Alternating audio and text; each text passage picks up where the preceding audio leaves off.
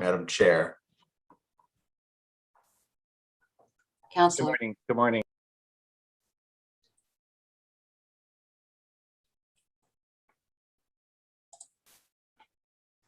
We're just waiting for a few more critical people to join us. While we get ready to get started, I want to just call out our executive producer, Carrie Hinton, for making sure that everything runs smoothly as much as she can from her end, and then it's up to us. And also Carolina Rook getting all the public comments that we've gotten, and we get up to the minute. So thank you for that. So it looks like we're just about getting everybody on deck here. There's our fearless leader, our administrator, Ken Huffer. And we're waiting for Commissioner Bershauer. I see your name. I just don't see your face. So can you hear us? There we go. Welcome. Okay, we can see you, but we can't hear you. It looks like you've frozen up a bit.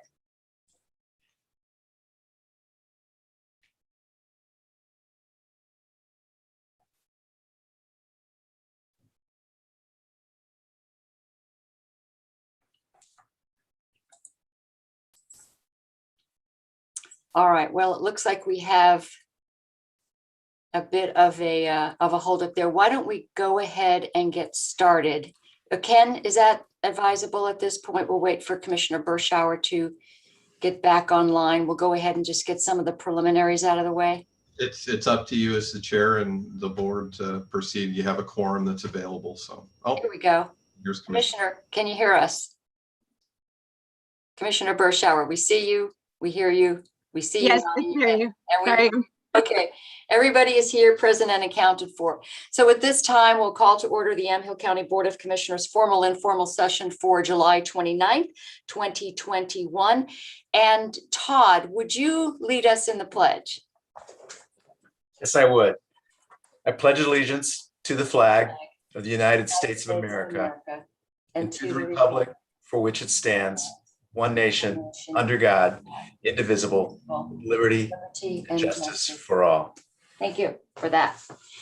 So we'll take a look at our joint calendar, and I'm wondering if we have anything else. I know Commissioner Kula, you and I are going to be at the Transit Center on Monday at noon to honor the Remarkable Writers Day. So we have Correct. that. Anything else to add to our joint calendar? Not that I'm aware of, Chair. Okay, nothing else. Okay, we'll move on to public comment. Thank you all to those who have sent us. Oh, go ahead, Commissioner. I'm sorry, Chair. I just want to, just so that Carrie and Carolina can get it on the agenda in case you want to attend. Monday, August 28th is our Water Task Force meeting. The plan is to have it in person, 10 a.m. at the Dayton Community Lodge. So that email will go out and you'll be on there. You may have already received an invite for it. So I just want to put that out there that you're most welcome. We're going to be talking about groundwater, and we have a speaker from Oregon Water Resources. And that's August 28th? Okay, Monday, great. August 28th. Thank you very much. All right. We'll move on. And public comment, we've received public comments online. We appreciate everybody who's weighed in. And we'll move on to our work session, which is a review of the ARPA funds. We've been talking about this week after week, and this is continued again from July 22nd. And we were going to have a CTEC West proposal update, but I don't think there's anything to add to that, Ken. We're just going to move right into the ARPA funds and really maybe kind of focus a little bit more on what our process is going forward. So I'm going to turn that over to you. Yes, that's correct. My apologies. I wasn't at last week's formal, but it's my understanding with the CTEC proposal.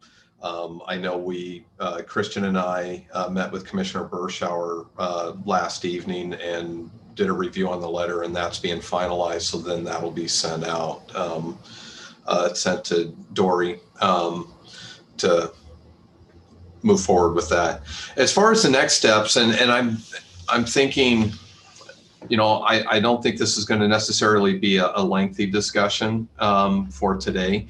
What I was kind of hoping to highlight this morning, or a discussion that I would like to proceed. I recognize that there's a lot of urgency and need, and I'm sorry, there's a big truck that's driving by. Okay, there it goes.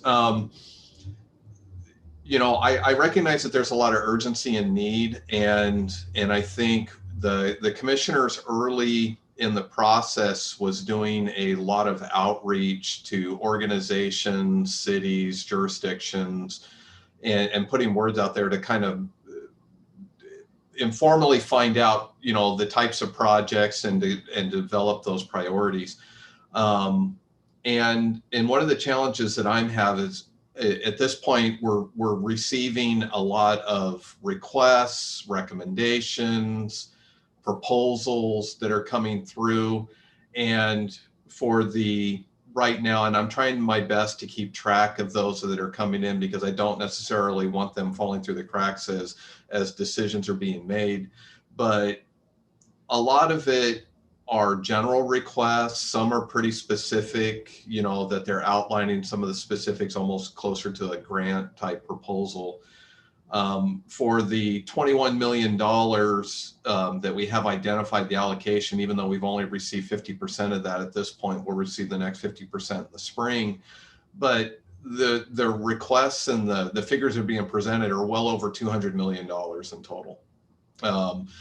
You know, and when I'm trying to track that, I think it's going to be really important when we're looking at these funding requests, so the board has sufficient information to make, you know, an informed decision on whether to proceed with a proposal or not, or how to fund that.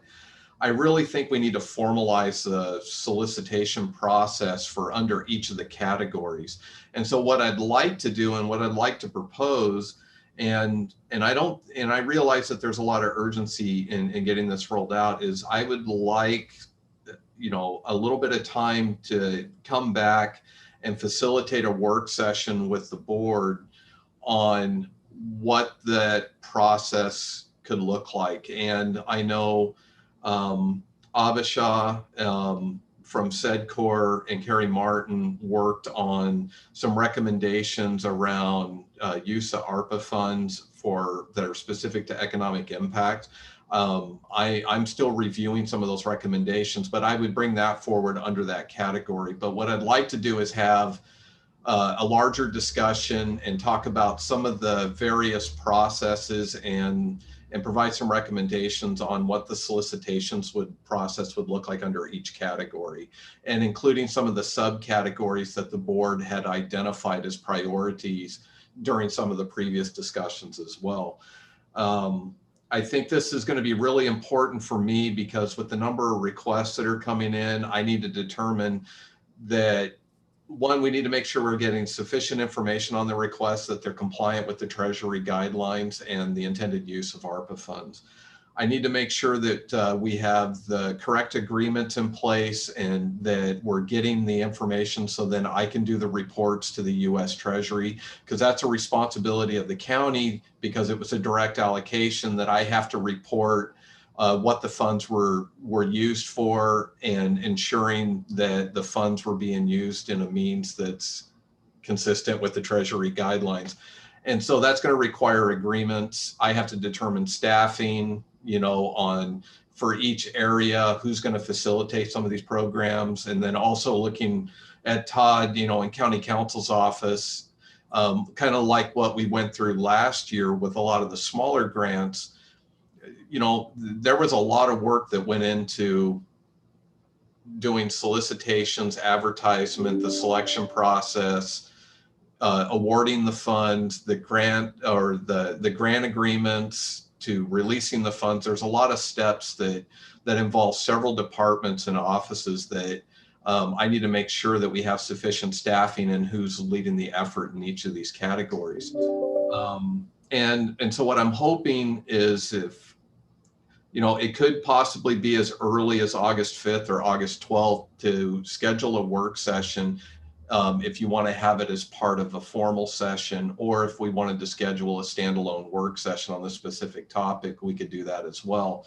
But I would like a week, or possibly 2 weeks to kind of prepare my materials so that then I could help facilitate this discussion moving forward. And I think it would help, eventually what I'm hoping that'll come out of this is we'll have a little bit more of a plan in place on how the funds are going to be utilized and how we're going to solicit proposals moving forward. So I just wanted to put that out there.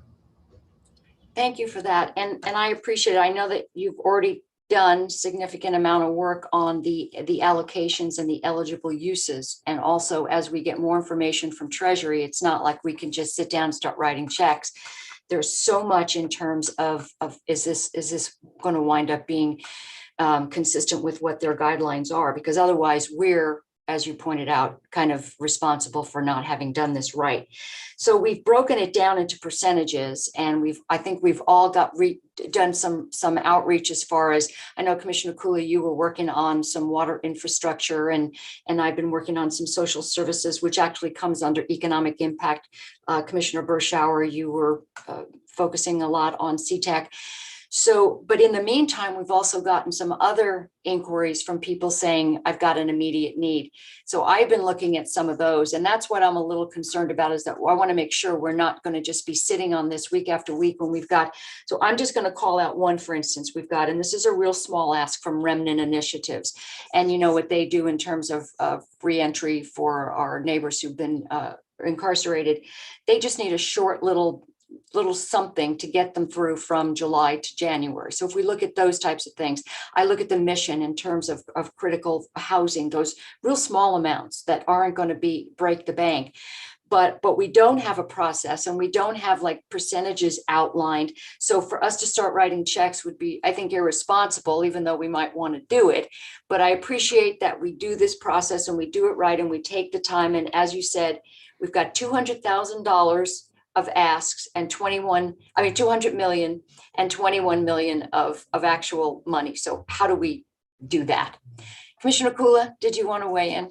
Yeah, I just want to, I'm pretty sure that one half of that 200 million is Mac Water and Light with their own strategic plan for improving their water system. So I just want to, that still leaves 100 million of other work. I recognize that, but I want to call that out, that I don't think we have any intention of funding that, or I should say that I don't have a plan to fund that work.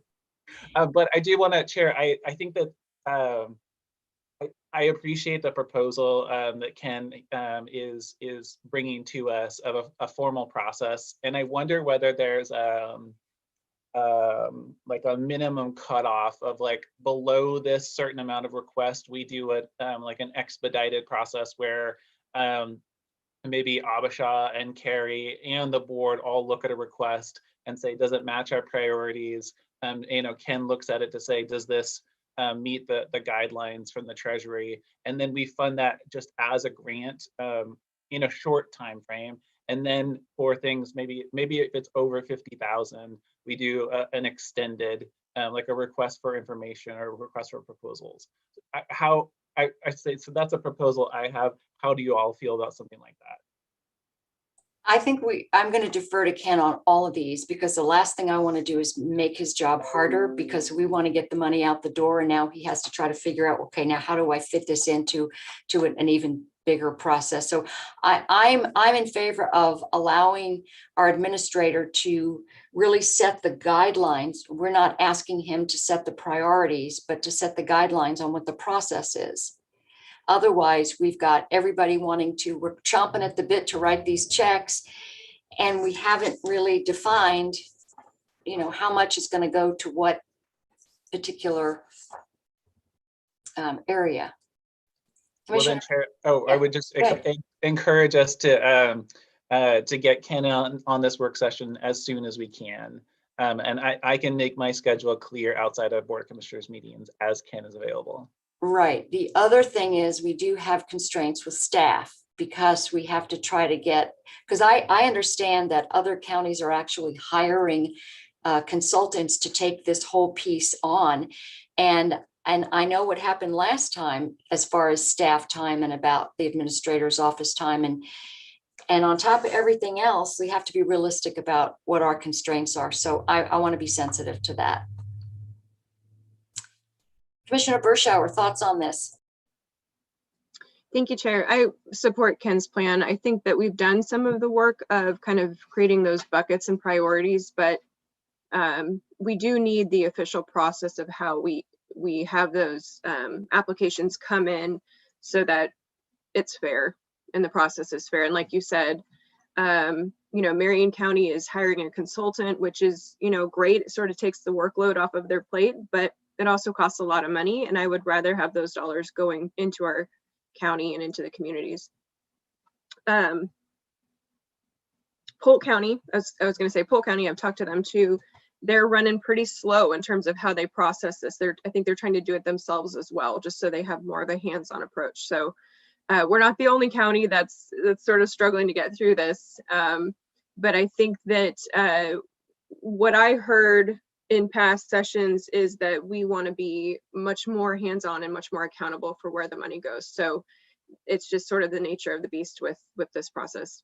But yes, I agree. We should get the work session plan for just the process part of the intake. I think that's an important piece. But I do think we're a little bit further along than we think in terms of the priorities. Right, because we have the buckets, we have the percentages, and we worked for, I think, a couple of weeks on those. And we also actually have a breakdown of some of the actual requests. So I know, Ken, that you put together something that outlined what the asks were from each of the specific entities. So we do have specifics on those. And I think really at the end of the day, what it's going to come to is, let's say we have an ask for something that is significant amount of money, and we're going to decide how much of that, or if we're going to, and then we can start that process. So at this point, do we want to just go ahead and say, do we want to schedule a standalone work session, or do we want to make this part of next week's formal? Commissioner Kula? I'm happy to defer to what Ken thinks he has the ability to be prepared with, Chair. Okay, what sounds good to you? 2 weeks from now for a formal, or? Actually, I think I would be okay, if it's okay with the board, I would like to work really hard and try to see if I can get what I need to pull together. I think it should be pretty quick, because I do agree that a lot of work has been done, and so some of it's going to be an overview, and I have some materials that it's kind of a plug and play into what I have. So I would be fine with August 5th, having the work session, if the board's okay with that, just in the same format. And then if it looks like we need to schedule based on the decisions and the discussions that are had when we kind of go through that overview, then we could schedule other work sessions as needed.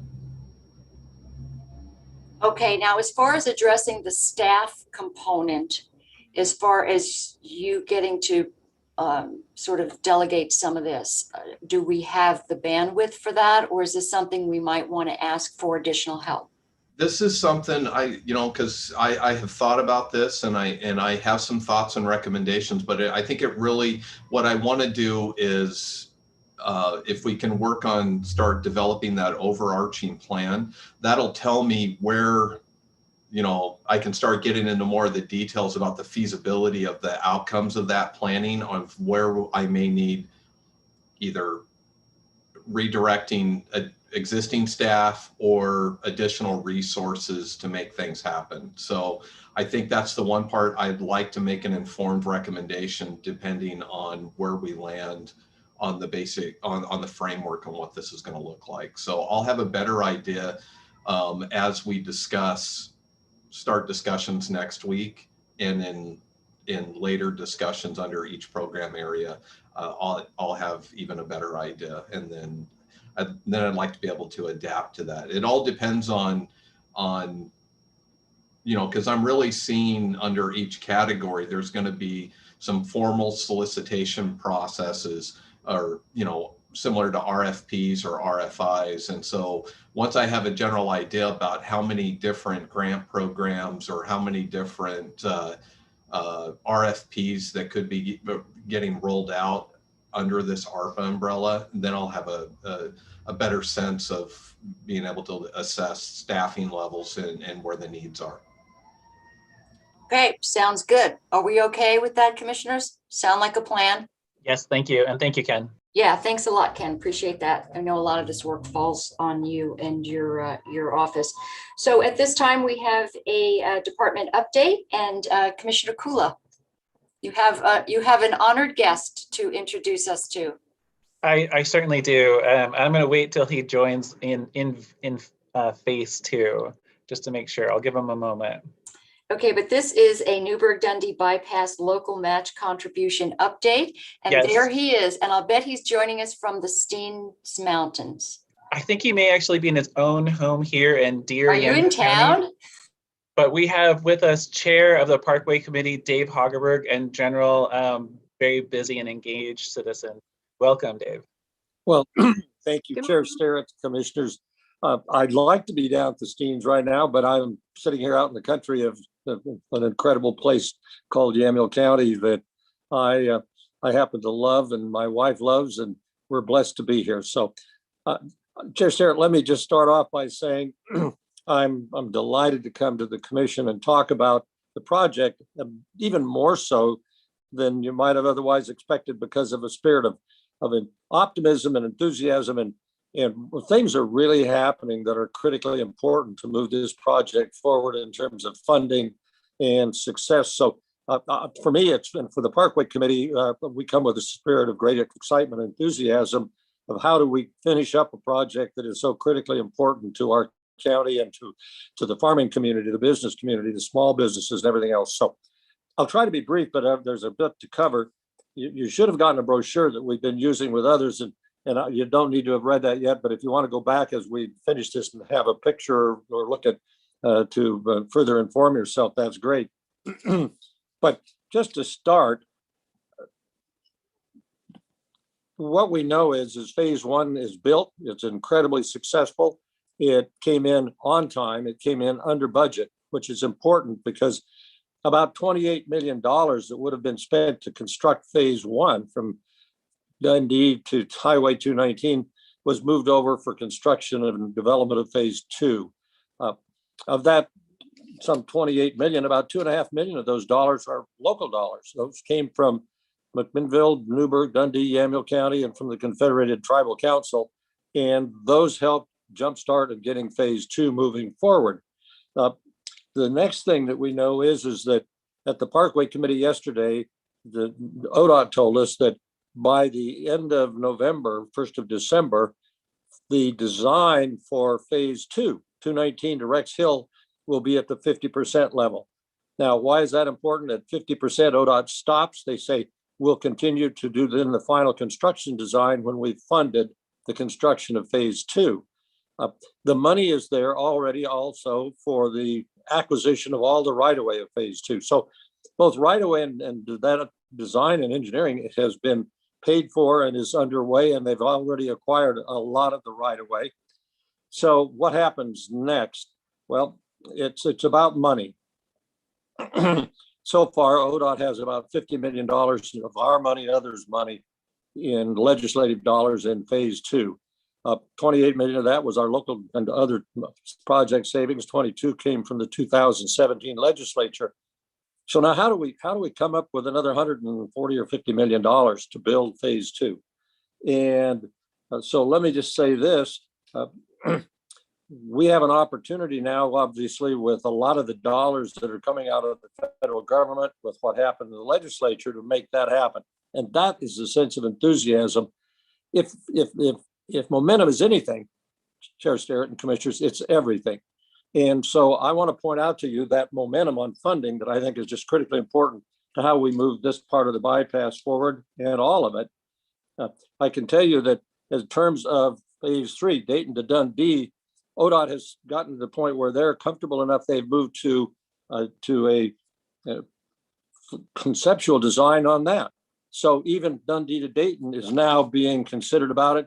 And how do we move forward with that one, and what will it look like? So let's talk a bit about the funding and from the locals. And just to remind all of you that when we did phase one, that was a required match. We raised $20 million. Yamhill County put in 2.6 million. Dundee was 315,000. McMinnville was 3.2 million. Newburgh was 2.2 million, and the tribe was 4 million. And so those local dollars had a major impact on doing phase one. And that's why the local dollars can also be a big impact on phase two. So phase two funding. We know we got right away in design. In talking to Travis Brower, who's the number 2 level at ODOT, right under the director, and Travis and I were talking about it. He said, Dave, what I know is we've got so much money in phase two, we've got to build it. Well, that's great news because, this is all about buy-in from our partners. Then the question isn't if we build it, is how soon can we build it? And that's about project funding. And so talk about the funding to build phase two. The first thing that happened is a few months ago, Congress was looking at earmarks. And in the House of Representatives in Congress, we, the Parkway Committee, and a lot of us had long conversations. I know Commissioner Kula was involved in those. I was with Congresswoman Bonamici's staff, and I with her personally. and she put in an ask for $8 million for moving project phase two forward. A lot of people didn't think we would get it, but thanks to the lifting of Congressman DeFazio as chair of that House Transportation Committee, the House of Representatives passed the bill for this, and in that is $8 million for phase two.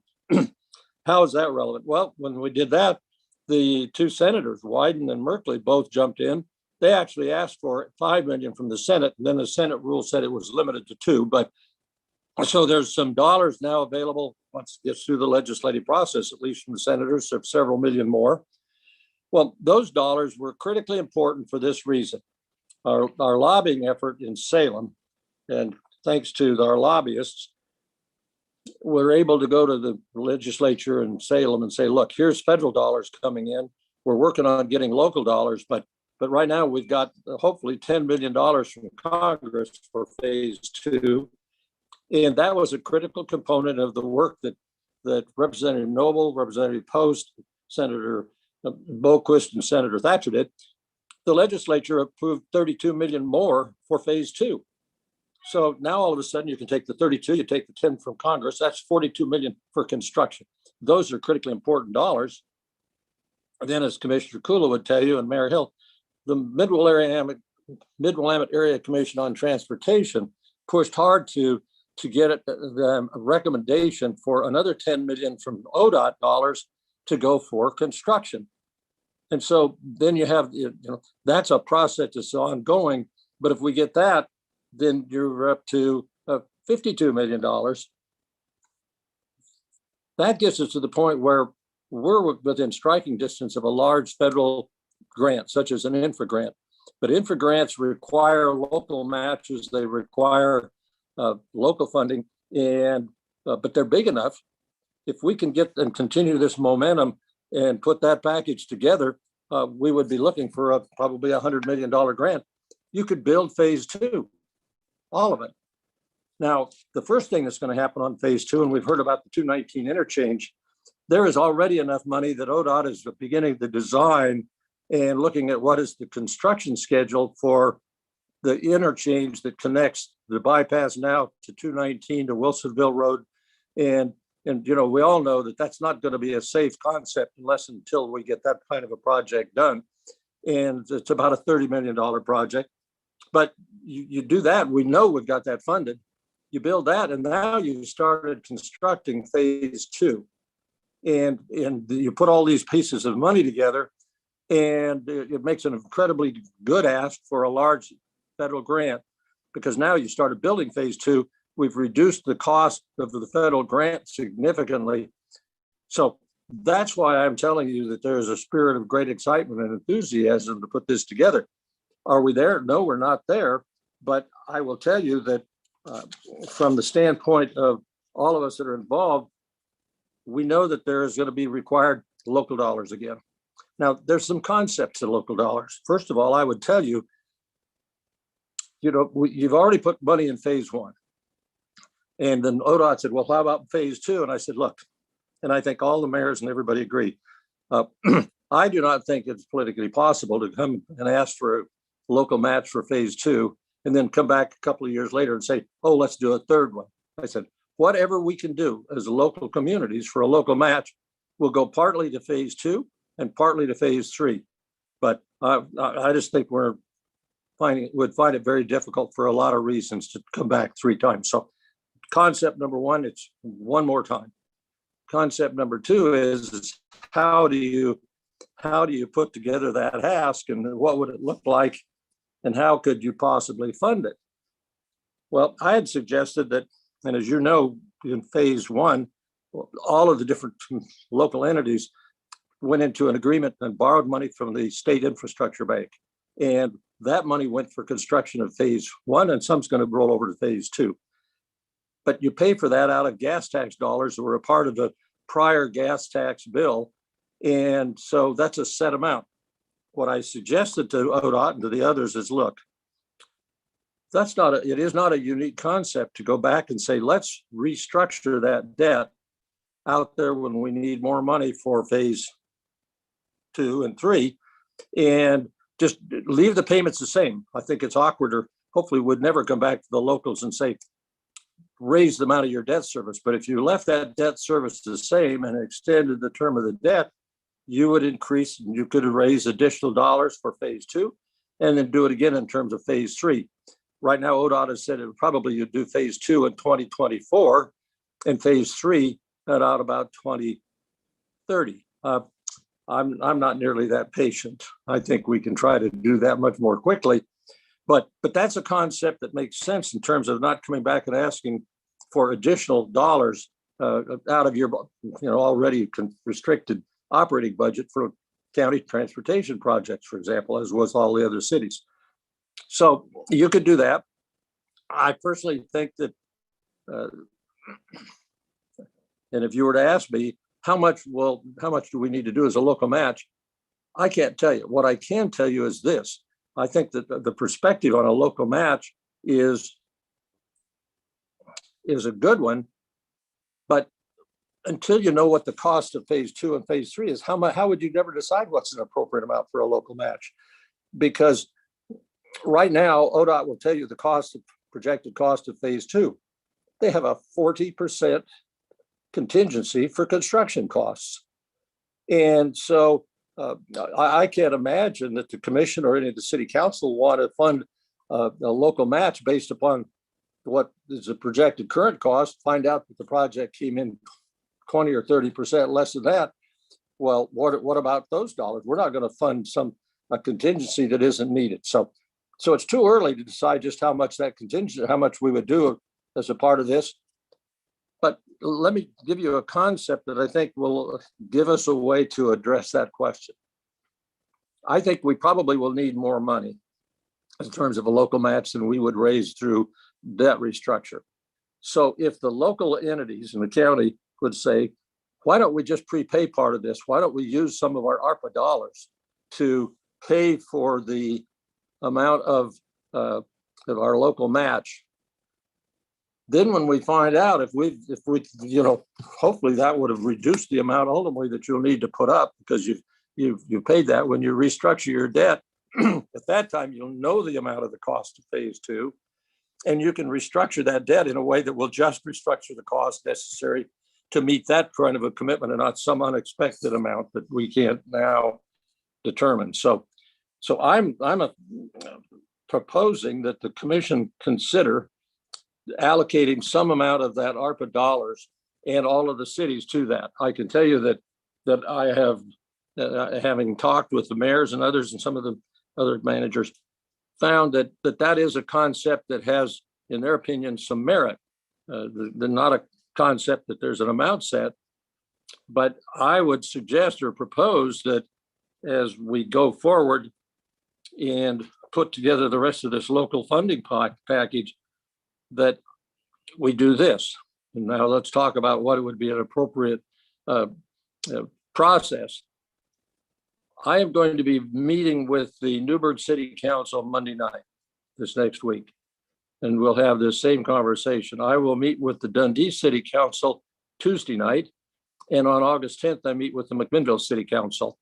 And it would seem to me that the appropriate thing would be for the various jurisdictions to say, if they all concur, we think that this is a concept that makes sense. We will look at putting in some amount of ARPA dollars up front to minimize the impact on our future gas tax extensions.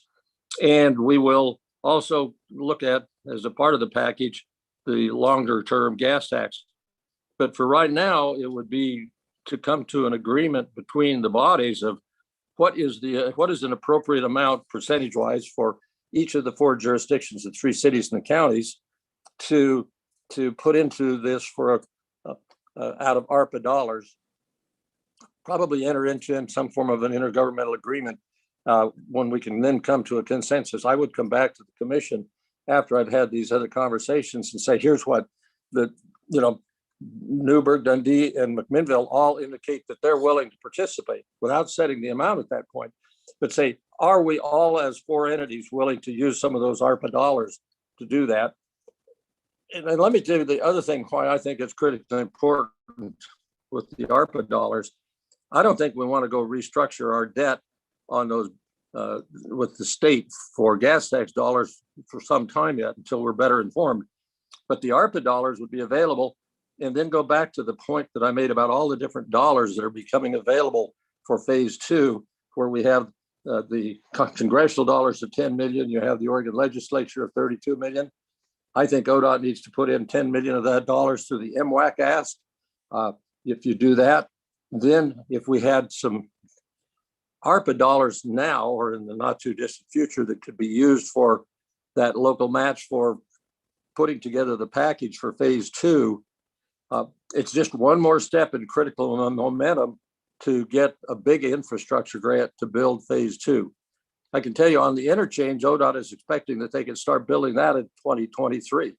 So we really do have a lot of momentum, and I think that we should continue to build on that. And there is nothing more important in terms of asks and federal dollars. And ODOT is looking strongly and saying, you need to have local money. This would be a way to put it in a measured way and have a huge impact. You know, if I said at the beginning, I'm excited. If there's anything that's important to a project or anything else, it's momentum. And we really do have great momentum here. So that's that part. And then I just want to put in one word of comment. You know, the county and all of our other friends and some number of private entities and McMinnville Industrial Promotions and the McMinnville Area Community Foundation all put in money to fund our lobbyists for this year, Chair Sterrett. And I can tell you it totaled a little over $150,000. And as a result of that, and I was right in the middle of the process of negotiations, without the work of Michelle Jaguar and Christine Phillips, we would not have gotten that $42 million. So $150,000 was an incredible investment for a great deal of money. So that's just a report that you and I think all of our other partners in that effort feel really good about the investment we made there. So with that, I would be happy to have questions. Thank you, Dave. And the one thing I've learned from knowing Dave Hageberg over the years is whenever he comes to visit you, hang on to your wallet, because he has an absolute, he has taken the art of asking for money and elevated it to, I mean, I've had conversations in this office over a cup of tea with Dave Hageberg over the Relief Nursery, over a variety of other things. And when he puts his heart and soul into something, you pretty much just hang on to your wallet. But I was wondering when you were talking about that formula, we've got a formula that we follow for our lobbyist breakdown, the percentage that the county pays and all the other jurisdictions pay. I wonder if we were to follow that type of a formula when it comes to these ARPA funds and the other jurisdictions. You know, Commissioner Sterrett, that's clearly one opportunity. And I think with the jurisdictions, as we get to the point, if we're all invested, could look at various formulas. I also would point out that we had that formula with respect to the local matches that I've mentioned about how much the county and the cities did. That was based upon population. And And so it was done after a great deal of deliberation to equalize it in terms of a fair ratio. So when Dundee put up, the amount of money they did, that was based on a formula on population. The only thing I would add to that is I think that there's been a lot of conversation, and I've had a lot of pressure with respect to the fact that many of the smaller communities, 7 of them, are not participants in the funding, and should they be? And knowing their financial situation and having had conversations with them, I don't think we're going to get a significant contribution from them. So I had suggested to a number of others and to Commissioner Kula that as a part of this funding allocation formula, that maybe there is some amount that the county might provide on behalf of each of those smaller communities, those 7 communities, as a contribution to the project out of these ARPA dollars. It's a concept for consideration. I think it's too early to say how much that would be. I think it would be part of I would come back to you as a commission and say, here's what our other partners are saying about their willingness to participate, and then begin a conversation with our administrators and city managers about what that might look like in terms of dollars.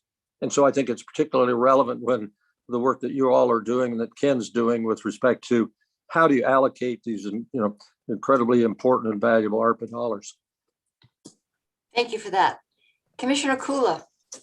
I think Dave is being kind and taking responsibility. I feel like at least one of us suggested that the county might be the one to consider contributions on behalf of the smaller cities, because on their own, the amounts are both challenging for them to come up with, and also not significant compared to the overall cost, I guess is a way to think about it. But I really appreciate Dave's presentation of this to us. I know that I had to take notes along the way, so I'm hoping that he can send us more information about the specific numbers so that my colleagues can also hear it too. I mean, I've taken notes before, but I wanted to take them again. I think that this is a great opportunity to signal to ODOT we are all committed to this, and what that looks like. I think, as Chair Hageberg said, we still can be, we still don't need to commit, but then we tell ODOT and we tell our congressional delegation that we're in this, just like we have along the way. Thank you. Thank you. Commissioner Bershauer. Thank you, Chair, and thank you, Dave. This project is been a long time coming, certainly worthy of I would be interested to see, and maybe it's in the form of a meeting with all 4 entities at some point here in the near future to talk about what their priorities are as well, because I have heard that the bypass is part of their priorities. So the devil's in the details, as they say. So how much money they're willing to put on the table is certainly something that that we can discuss. But I do think that the best form of doing that, maybe next steps would be to have the mayors and the city administrators come together with the county and have a discussion about that. So thank you for bringing this forward. Thank you, Dave. So your next steps are to meet with the different jurisdictions and get a better idea of what they might have available to earmark right before they start allocating ARPA funds, and then come back to us and we would have a better idea of what we would need to come up with, or what the request is. Sure. Yes, Commissioner, I think so. And Commissioner Bershauer, I absolutely agree. And I think that, it's all about the process. I think the process is, as you said, we need to make sure that our other 3 local partners are willing to be a player with respect to this. I know the mayors are, but I think the question that those councils need to weigh in. And if they are, I would come back and report that is the case. And then we could begin a conversation about an appropriate amount. And that obviously involves, I think, the mayors and the managers of the various jurisdictions. I will also tell you, I have not forgotten about the incredible contribution of the Confederated Tribe from the last round. And you should be aware that I have had, and a number of us had conversations with members of the council, and particularly Councilor Harvey, about their participation. I mean, this is an incredibly important project for them, particularly phased from Dayton to Dundee. And so we will be hopefully looking at them as being a part of this conversation about it, because the tribe got ARPA dollars. and significant amounts. So they would also need to be a part of that discussion and have been. Sounds good. Well, you know that we're in the process of just really getting a better idea of how we're going to be allocating. So this is good timing. So do we have a timeline or any estimate on when you'd be able to come back with that information? I would, well, my last meeting is on the 10th, other than with the Tribal Commission and Council. So I would say that right after the 10th, I would be prepared to come back and to have a further conversation with the commission about what I've learned about their willingness to participate. Or the other alternative, Chair Starrett, would be for me to say, once we know that they're all on board in terms of governing bodies, that we next schedule that meeting of mayors and administrators to begin that conversation. And probably the report back to the commission would be better informed. And I can tell you, I've chosen to start with the commission, and I was not ill-advised. It was the appropriate one. The Parkway Committee is a subject and part of the county, and it seemed to me that when we're putting this package together, this would be the place to start and to have the place for putting a package together. Okay, sounds good. Well, anything else, commissioners, before we let Mr. Hageberg go? No, I just wanted to say that one of the proposals, chair, that I made, one of the like this is a way that we could do it, is to consider the essentially our bucket of money that's we call the infrastructure, water and sewer infrastructure, and think about in general as an infrastructure, non-broadband infrastructure, and perhaps target some of those funds specifically for saying this is money that we're putting into the bypass local match for the city of Dayton, and this is for Sheridan, this is for Willamina. Obviously it reduces our overall money that we have available for water and sewer infrastructure projects, but it is a relatively small amount compared to, as proposed by Chair Hageberg, compared to the 6.3 million that we currently have put in that bucket. So just something for the next round of conversations. Okay, sounds good. All right. Well, Mr. Hageberg, thank you as always, and it's good to see you. And Thank we you. look forward to our next conversations with you. Thanks for your work on this over the years. Well, you're very welcome. Thank you to all of you. Thank Have you. a good day. Thank you. Mhm. All right, we'll move on to item G, which is the consent agenda, and our county council has asked that we remove item G2 pending further revisions on the contract for the parent-child interactive therapy contract. Correct, Christian? Yeah, we got word from, and I apologize for being late to today's meeting, so thank you for indulging me. I was at the airport and took a little longer to get back than I thought.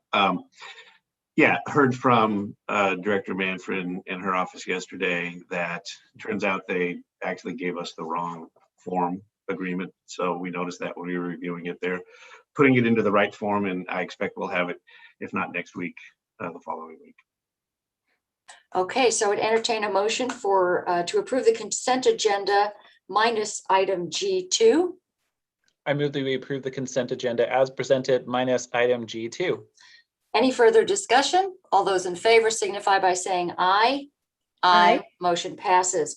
On to item H, old business. Item H1, the consideration of adopting ordinance 916 and in the matter of a comprehensive plan amendment from very low density residential to commercial and a zone change from VLDR 2.5 very low density residential to NC neighborhood commercial and imposition of a limited use overlay. And that's per planning docket PAZ 0321, tax lot 4411-1400. And the applicant is David Price, and declaring an emergency. Todd? Yes, Madam Chair, Commissioners, you already pretty closely read it, but we need to read this twice by title only if there is no objection to that, because it is an ordinance. Go ahead, I'll let you do that. This is in the matter of a comprehensive plan amendment from very low density residential to commercial and a zone change from VLDR 2.5 very low density residential to NC neighborhood commercial and imposition of a limited use overlay. Planning docket PAZ-03-21, tax lot 4411-1400, applicant David Price, and declaring an emergency. It's ordinance 916. You have to read it again. I do have to read it again. Hearing No objection. I will do that by title only. Yes, thank you. And again, this is the same ordinance that you received last week. I wasn't able to attach the map until yesterday, but you've seen the whole thing. In the matter of a comprehensive plan amendment from very low density residential to commercial and a zone change from VLDR 2.5 very low density residential to NC neighborhood commercial and imposition of a limited use overlay, planning docket PAZ-03-21, tax lot 4411-1400, applicant David Price, and declaring an emergency, ordinance 916. Thank you, Counselor. Do we have a motion to approve I move that we approve. ordinance 916? Further discussion? All those in favor signify by saying aye. Aye. Aye. Motion passes. Thank you, Todd. Appreciate that. On to Very item welcome. H2, consideration of the approval of resolution 21-07-27-1 in the matter of approving the Newburgh Urban Renewal Plan, and that was continued from July 1st, 2021. I know that we have Doug Rux, the Community Development Director. We have Elaine Howard, the consultant, and I don't know who else is there. But anyway, thank you for joining us. And we'll go ahead. Is that Dan? But I can't see. Here we are. Okay. And we have the mayor. There's Elaine, and Mayor Rick Rogers is joining us. So appreciate you all being here for this discussion. So Doug, why don't you bring us back, sort of reset this for us in terms of where we left off last time. And I believe that the Planning Commission had an opportunity to review. Thank you, Chair. Yes, the Newburgh Planning Commission held a public hearing on July 22nd. And that was a hearing to determine conformance of the proposed urban renewal plan with the Newburgh Comprehensive Plan and the Yamhill County Comprehensive Plan. We coordinated with the planning department at the county on the findings that we prepared for the comprehensive plan. In addition, we also prepared findings for the county transportation system plan. And we did findings for Grow Yamhill County, the county's economic development plan. So the Planning Commission held that hearing. We had no comments or testifiers at that particular hearing. They adopted their resolution, which was 2021-373. On July 23rd, we forwarded that adopted resolution to the county staff for consideration by the Board of Commissioners. We've also completed the confer and consult process. So that ended on the 26th, on Monday at midnight. We received no comments, written comments from any of the taxing districts on the proposal. We did presentations to all but two of the taxing districts declined a formal presentation, but they did have all the material. Those that declined were Portland Community College and the Willamette Education Service District. So that brings us, Chair, up to where we're at today. Okay, thank you very much. So commissioners, so just a couple of, we had questions last time. I know, Doug, we talked a little bit about some of the issues that were little sticking points here. I know I have been the biggest nag about SDCs, that type of thing, and asking about being able to address SDCs in Newburgh, making it a little bit more of a hospitable environment for building affordable housing and those types of things, and for developers. And there was going to be a discussion. I don't know if that took place or if that's in the works. Chair Starrett, if I may, that is in the works. It's planned for Monday, the first presentation and discussion to the council. And, I'd assume there may be some direction. It is a work session item, but there may be some direction. But, it's scheduled for next week, and anticipate some dialogue. We've also reached out to the Chamber of Commerce and tried to work with them in getting some feedback from the business community in Newburgh, and have had some discussions. We've put a survey out to the public and received some additional feedback as well. So we'll summarize all of that and some options that the staff have, as well as some of the recommendations from the community. And at this point, we are still working with the chamber. Look forward to another conversation with them. And really, I think it's probably a subset of the chamber. I think you had mentioned at the last meeting the idea of reaching out to the realtor community, some of those who are steeped in land use. And so we're really trying to focus on folks who are familiar with SDCs, whether they're folks who are familiar from a change of use or from developing new properties. So we're very much trying to roll up our sleeves and address the SDC questions. We've got our own questions and certainly appreciate your feedback as well. But I think all of this goes into the bucket of trying to stimulate our economy, stimulate jobs, and create some sense of local business, ability to expand local businesses and to stimulate the economy for jobs. So that's kind of where we stand, I think, with SDCs. Okay, thank you. Commissioners, comments, questions, concerns, observations, thoughts? Well, Chair, Kula. yes, thank you, Chair. I really appreciate how responsive the city has been, kind of all along with the seeking answers to the questions that we've asked. It's very helpful to me to know the scale of the urban renewal map as proposed, including what properties that are currently in the county there are plans or pending annexations. That's helpful to me, knowing that this really is going to be a city of Newburgh urban renewal plan, and our role in it is much more on the we're doing things a little bit early. We're being asked to do things perhaps a little bit earlier because of having some of those properties outside in the county. So I feel very comfortable with this. I think that we should move forward with approving the plan, and I look forward to any further discussion. Thank you. Commissioner Bershauer, thoughts? Thank you, Chair, and thank you everybody for being here. I've certainly made my concerns known in the past. One follow-up question that I had about Tualatin Valley Fire and Rescue after attending their board meeting regarding this issue was, and I know some of their board members do have concerns about the use of urban renewal as a development tool. Where is Tualatin Valley Fire and Rescue now? Did they submit a formal letter of approval that they're on board with this? Are they staying neutral and just haven't opposed it, or where are they right now? Commissioner, we received no written comments from TVFNR to be considered by the City Council at their hearing that's scheduled for August 2nd. Okay, thank you. Personally, I do not support urban renewal as a tool. I've watched it over the past 10 years with my work in Oregon. I don't support taking money from public services to pay for development, just in theory. But I also realized that I'm no longer a resident of Newburgh. I lived in the rural district as well as the city. I no longer live there.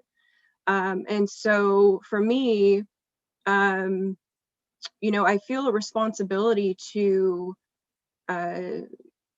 say that what I might feel personally is not necessarily what the people in Newburgh feel or want. However, I do think that they deserve a right to vote on it because they will be the ones paying for it.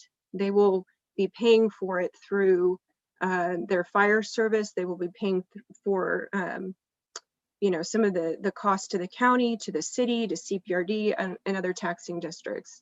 So my basic view is that if I'm going to sign off on something like this in terms of allowing the process to go through, then it must come with a public vote of approval from the people who will actually be paying for it. That includes county residents because as Mr. Rux pointed out in past presentations, it's roughly $25 million, estimated $25 million cost to the county over the life of the plan. So we do have a stake in this. We do have a responsibility to our taxpayers. And at this point, I think it's laudable to want to develop the waterfront. Obviously, that's been something that's been talked about for many years.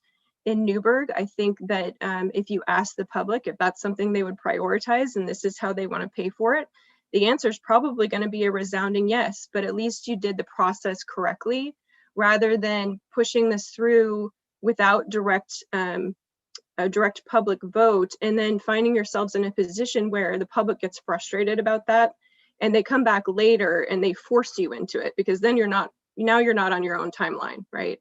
And you're kind of starting at a loss.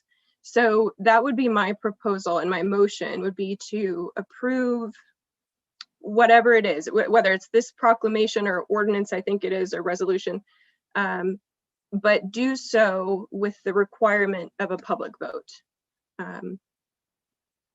So that would be a formal motion at this point. All right, so we have a motion, but I would like to continue lots more discussion. So if that's okay, Commissioner, I have a lot of questions about what you just said and about process and about, and perhaps Doug can answer those if that's okay, because I'm not ready to even go near a discussion on a motion, if that's okay. So Chair, do we, I just want to know, are we in further discussion on a motion, or are you requesting that she table this one? well, no, I'm not asking her to table. I'm just saying maybe it's a little premature for a motion. So I know that that is what you said in your statement as far as that you would make a motion for that. Are you making a motion for that is what I'm asking you. Yes, Chair, I made a motion that we approve the ordinance that's in front of us. I think it's a one-page ordinance that we were going to sign, but with the caveat that it will require a public vote. And whether that's within the proposed district or the county or the city, I'm not sure. I didn't do that research prior to today, but I would basically, the only way I'm going to sign off on moving this forward is if the public will be voting to approve it ultimately. Okay, so we have a formal motion at this point, and that is to approve the resolution with the addition of a public vote. And so I guess at this point we'll do further discussion, and I have a lot of questions about that. So we have a motion on the table. So in terms of the comments that Commissioner Berschauer made regarding taxpayers of Yamhill County and just that $25 million figure, and TVFNR is a big piece, because in terms of what would I'd love to know more in terms of what their net loss of revenue would be, because would they then, and I don't know how this works, so perhaps somebody, maybe Mr. Weinheimer, you could address this. Would TVFNR come back to their taxing district and ask for additional funds to backfill what they lost through the urban renewal allocation? Is that something that we know right now? Chair, I don't know that we know that, and maybe Doug has a different perspective, but we did not receive that information in discussion at TVFNR, and I would imagine that being a board discussion on their part in terms of revenue and budgets and how to handle their operations. I'm not sure that we have a clearer answer than that, though. It looks like Doug's unmuted, so maybe I'll hand it off. Thanks, Dan. So, Chair, in the accompanying report to the urban renewal plan, the estimate of the foregone revenue to TVFNR was a little less than $14.7 million over 30 years. Dan is correct. We don't have any information about their budget on the long term. That was not part of the conversation when we gave that presentation to TVFNR. And again, we received no written comments back from TVFNR in regards to this proposal.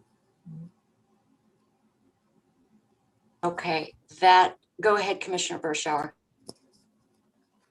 Sorry, Chair, I don't want to interrupt your thought there. Or I just have a quick follow-up to that. No, go ahead. I'll follow up after you. And then, Chair, I just want to note that John Bridges also has his hand raised in the audience. I'm guessing that he wants to be part of this conversation. Thank you.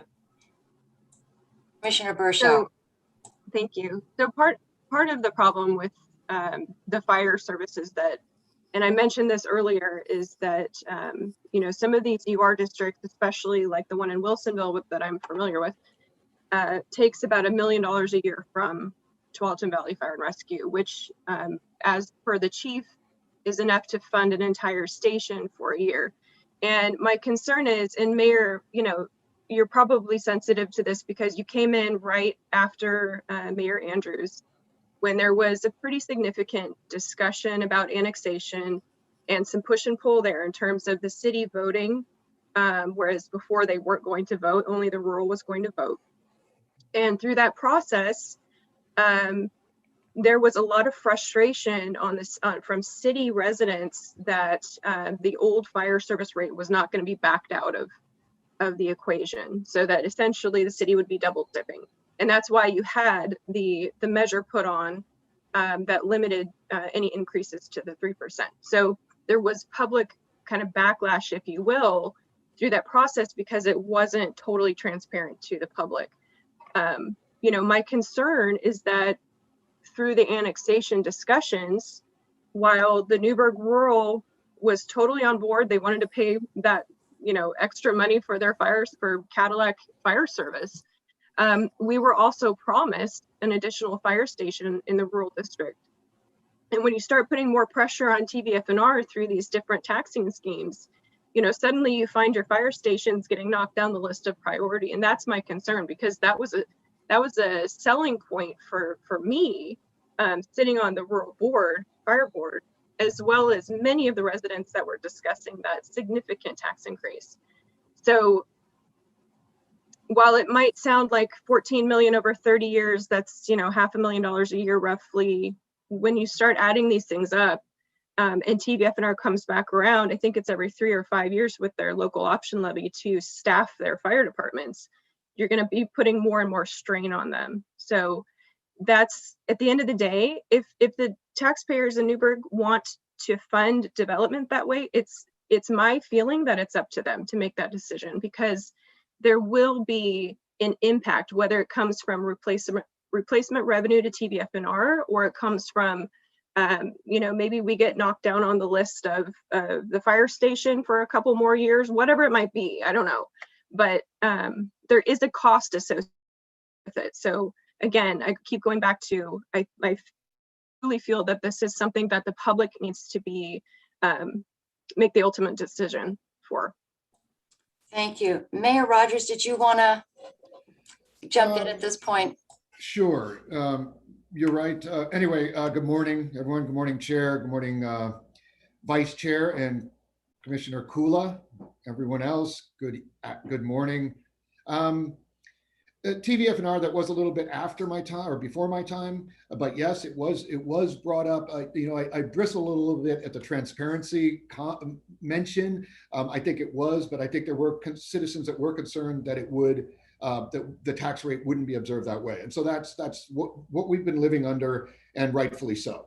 The thing that intrigues me is that, we have other taxing districts that have signed off on this, and that are in support of it, even though their taxes will be deferred.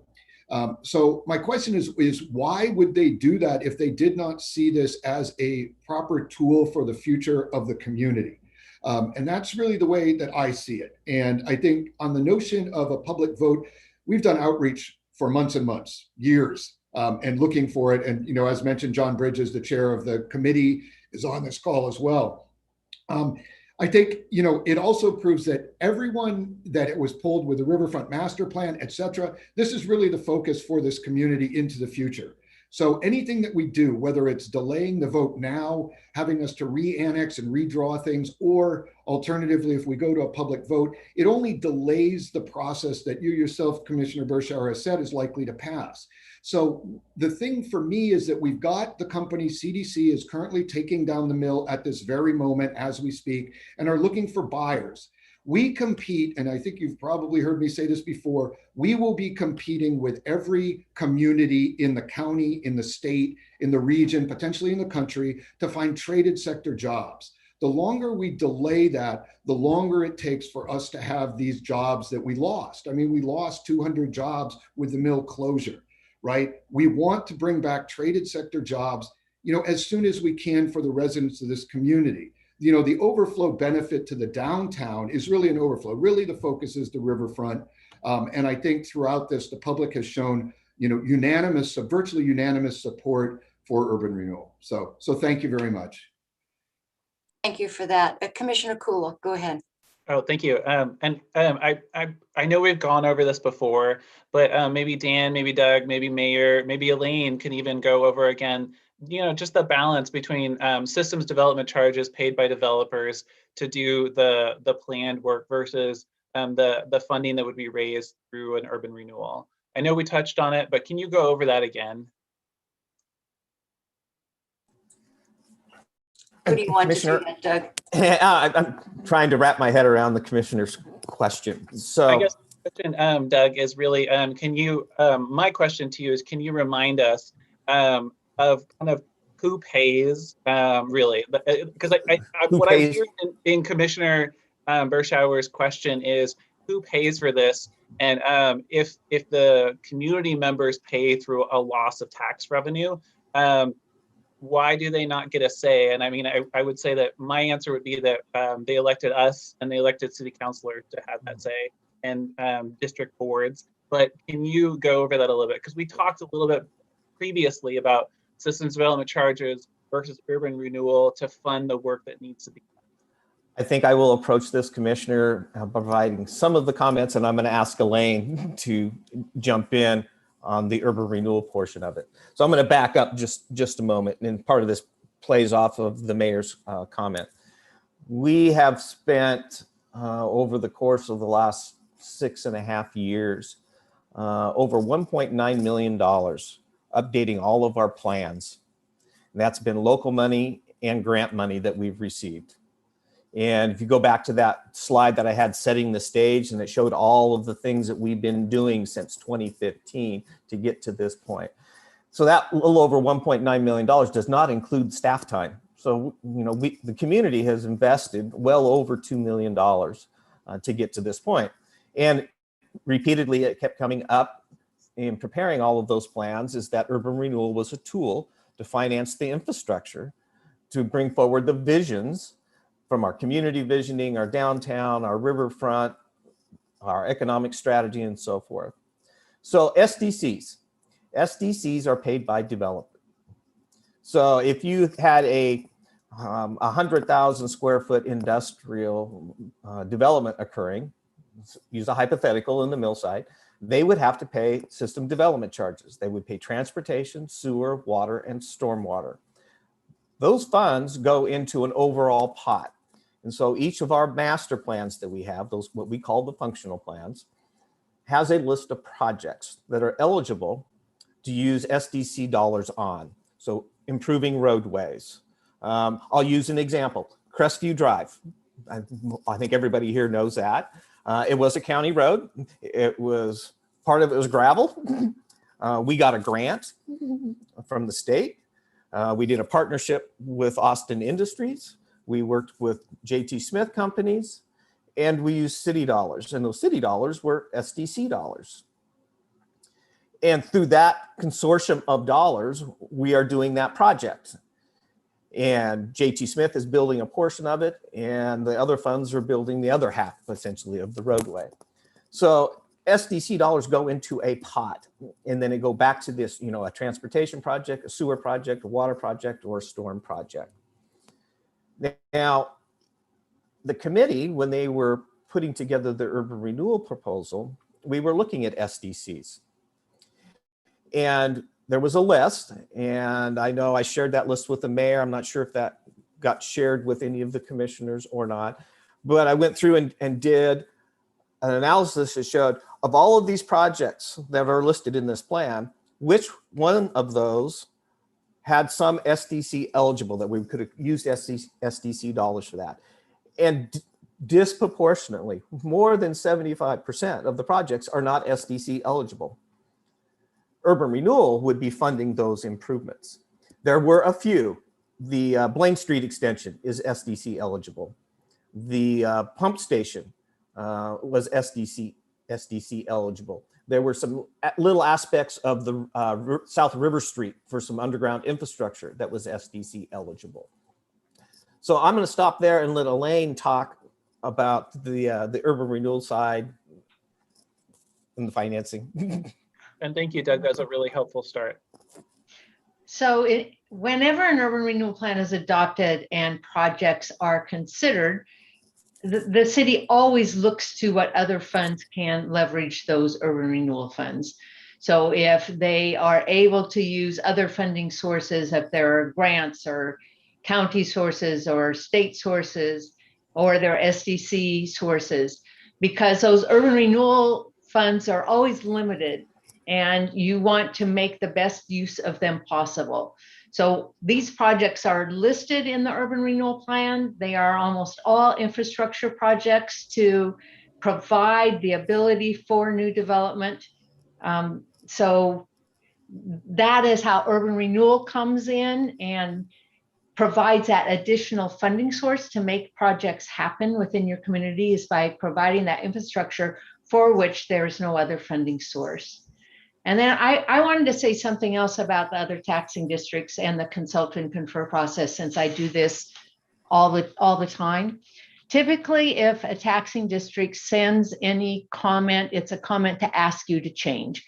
If they like your plan and have no problems with it, they don't formally comment.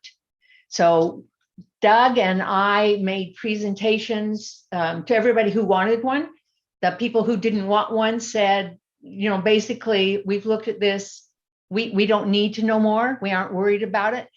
Everybody who wanted one received a presentation. Nobody said to us, we aren't going to do X because you're taking the money for urban renewal.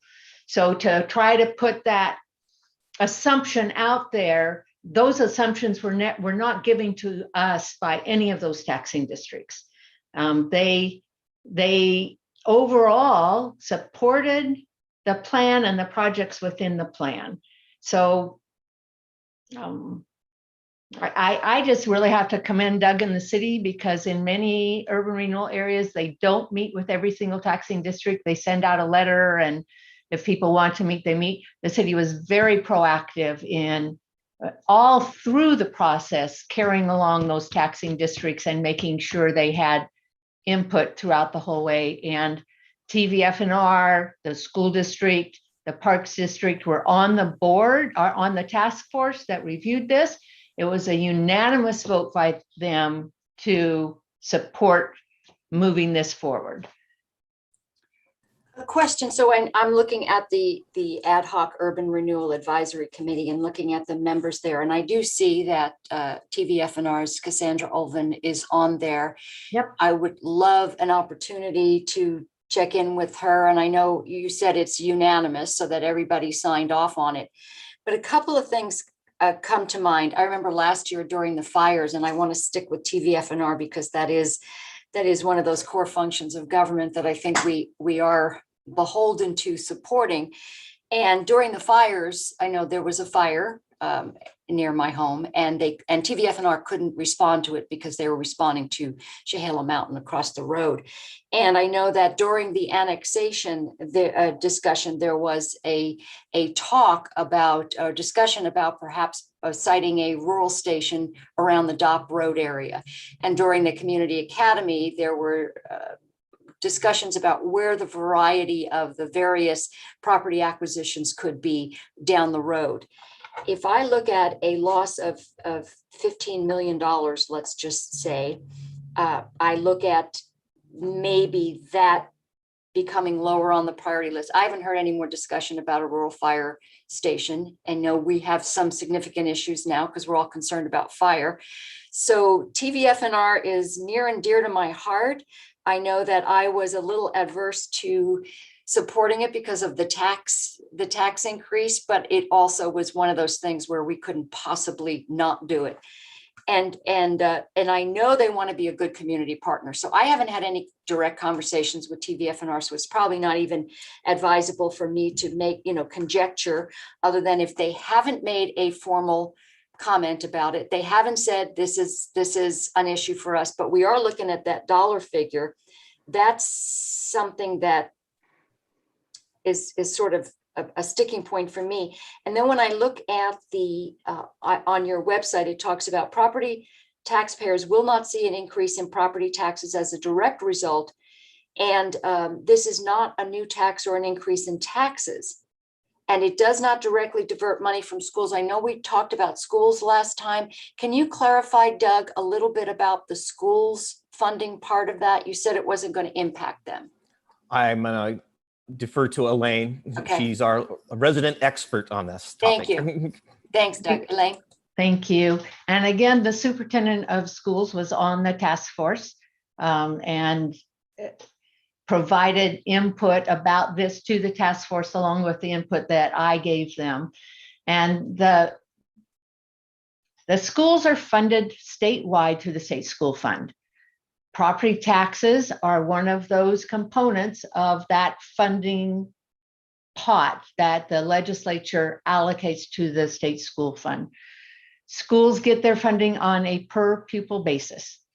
And there has never been a statement that any city, if Newburgh Schools has a per pupil basis of X, that X amount for their students goes down because of urban renewal in their community or urban renewal anywhere in the state.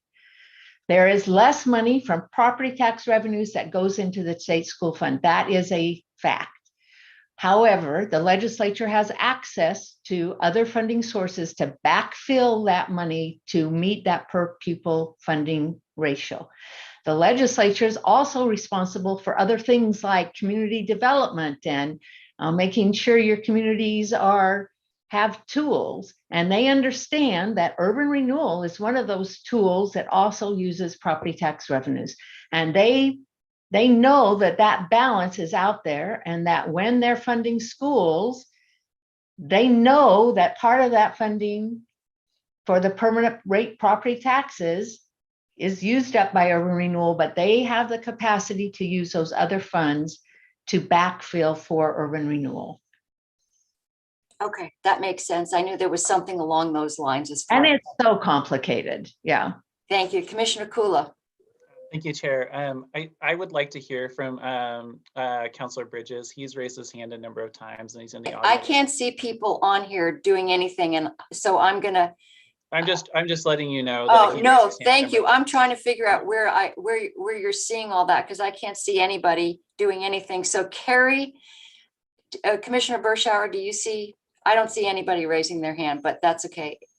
So Carrie, wherever Carrie Hinton is, can you go ahead and move over Mr. Bridges to make a brief comment, since he was the chair of the advisory committee, but I don't see anybody. Okay, there we go. All right. Okay, go ahead, Mr. Bridges. Thank you. I'm not really sure where my camera is, or I'd turn that on, but it looks like I'm unmuted now. I really do appreciate an opportunity to speak with you. I just want to explain, I am the chair of the advisory committee. And for some of you that don't know, I've been practicing law here for 30 years and have a kind of a development type practice. So I'm very familiar with what gets developed in Newburgh, how it gets developed, and just generally what happens. I've been president of the chamber, been involved in the government affairs committee at the chamber for decades. What I want to make sure that you understand is that Cassandra Olvin is TVFNR's public affairs chief. She's in charge of all their public affairs. She was an active participant in our committee. In fact, every one of our votes, all of our participants approved of each of those votes. But more important than TVFNR and CPRD and the school district approving of those votes, frankly, Cassandra brought a tremendous amount of experience, because TVFNR has multiple renewal districts throughout their jurisdiction. They've dealt with this numerous times. And I can't say that I straight out asked her, hey, have you ever sought additional monies as a result of a renewal district? But the impression I got was That was not what they did. In fact, they saw the renewal district as an opportunity to make their job easier. And in particular, what she was incredibly supportive of and actually drove the bus towards was getting multiple points of access to this industrial area down by the riverfront. So she sought infrastructure projects that will help TVF and R do their job better. And particularly if we're going to break up the mill site and make it not just one industrial site, but make it hopefully a dozen different industrial sites, she was looking at things that will help them serve those dozen or so job bases. You know, and she also was, as everybody on the committee was focused on, you know, our number one priority here is to generate living wage jobs. Newburgh has a higher industrial per capita employment than the state. And we can build on that by, you know, places like ARE supplying parts to ADEC. And we really don't have industrial sites that are shovel ready. And what this project will do is it will focus on getting these industrial sites shovel ready by, and we, you know, Doug doesn't like me a lot sometimes because I make him work, and we made them work to make sure we preserve the SDCs, make sure we preserve grant opportunities, make sure that any project we do in this renewal district makes things shovel ready. Don't do the road and leave out the sanitary sewer. Don't do 3/4 of the infrastructure. Do 100% of the infrastructure so somebody can come along and invest millions and millions of dollars in a business and equipment, and then put people to work at living wage jobs. And that's what this project is all about. It will have some pretty features to it, but really it's primarily focused on this infrastructure. And I'm real proud that we were able to kind of stick to that. We went through at least 6 different rounds of cutting projects. So this is not got fluff in it.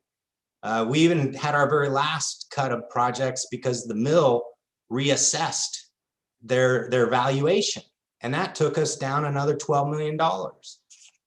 So this is, I applaud our representatives, the city councilors. They did good work on this, but I just want you to understand, this was also the work of the elected officials that operate TVF&R through Cassandra Oldren, the public affairs chief. It was also the good work of the elected officials at CPRD, because their superintendent reported back to them on a regular basis. It was also the good work of our school superintendent and his elected bosses. So I think you've heard participation and approval from all of these different representative bodies, that they recognize that this is something that's important to Newburgh. And the last thing I'll say Go ahead. is just that in the last 20 years, virtually no development has occurred down by the riverfront. We've only lost jobs. And this is a great tool to pair with other tools to replace some of those jobs and really get more. Thank you so much. Appreciate that. Commissioners, additional comments to that? Commissioner Bershauer, Commissioner Kula? Commissioner Bershauer. Thank you, Chair. Just a quick follow-up on some of the mayor's comments, as well as Chair Bridges. TVF&R has opposed urban renewal districts in the past. Most recently was Sherwood's, because it didn't pencil out for them. I believe the city of Dundee also approached TVF&R to potentially provide service there. And I believe Dundee has a 50-year UR district. And essentially that was a no-go, because it didn't pencil for them in terms of providing service there based on the urban renewal district. And I want to point out that annexation into TVF&R was a very lengthy process, and it came with a pretty hefty price tag. It was a 488% increase for the rural taxpayers and almost a 50% increase for the city taxpayers. And TVFNR did not shy away from public debate. They embraced a public vote in the city when it became apparent that that's the direction it was going. You know, they took some pretty tough questioning from people like me and others who really wanted to make sure that they understood what they were paying for and what they were going to get for it.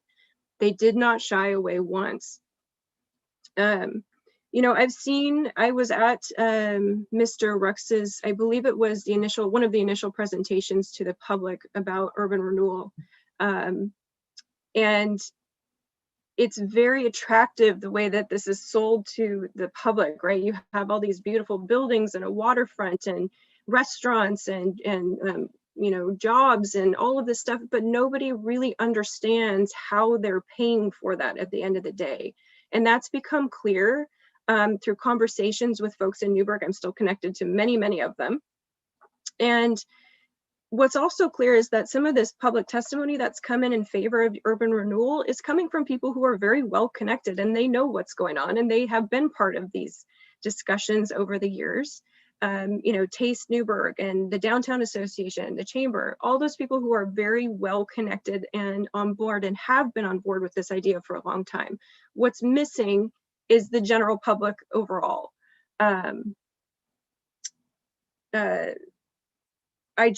I feel like we've been down this road and we've been down this road recently with the Yamhellis Trail. There was a lack of public involvement on the Yamhellis Trail. In fact, the master plan did not get done first, which it should have been done first. And if that had happened, you would have had more of a robust public discussion about paying for the trail, what it's going to mean, what it's going to look like, et cetera, et cetera. We've also seen with that particular process, even in the beginning stages, that, you know, those committees are set up with people who are already in favor of the project. So and I've seen that consistently over my career. My concern is that at the end of the day, the public needs to understand what tax increment financing is, what it means, what it's going to mean for their fire service, what it's going to mean for the services that the county provides.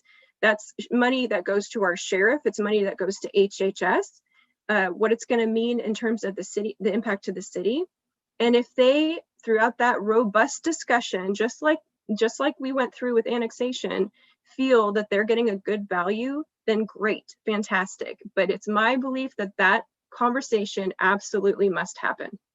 Because if it doesn't, you're going to get into a position like Clackamas County got into, which is the use of urban renewal as a tool was overused, and it was actually impacting the rural fire districts in Clackamas County to a significant degree, so much so that voters put it on the ballot themselves and said, you can't create a new urban renewal district without our approval, and you can't expand any districts without our approval.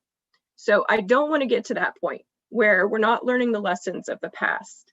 I would really appreciate that Newburgh taxpayers come forward and say, you know what, I'm interested in this. I want to hear what it's about. I want to hear how this is going to work, what it's going to mean for me and the taxes I already pay.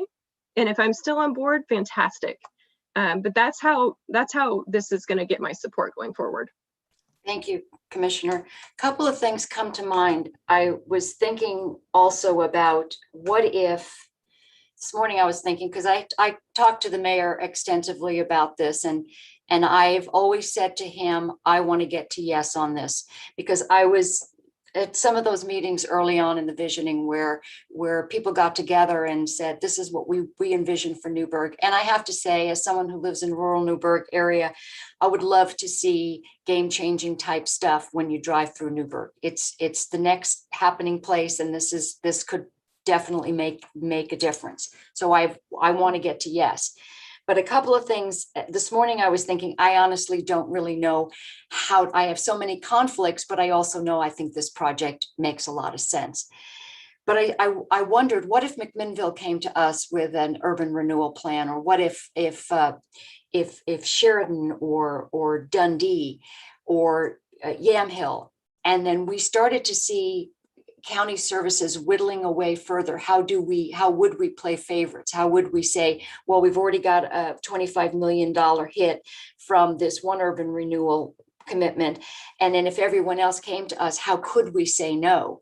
So I know that at the end of the day, my responsibility, not only the fiduciary responsibility, but the commitment is to make sure that county services are funded appropriately. And when you look at for instance, our sheriff's office and what they've required for us and what our HHS has required from us, not every other county puts in discretionary general fund money into HHS. We do. That would be compromised. The sheriff's office, huge amounts of money over what we have originally typically committed to that department. So I look at that and I have to weigh that. I also look at what if other cities came to us. And then I also look at that, and Commissioner Berschauer brought up a good point about the trail. We just came off of, I mean, it still stings, this whole process about the trail. And 7 years ago, I remember saying, hey, is everybody on board? Do people who live along the trail, for instance, know what's really going on? No, everybody's cool. And these are the people on the committee and they're vetting it. So don't worry about it. I look at the folks on the advisory committee, and I know that everybody here is very engaged in the community and has been for a long time. Very engaged, very connected, very well-versed with government programs and committees and things like that. And then I think in my mind's eye, I have a picture of somebody who's going to work, raising their family, doesn't really understand all this stuff. And I don't know how you could, because even when you spend time looking at the mechanism of urban renewal, it's really complicated. So when someone tells you your property taxes aren't going to go up and you're not going to see any increases, but we're going to get a shiny new waterfront, well, who wouldn't want to but dig deeper and look at, wow, what happens when we have a reduction in this or reduction in that? Nobody wants to be the one to say they're not on board with it, because they are community partners. Every one of the folks, every one of these taxing districts wants to be a team player. But then at the end of the day, they're not the one funding their services, and they're not the ones who would have to come up with the difference. So I think of the person sitting at their table, writing out their property tax bill or trying to come up with to figure it out, who doesn't know anything about how any of this stuff works. Were they really informed? TVFNR, that annexation process was a bar brawl, because I got to tell you, when I first heard about it, I thought, what, 400% increase in my taxes? Heck no. But when it was explained to me, I thought, there's no question about it. This needs to happen. But it was a process that was borne out through everybody talking about it. The trail thing we could have avoided where we are now if we had more people who were the farmers, or who were the people who, go to work, raise their families, and don't join committees. Those people sat down and said, what is this going to mean? How are you going to pay for it? None of those questions were answered. And we have a lot of bad will in this community because of it.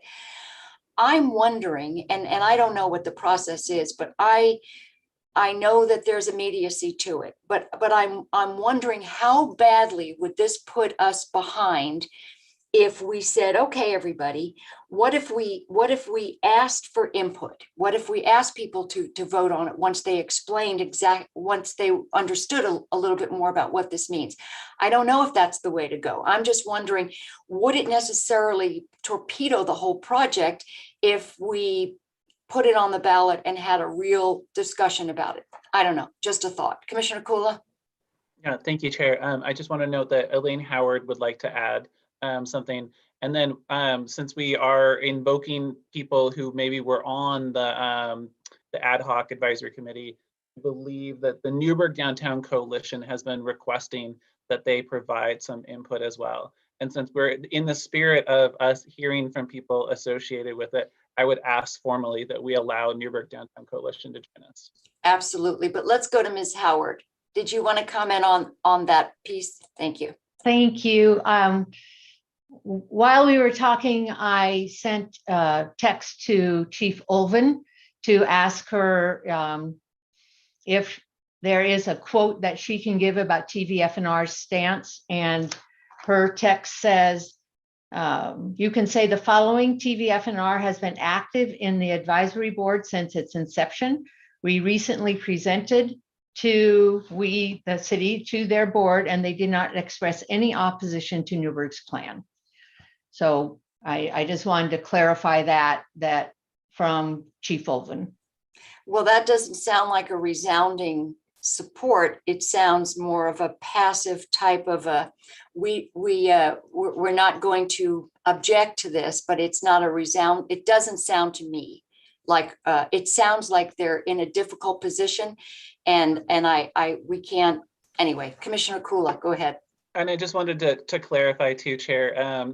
If you'll recall, we had a state of the TBF&R from the chief, the overall chief, 2-3 months ago. And in that, because you were both Commissioner Bershauer and Chair Starrett were discussing, would we ever have another rural station? Because obviously we do, it's just on the other side of the county line. And they, the chief at that time expressed that was what they were working on next. And you expressed a lot of support and excitement for that, Chair. I just want to note. And that is definitely not in opposition or in any way contradictory to what my concerns are about having one in the rural area outside of Newburgh. Commissioner Bershauer.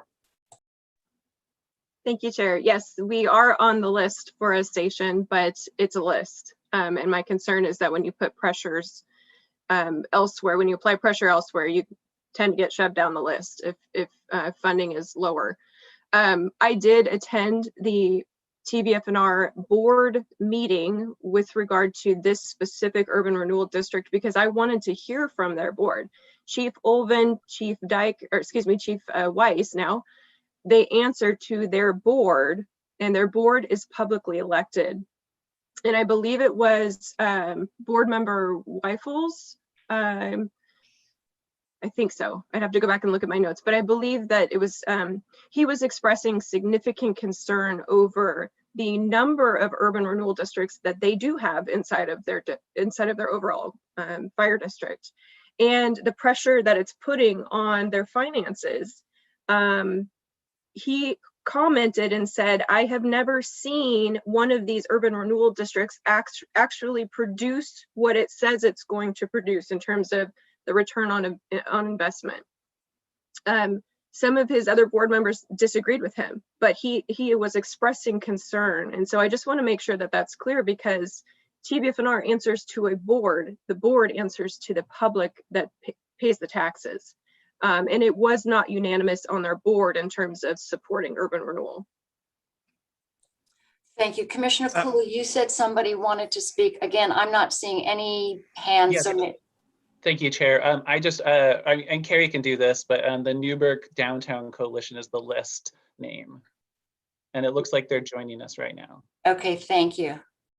I don't know how you have all this inside information. I can't see any of that stuff on my screen. I just click on participants and then click over to attendees. Okay, thank you. Well, thank you for joining us.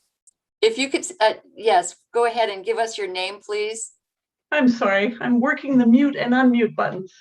I'm Molly Olson. I was, Mary, we've been on many meetings together on the phone as we worked through COVID and smoke last year. Yes. And thank you very much for making that time. That was very valuable. So I've heard a lot of concern about people not actively supporting this. And yet I want to take you back to the process because the folks doing this, both Elaine and Doug and John Bridges, who chaired it, are really experienced in how to do this with active public involvement. And so I want to make sure that you understand that when they look at whether or not it pencils out, because Commissioner, I believe you said they have at times, TBF&R has at times said no to things. So they are not shy about saying, no, we can't do that because we have an obligation to our people. They actually actively engaged, and I think John did a brilliant job of talking about their engagement and said, no, this will make sense. This will pencil out for us. That's why she voted yes. Same way with the other tax districts. So I know you want to send this out to a vote to make sure that you don't get blamed for voting yes, or to make sure everyone is in support of it. I should say that's the right way to say it. But I think the fact that this really is about creating jobs, it is an investment, and investments have to come from somewhere.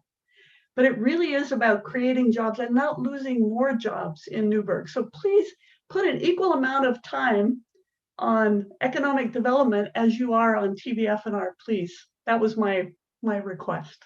Thank you very much. Thank you. I appreciate you weighing in. You know, one of the things that we have to weigh is again, I go back to making the county whole in commitments that we have already made, and we're finding more and more constraints on our budget, and I look at that. That's primary. The other thing I look at is what could we avoid by, and I don't want to use the word transparency and throw it out just, you know, surreptitiously.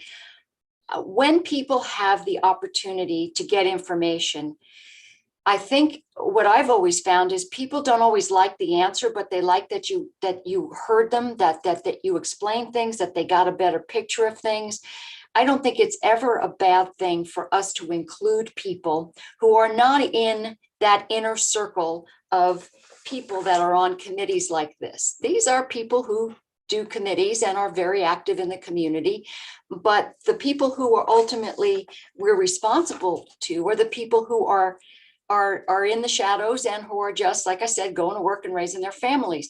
So by asking them to have a greater part in something that is going to impact every one of them because of all the taxing districts involved, I don't think that's I don't think there's so much urgency that if we did that, it would change. What ultimately would get us to, as I've talked to the mayor about, is let's get to yes. I don't think there's going to be no, but at least people know what the downside were. There's pros and cons to every project.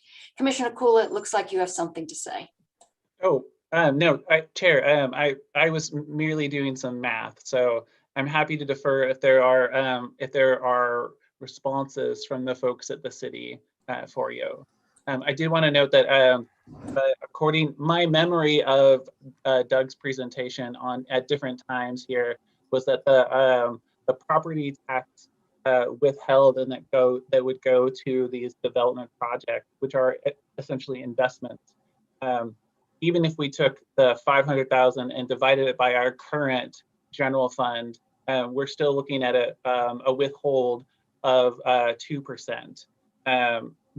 We can do that, and if Ken doesn't feel comfortable saying that, I feel comfortable saying that we can make that work. We have flexibility and creativity in our own, but I don't actually think that's how it works. So I'm happy to defer to Doug on how tax increment financing works in the scheme of lost revenue to a county or other tax. Thank you. That's a good point. Doug? Thank you. I'm gonna let Elaine speak to that specific piece, but I just want to kind of back up a little bit. So we've heard a lot about, you know, the public and engagement, and, you know, this committee that spent 1.5 years working on this and putting it together. I want to remind everybody that since 2015, we've been working on all of these plans. We have had extensive public engagement. When we could meet in person, you know, we did the downtown plan and we had hundreds of people come into the cultural center and participate and go through the storyboards and explain all of this. And at that time, urban renewal was identified as a potential funding tool. So we've done this for the urban renewal program because we were in the middle of COVID and we couldn't meet people face to face, is that we got creative and we had Elaine put together a series of videos and we pushed those out. John and I were at the farmers market when we were putting together the feasibility study, and we were spending hours handing out the flyers and talking to people about this particular program. So we have done extensive outreach to to the Newburgh citizens on this particular proposal. I think it's also important to remember, and I said this in my initial comments, we got no written comments from any taxing district in the confer consult process that ended at midnight on July 26th. None, zero. The reason that we are in front of the Board of Commissioners for this particular discussion is because there are 244 acres of land that are in the proposed district that are currently outside of the city limits. And in prior presentations, I had indicated we are in the process of annexing a lot of that. And Commissioner Kula brought this up earlier in our conversation. So we are in the process of annexing the mill site. We are in process of annexing the ODOT right-of-way. We are in the process of annexing 5 other properties. When we're done with those annexations, that 244 acres is going to be down to 54. 2 of those 54, the city will be annexing as we're going through a property acquisition.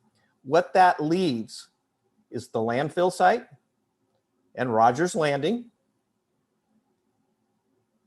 2 properties at the intersection of Weatherly and South College Street, and then a part of a tax lot that's over off of Wynooski. Those will only be the ones that will not be annexed. One of those has indicated that they have an aging parent, and when that estate gets resolved at some point in time, that one will get annexed in as well.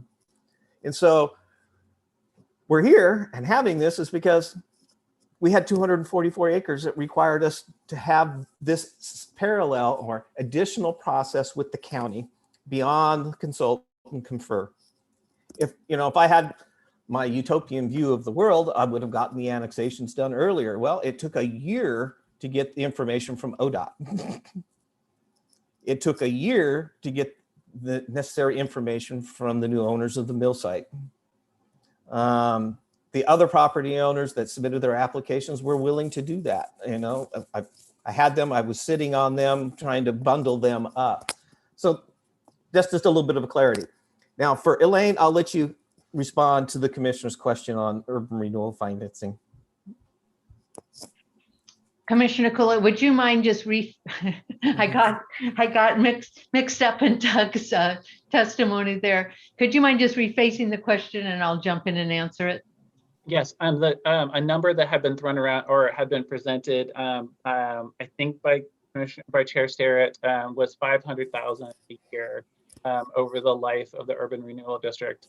But that's I believe that's just simply dividing the lost revenue by the year, right? It's 15 million divided by the 30 years, or 30 years divided by the 15 million. I'm right. not seeing my numbers in front of me, right. But that's not linear, right? No. I mean, yes. So you're right. We're looking at different numbers for different years. Right. I have the table in front of me here on my other screen. So it would start out a projection of 48,000 the initial year. And again, this isn't a decrease in revenues. Whatever revenues you're getting right now continue. And when the urban renewal area is established, you continue getting all of those revenues of the assessed value at the time it's established. This is off projected growth in the area. So just that 3% growth and any new construction. So the first year is estimated at 48,000, and then it just goes up incrementally each year. So in 2028, it's 200,000. In 2038, it's 700,000. And then we all have to remember that all of that's inflated by that 3%, and the county's budget, your other income from all of the rest of Newburgh and the rest of Yamhill County also will be going up by that 3%.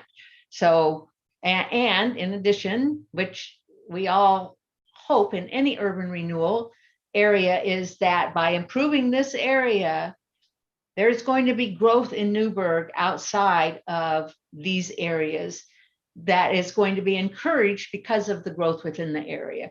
And all of that revenue off of that ancillary growth continues going to all of the different taxing jurisdictions. Okay, that's super helpful to me. Thank you very much. Thank you, Commissioner. Let's go to Mayor Rogers. Go ahead, Mayor. All right. Yeah, thank you. Thank you so much. And Elaine, I think I'd really like to underscore what Elaine just said. And I think it's really, really vitally important to the discussion. There is no decrease, right? That's what Elaine said. There is no decrease. There's a 3% built-in increase, and all this is projected on growth. So the idea that somehow money is being taken away is not true, right? Correct, Elaine?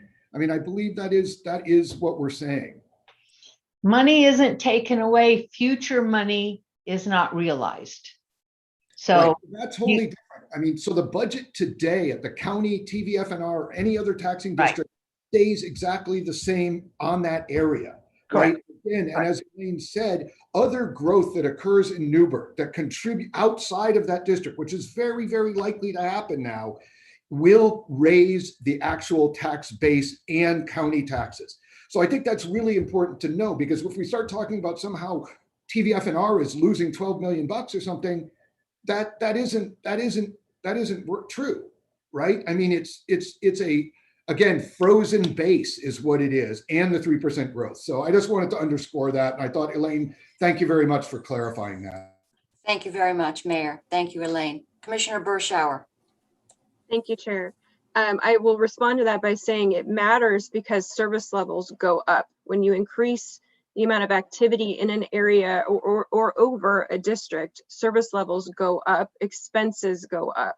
So if there is revenue that will not be realized over the course of 25 or 30 years, you have less money to provide the service that you are supposed to be providing. You know, and I think that's really at the core of this. And Commissioner Kula, you've mentioned the 15 million or 500,000. I think that was specifically for TVFNR. For the county, it was an estimated 25 million is what we were told several meetings back.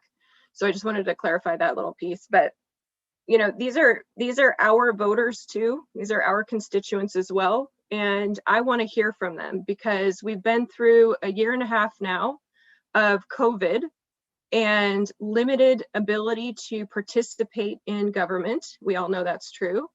And at the end of the day, you know, I think this community is interested in economic development. We certainly are. We wouldn't have pushed back so hard on the governor throughout this past year and a half to keep our businesses open if we weren't. But I also realize that taxpayers might be feeling the pinch here with inflationary costs. And I want to hear from them. I want to hear from our constituents as to whether or not they feel that this is a worthy tool for development on the waterfront, knowing that it will be impacting the services that they already pay for.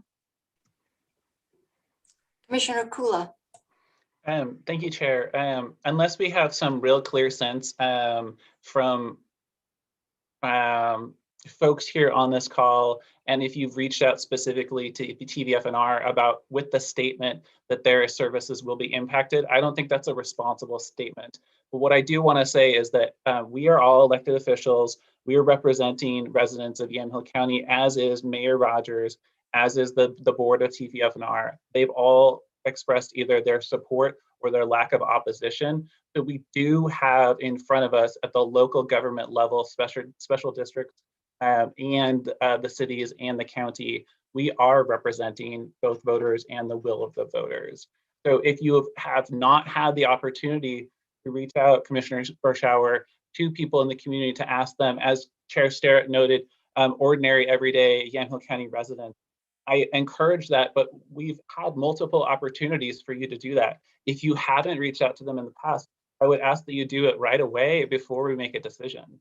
But I think I am ready to vote to approve this and allow the city of Newburgh to move forward. Commissioner Burschauer. Just to respond to Commissioner Kula, I am using statements that TVFNR has made in the past, Chief Weiss has made in the past, as well as board members that they are accountable to. So I am using their statements. I have reached out to several Newburgh residents that I know personally. They have no idea what urban renewal is. They don't have any idea what TIF financing is. And certainly they've heard of this vision of waterfront, but they don't understand the details of what it means or that they're going to pay for it. And you're right. These are our constituents. And that's why I think it's so important that they have a right to vote on the things that they are going to pay for. Bottom line. Okay, we've had significant discussion about this. I have to say, I am so conflicted. I think the last time I was this conflicted, it was when I sat in this office with former planning director Mike Brandt, and I had to vote on the landfill that day. And I said, I honestly don't know which way to go because there's so much compelling information on both sides of this. And he said, I get it. I mean, it was just, there have been a couple of times where I just honestly didn't know where was the wisdom in this. I see both sides of this. I see how much work has gone into this, not only from the advisory committee, but from city staff, but from the visioning. I mean, I remember going to some of those walk through, looking at those boards and seeing and having people discuss. And I start to think, well, who was I seeing around the room? Well, it was the people who come to those things and the people who join committees. And then I go back to what's going on with the situation with the trail and how that what we could have avoided if we just explained to people and got more of, the everyday folks who don't get involved in this stuff. And so I really do want to get to yes. I want this thing to happen for Newburgh and for our economy, but I also feel a little something that's kind of, I'm a little reticent to say, yeah, go ahead based on what work has been done without getting a little bit more buy-in from the community. So what would it look like before we even, and I know we've had discussions and there have been, the outreach, but then I try to go back to what outreach there was for the trail and come to find out it was not as many people who should have been involved were involved. So what would it look like and how would it impact the overall project if this were something that people got to vote on, let's say? And I don't even know what that would look like. But Doug, do you want to comment on that? Madam Chair, that's an interesting question. And that's one that our city manager and the mayor and the council, we have not had that discussion. So I think it would be inappropriate for me to get out over my skis without having a dialogue with my elected body. But I did want to add one thing into this for you to think about. We had a mill. It had 200 employees. Average annual wage was $80,000 a year. Many generations of families worked at that mill. That mill got bought, it got closed, and it's been sitting there idle. It got bought by an entity out of St. Louis, Missouri, and they're tearing it down. That mill went from over $100 million worth of value. It's now down to 4.5 million. And when it's down, basically the value is the land that's sitting there. We have an engaged property owner who would like to redevelop, and they're looking for a partnership from Newburgh. And they are aware of this body of work that has been going on the discussion of urban renewal. They're excited about that. I kind of see we've got a couple of year window from an economic standpoint as we come out of the pandemic and get into recovery, and where there's going to be opportunities to strike, to try to recruit new businesses or expand existing businesses that are already in Newburgh. I've shared with the property owner, based upon this proposed urban renewal plan, I've said there is a base investment that this community needs in order to make urban renewal work. And that is on the roughly 100-acre mill site. I need a minimum of $150 million of investment in buildings and equipment. That means we're not looking for just any company that, I want to come in and build a 50,000 square foot building and I want 40 acres of outdoor storage. That's not what Newburgh is looking for. We're looking for those family wage jobs. We're looking for those types of business who are investing in equipment. Now there is a depreciation schedule on that. That's where Newburgh is at. And so our ability to bring as a partnership is this urban renewal program to address the infrastructure. I think somewhere in this conversation today, it was brought up that nothing has happened in the riverfront area for 20 years. There was an old riverfront plan. Nothing's happened. My concern is that we don't get this tool in place and that mill site sits there, or it gets a lesser type of investment. I've had inquiries from people who want to basically, use it as a storage yard. There's no monetary value for anybody in that because there's no buildings. There's very little employment. You're basically starting at minimum wage. So that's part of me. That's my economic development hat on saying, and listening to this community for the last 6.5 years about what they're trying to achieve. They've established their visions. This is where they want to go. The council's got it as a goal, and they've charged staff to move forward. And so that's been Dan and I's challenge, is to move this forward. And we are here today having this conversation. Commissioner Bershauer. Thank you, Chair. I just have to ask, then why no public vote? Why is there a hesitancy to ask the public? I mean, what you just said is very compelling. There hasn't been development there in 20 years. This is something that is very important to the future of Newburgh. So why are you hesitant to ask the public that is ultimately going to pay for it through the TIF financing? And maybe Mayor Rogers has his hand up. Well, thank you, Vice Chair. You're putting another elected official in a very awkward position to talk about whether or not we don't want public input. Well, of course we do, and have, since, as Doug has said, and as we've mentioned, they've done yeoman's work to try to get the word out to the public through websites, videos, in-person meeting, Zoom meeting, et cetera, et cetera. So to say, oh, we don't want public input, of course we do, and have sought it this entire time. So, I understand and I get it. I understand Yamhilis Trail and, the reaction there, but this isn't the case. This is something that has been well thought out, well constructed, and brought together for a long period of time. There's also a provision that if the voters did want this to be reviewed and brought to the ballot, as we've seen in the past, there's a mechanism to do that. I'm not sure that making it a condition of your approval really is speaking for the public. If they want to bring it up, as they did with the TVFNR tax rate, then that can be done, and we'll welcome it.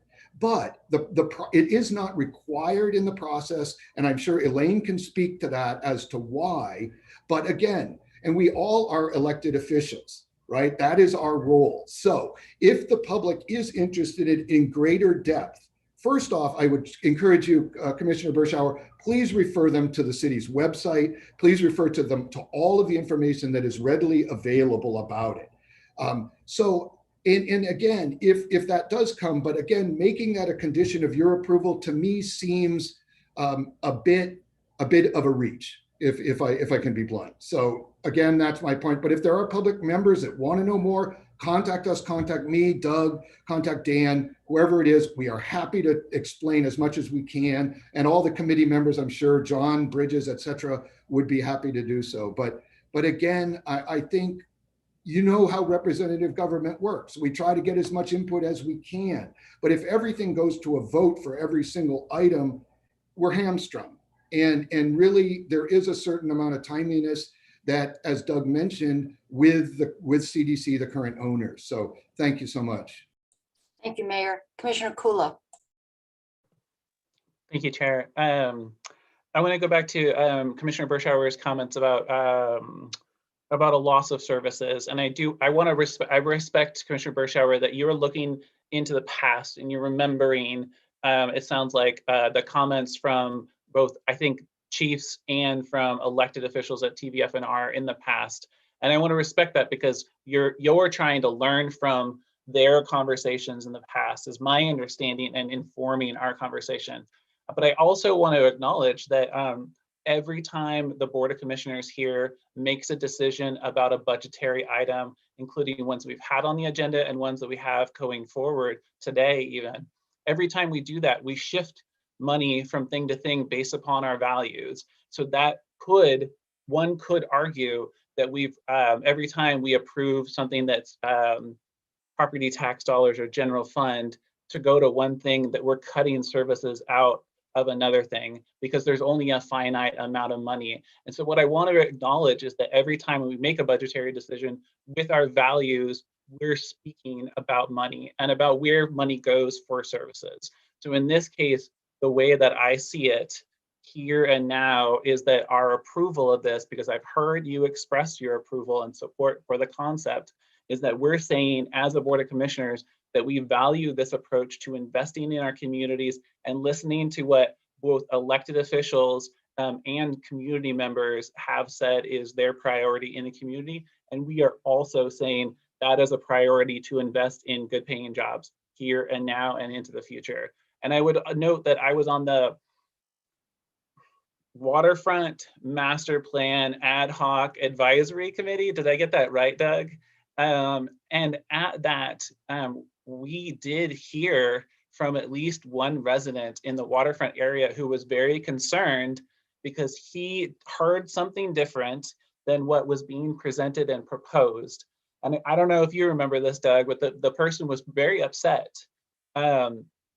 And he and I had conversations beforehand, and we had conversations after about what was actually taking place at the waterfront, how the annexation process worked.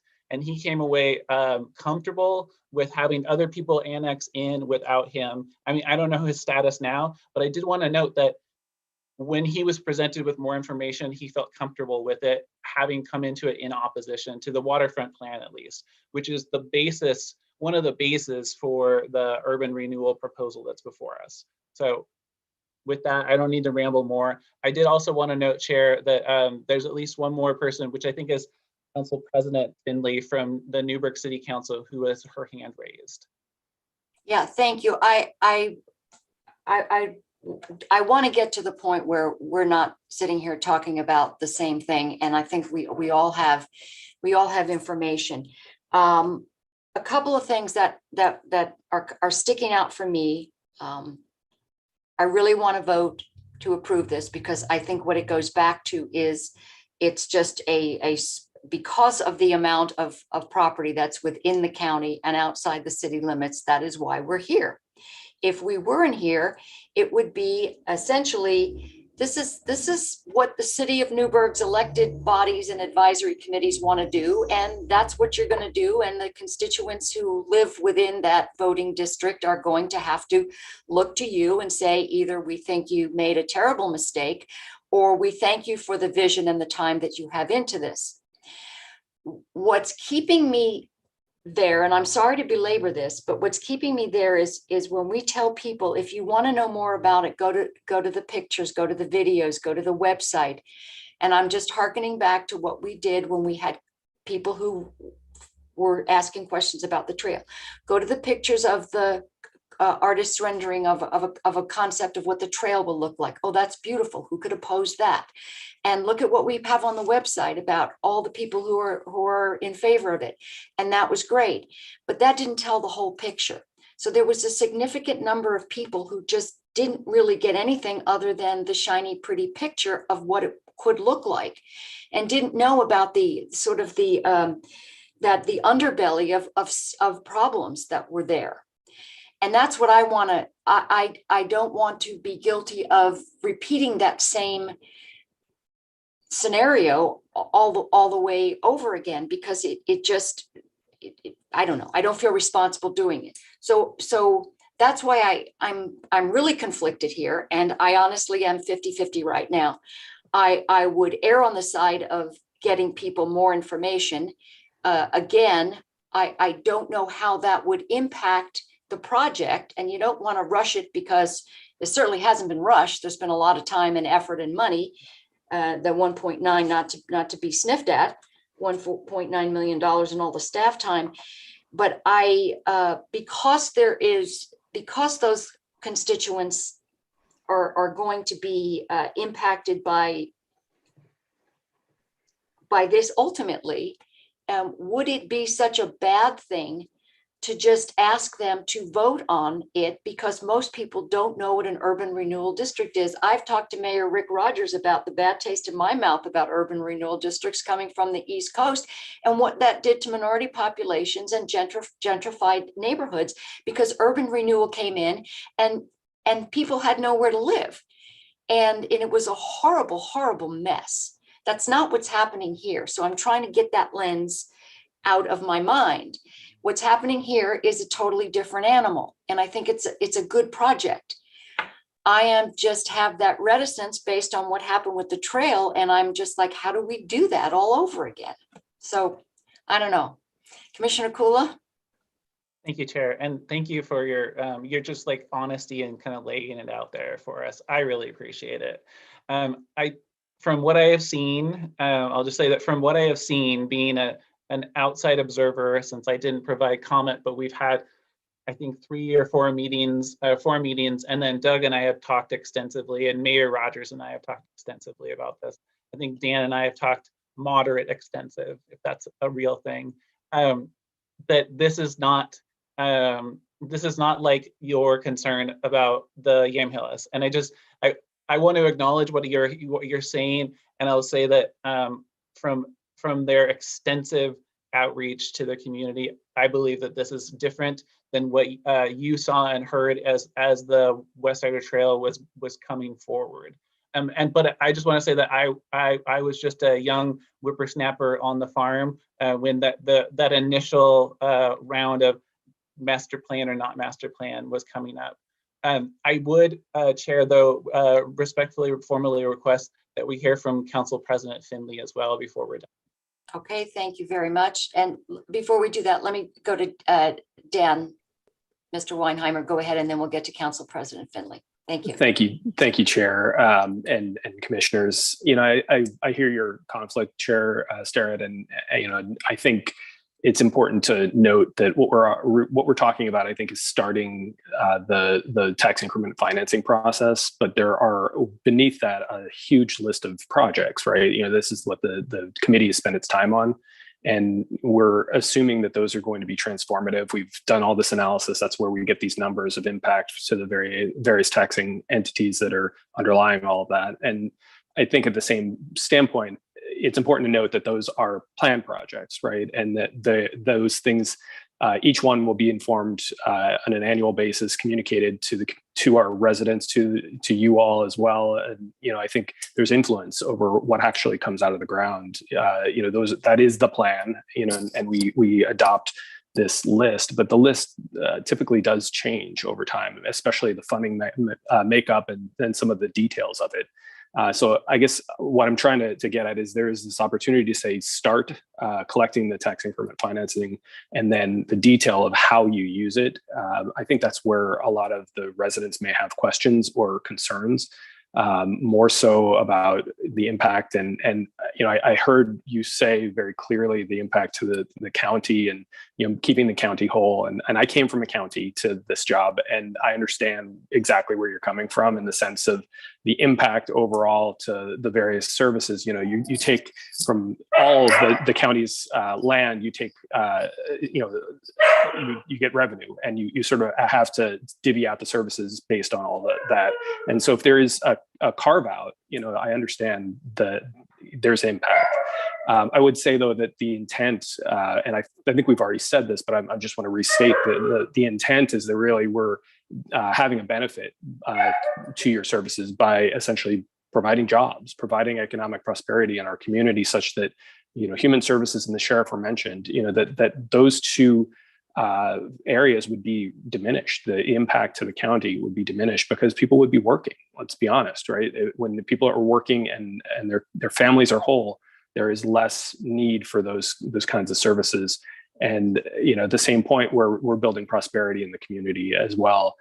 So I would just say that there's time for influence after this point. You know, this is the go, and then, you know, we'll have these check-in points.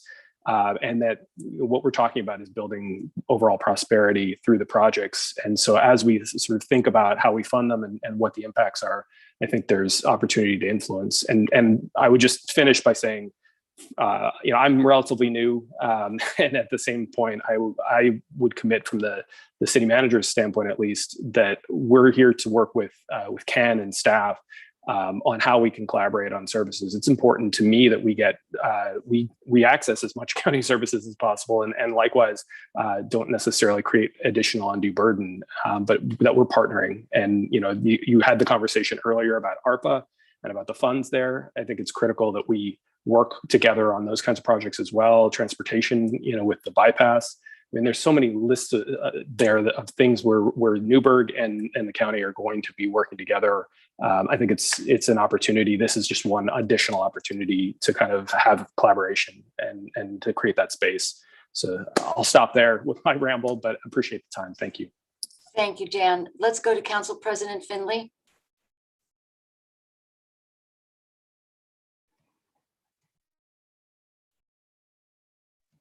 I think, Chair, I believe she needs to get promoted, so give it a pause. There we go.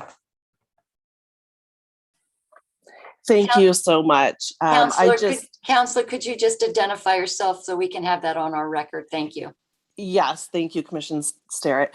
This is Stephanie Finley, and I am the president for the Newburgh City Council. And, I really think that everybody that has spoken before me from Newburgh has said it much more eloquently, but I just want to lend my support to all of those voices and just reiterate that for us in Newburgh, not only as a counselor, but also as someone who is a resident here and lives here and raises my kids here, that time is of the essence on project like this. I think something that we have learned over the last 18 months with COVID is that we must act on behalf of our residents so that we aren't reacting to crisis, but that we're setting up our residents and our businesses to deal with adversity in a way that makes sure that all of us come out on top.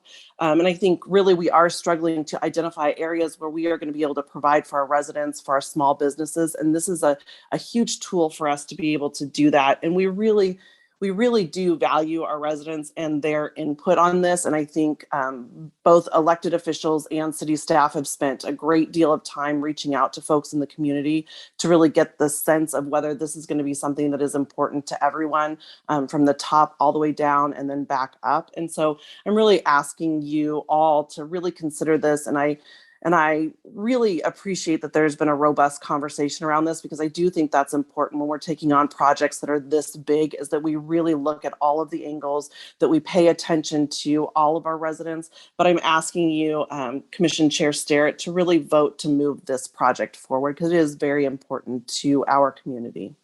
Thank you very much, Councillor. Commissioner Bershauer, you had your hand up. Thank you, Chair. I was just going to follow up on kind of how I'm arriving at this, at where I'm at on this.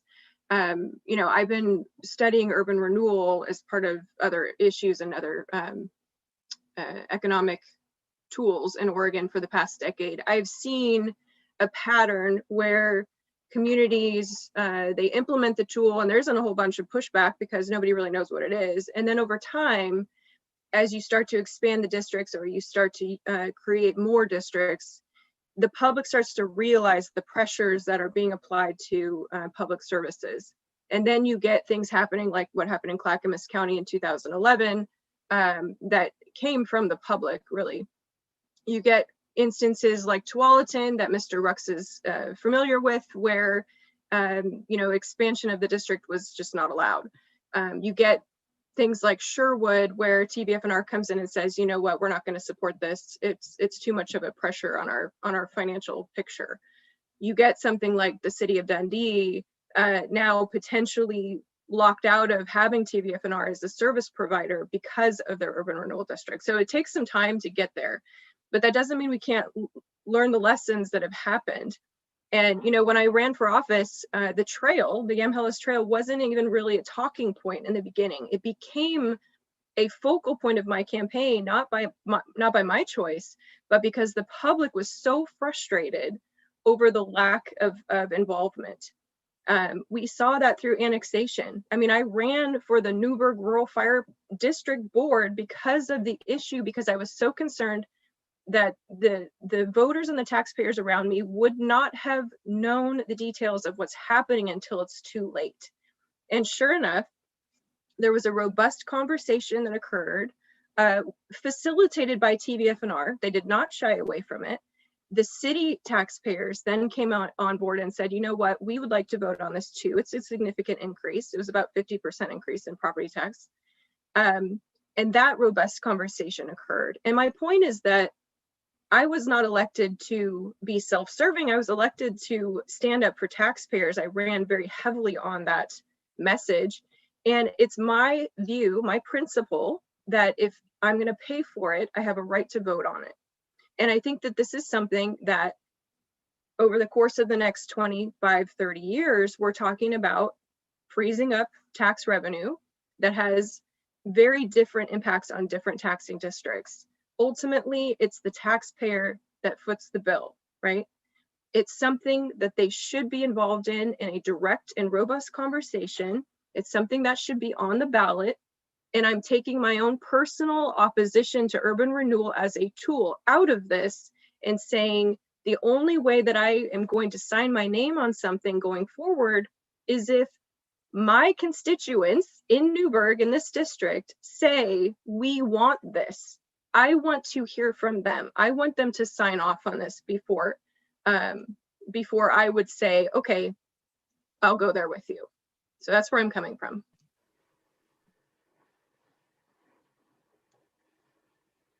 Go ahead, Commissioner Kula. Oh, no, Chair, I just wanted to make sure you had an opportunity, and then I'll follow up if you might. No, go ahead, because I'm about to call the question. So oh, okay. Okay, that sounds great then. So what I'm hearing, Commissioner Bershauer, is that you don't support this, but you're willing to vote for it if it has a clause that allows the voters to vote for it. And frankly, I don't think that that makes any sense.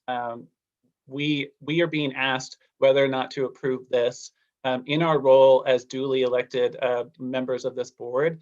So I would love to hear from you about whether you support it or not, but what I'm hearing is that you don't support it, but you're willing to vote for it if it goes before voters. And to me, that I don't understand that, but what I do want is I want us to remember that we're talking about the future of a significant portion of Yamhill County and the city of Newburgh. This really is their future, is directing their gaze to the waterfront and investing, and this is the opportunity for them to invest. I support that, and I know how much work they've done with members of the community. You had the opportunity to solicit feedback from people. It sounds like you talked to one person who didn't understand it. That would have been a good opportunity to direct them to the city. I've heard from people. I've also heard from members of our audience and attendees here. What I know is that people value the waterfront. They want to see it happen, and they don't know where the money's going to come from. The city has worked hard to find out a way to gain the money to do the work that members of the public have consistently elected them to do and have expressed through polls and dots and coming to meetings. So I support this. I think it is an opportunity that is presented to us that will work for everybody involved. And I really am grateful for everybody's questions and the answers and the respect from the city of Newburgh. Thank you. One of the things that came up during the discussion was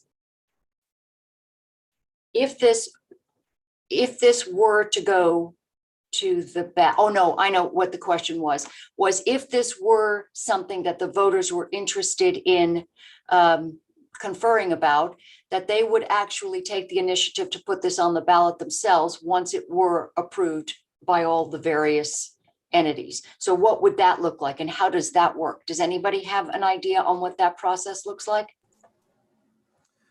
I'll start. Elaine does. Oh, go ahead. Go ahead, Dennis. I'll start and I'll let Elaine finish. So there is a referendum process. So the city council has a scheduled hearing for August 2nd, their first reading on an ordinance. Their second reading of that ordinance would occur on August 16th. There's a process we have to go through. I have to record the plan with the county clerk. I have to notify the county assessor. And there's a window, and I'll let Elaine explain this. There's a window for a referendum process where if somebody wants to go out and collect the signatures and get it put on the ballot. So Elaine, I'll turn it to you. Thank you. Because it's a non-emergency ordinance, it's required by statute to be a non-emergency ordinance. It has a 30-day time period after the vote on August 16th before it can go into effect. During that 30 days, there is the potential for a referendum if the citizens want to do that.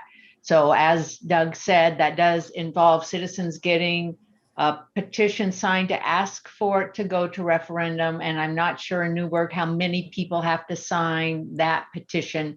But if they do get that petition and present it to the city reviews that and assures that all the signatures are valid. And if they are, then they are required to put it on the ballot. And that's the same for every urban renewal plan adopted across the state. Okay, thank you very much. This is a real tough one. Christian. Yeah, I'm sorry, at the risk of complicating things further or extending what's already been a lengthy and good conversation, I think, for the most part. Procedurally, I just wanted to address a couple of points that I hope might be helpful. So what you've got before you is a resolution and a board order that would ask the board to approve the plan.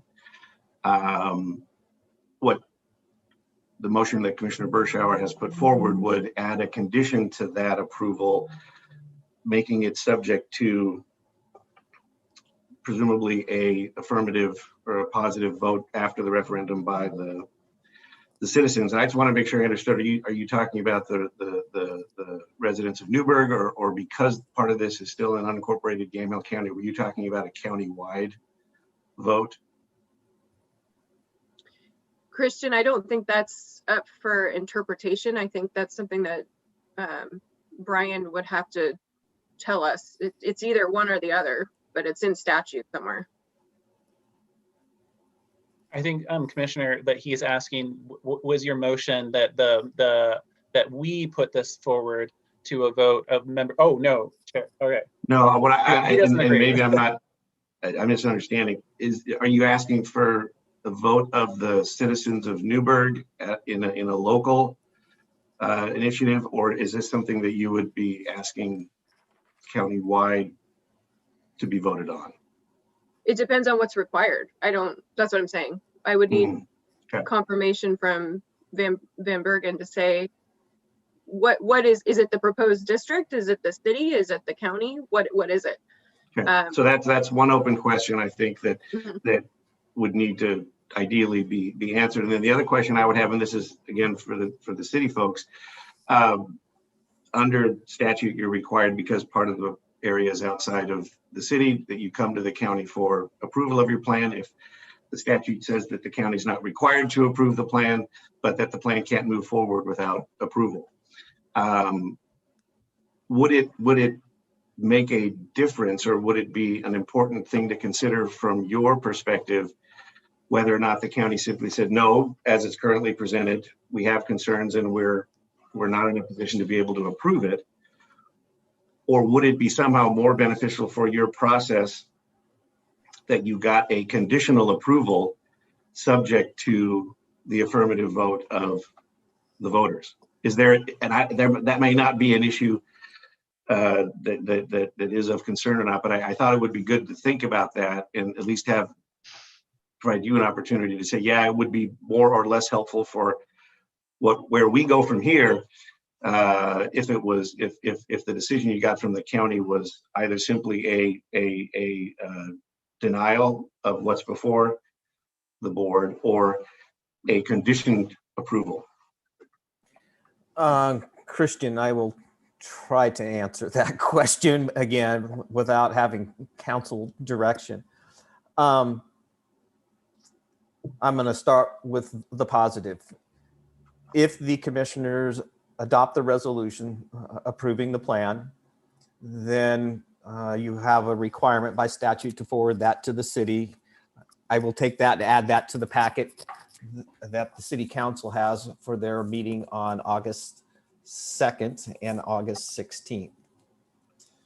If the commissioners did not pass a resolution in the affirmative, then I have to have a conversation with my city manager and my council. Do we cancel and not have the hearing on August 2nd? Now be aware, I had to send out a mailing to over 7,000 property owners within the city, significant expense.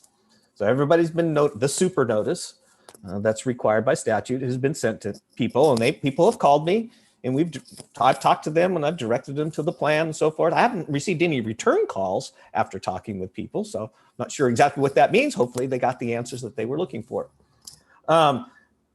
So, you know, if you don't pass it, then we'll have to see, well, do we cancel the hearing? Then I have to have a conversation with the council to say, okay, the county commissioners did not adopt a resolution approving this particular plan.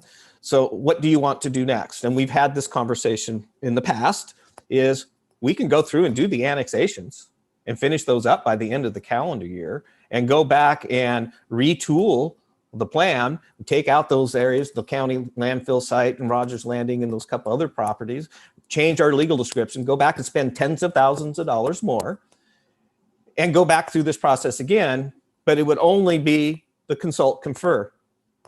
It would not require the county to approve the plan.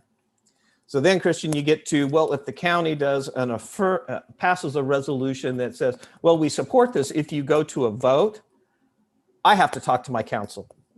I can't answer that question. Thank you. Mayor Rogers looked like he had his hand up for a second. I would love to hear what you had to say. Actually, I did not. So sorry, that was my wife walked in, so I was just saying hello to Lisa. So hi, Lisa. Okay, you know, I want to vote for this. I really do. I'm wondering how we can again get to that yes, and also sort of cover the base of making sure the voters know exactly what this means, because I didn't understand the ramifications of urban renewal other than what I've known in the past. And it really took a lot of information for me to understand that. I don't want to assume that everybody is sitting there figuring out what urban renewal is. So I would love it, Doug, if you can find out, you know, what if we just went ahead and said, yeah, we're gonna vote for this, we're gonna approve this resolution, and you just make an addition to it saying contingent upon the approval of the voters. And it shows that we are in support, at least I am in support of it. I don't know, Commissioner Berschauer, what your sentiment would be on saying that, Commissioner Kula.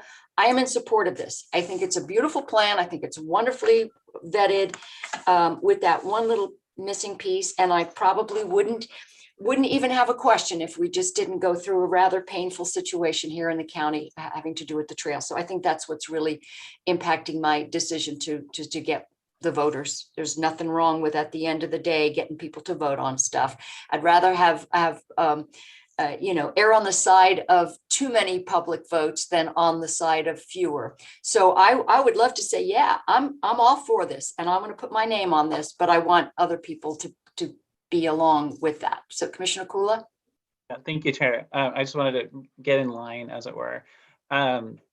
Well, one question that I have, and I understand, I hear what you're saying. I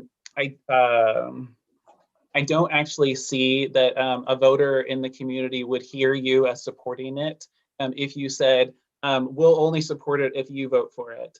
I think that they'll hear that they need to vote on it. But in terms of just the logistics of this, what I'm curious is whether Commissioner Berschauer is proposing that if voters challenge if the city council approves it, and if voters challenge it, and they approve it in a voter-led initiative, that we will check off that box, because that's what I'm wondering about. Or is Commissioner Berschauer proposing that the Board of Commissioners put it to a vote of the people, or proposing that the city put it to a vote of the people? I just want to, and I also want to acknowledge that votes and elections are pretty costly as well. So I would love to have those questions answered by Commissioner Berschauer. Thank you, Commissioner. Commissioner Bershauer, good question. Thank you, Chair and Commissioner Kula. You're right, votes are costly, but I think that the city of Newburgh has learned that lesson fairly recently, as recently as 2017. My proposal is that, I see this resolution or board order as procedural. If we don't approve it, the plan can't go forward. If we do sign it, it can go forward, but my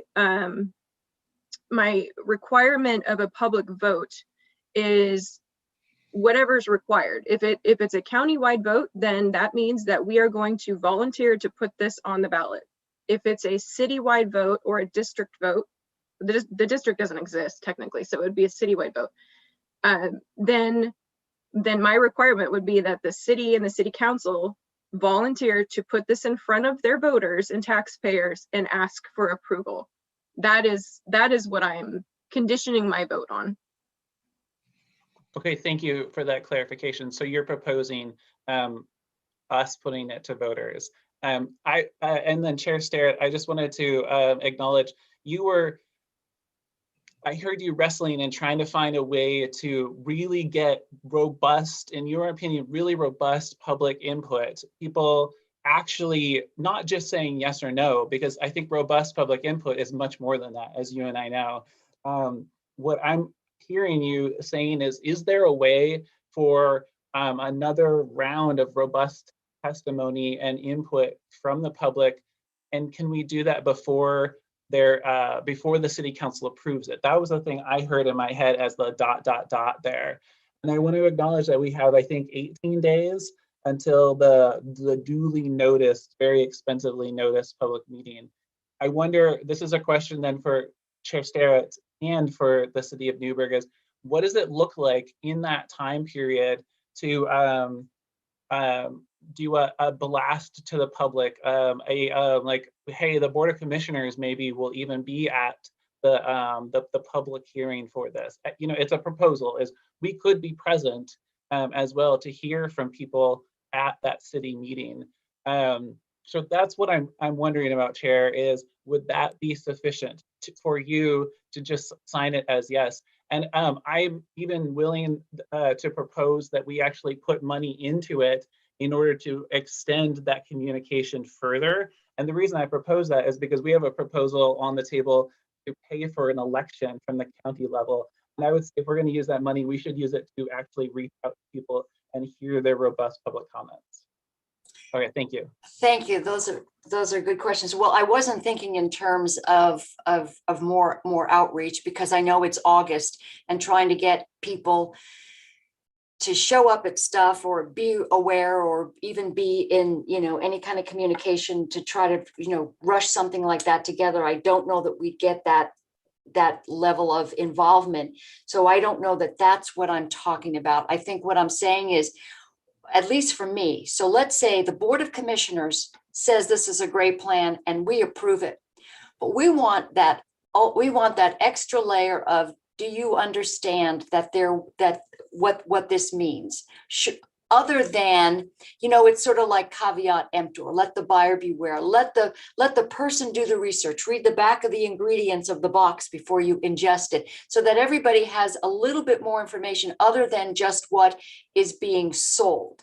Because you tell someone something when you want them to buy it, but then they have to do their own research themselves. So I think as voters, I think the majority of people really don't know a lot of the stuff that's going on in government. They just don't, because it's so wonky and complicated and so many levels. And I get that. Unless you're paying attention, you don't know what's going on until it's too late. So I want to avoid that again. I don't want to be part of a process that doesn't include that extra oomph. So could we say, and I don't know, I'm not going to presume, Commissioner Bershauer, that you would say, yeah, I'm all for this, because I would say I'm all for it, but I want that extra layer of, what do you guys think? That's just where I'm at. And it doesn't, and it means, and I don't, and again, we know we have an expensive process because you've got a city council meeting coming up, and I want to respect that. I just wondering if the message could be that yes, the Board of Commissioners, the Yamhill County Board of Commissioners, is signing off on this and approving it because of the annexation component, or the outside the into the county property component, which is why we're here, but would also like to have more input from the voters. Somebody raised their hand. Was that Mayor Rogers? Yeah, and I agree. Exactly, Commissioner Starrett. Thank you so much. I agree, and I think, and I would be happy to hear if you said, listen, we'll approve it based on the annexations, knowing that the citizens have the ability to bring a referendum together, and we recognize and honor that, as will the city of Newburgh. To me, you're making a reference that that's a means to do it, and you're saying that you also believe that the plan itself is doable. So I just offer that as a possible suggestion. Thank you. Okay. Commissioner Bershauer. Thank you, Mayor. Thank you, Chair. That's not my motion. My motion is that there be an affirmative action from either the county or the city to volunteer to place this on the ballot for voters, so that the onus is not on them to go out and advocate for themselves as the taxpayers. So my motion is very clear that we're not just going to wait and see if anybody happens to notice what's going on and place this on the ballot. We are actually proactively going out and asking the voters if they approve the plan or if they don't. Commissioner, thank you, Commissioner. Commissioner. Thank you, Chair.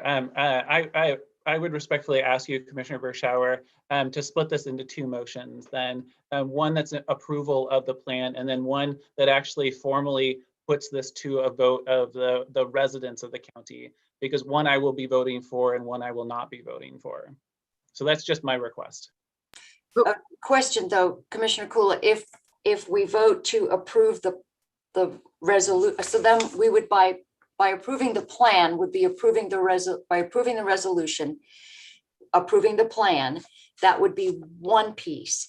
But what Commissioner Bershauer is saying is you can't have one without that additional. So is there a way to approve the plan? I don't see that, but Commissioner Bershauer. Well, we don't have enough information yet. We need to hear from our county clerk to not, it would be a city only vote or a county vote.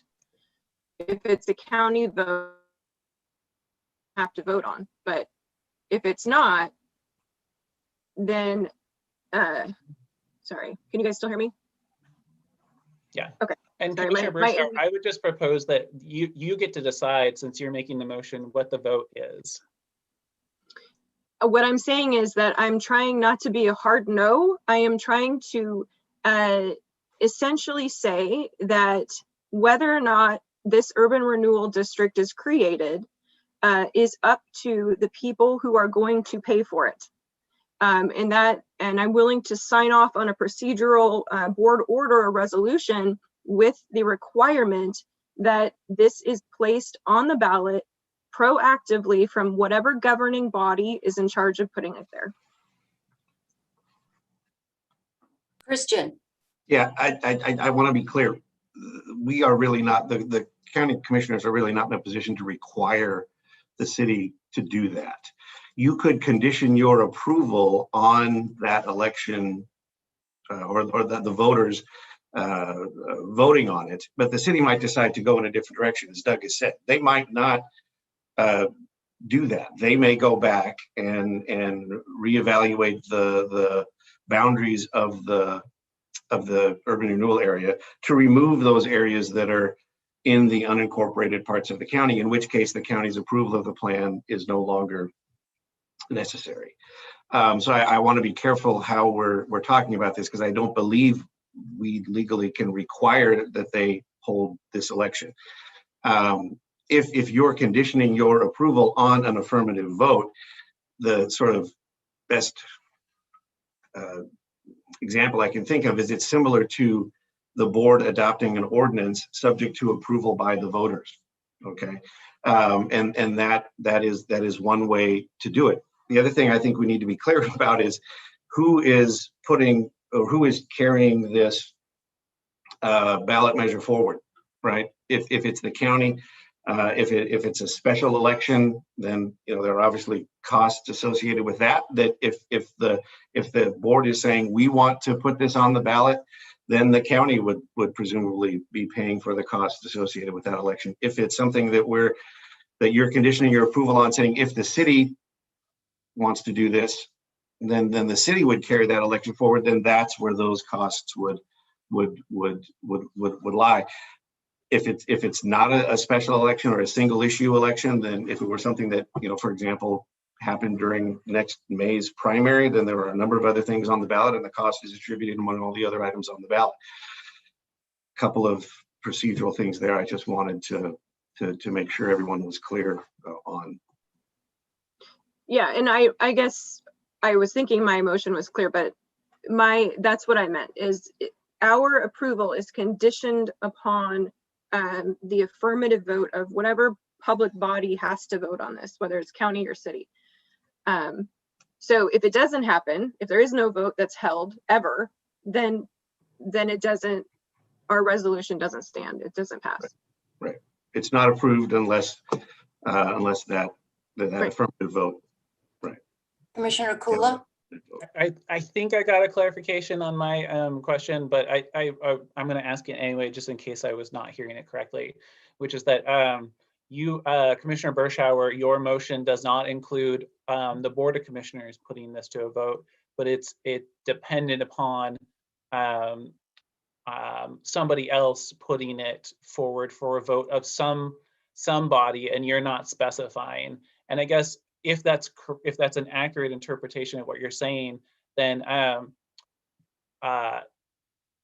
think that the city of Newburgh then needs to find out whether that's actually an approval and that they can then hold their city council hearing, because it's not clear to me if that then constitutes an approval of the Board of Commissioners. And so therefore, they're going to need to know, does that mean that they can hold their hearing?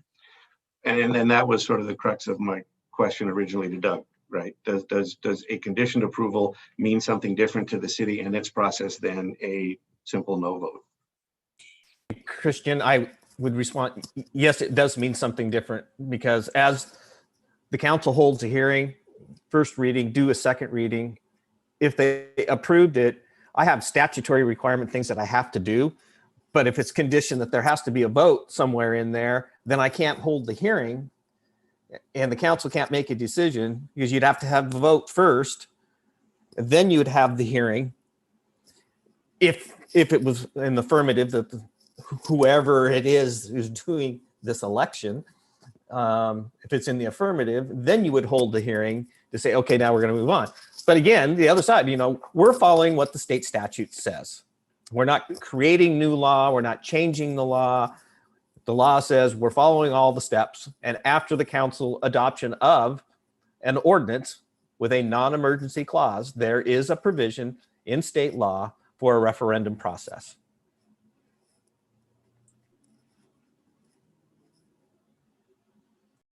So, going back to this, if the plan had to be reworked and all of those subject lands were taken out of it, it would be a shame, because they are a significant part of the plan and overall is what makes it really valuable.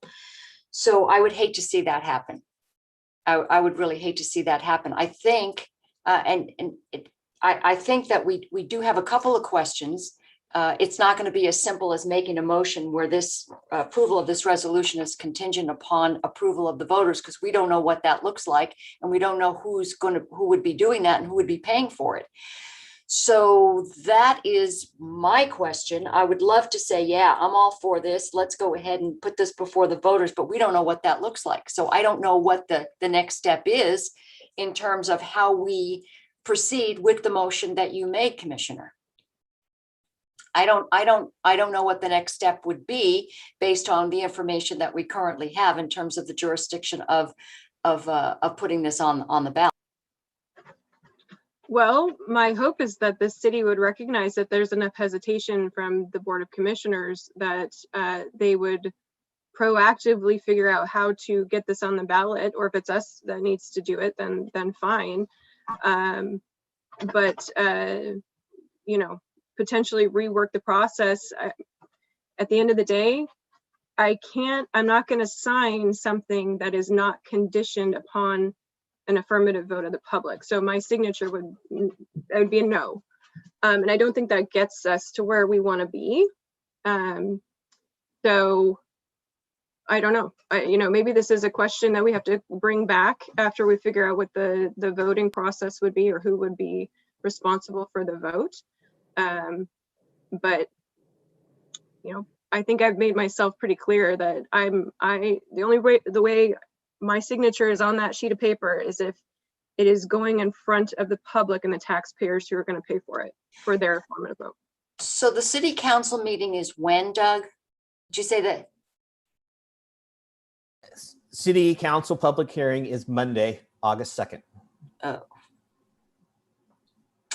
Apologies, Now- I heard 16th. I don't know why. yeah, I was. Yeah, so it's a two-step process. And so on August 2nd, they open their legislative hearing and take testimony. Then they come back in our schedule, August 16th, and they do the second reading of the ordinance. And if it's an affirmative, they would adopt the ordinance. Part of what I'm hearing is, there's these uncertainties on who's leading what and who's really voting and so forth and so on. So this is on the fly. So bear with me, Chair. Is that the council could open their hearing and take testimony on Monday, but then delay their second step to sometime later, October, just throw out a general month. So I see what you are saying, Doug. I'm sorry to interrupt you, Chair. I see what you're saying is that you have, you've noticed this as your public meeting. And so if you can continue to do that, you can hold your public meeting so you don't waste taxpayer dollars in this notification process. And then there can be a delay provided that your council is okay.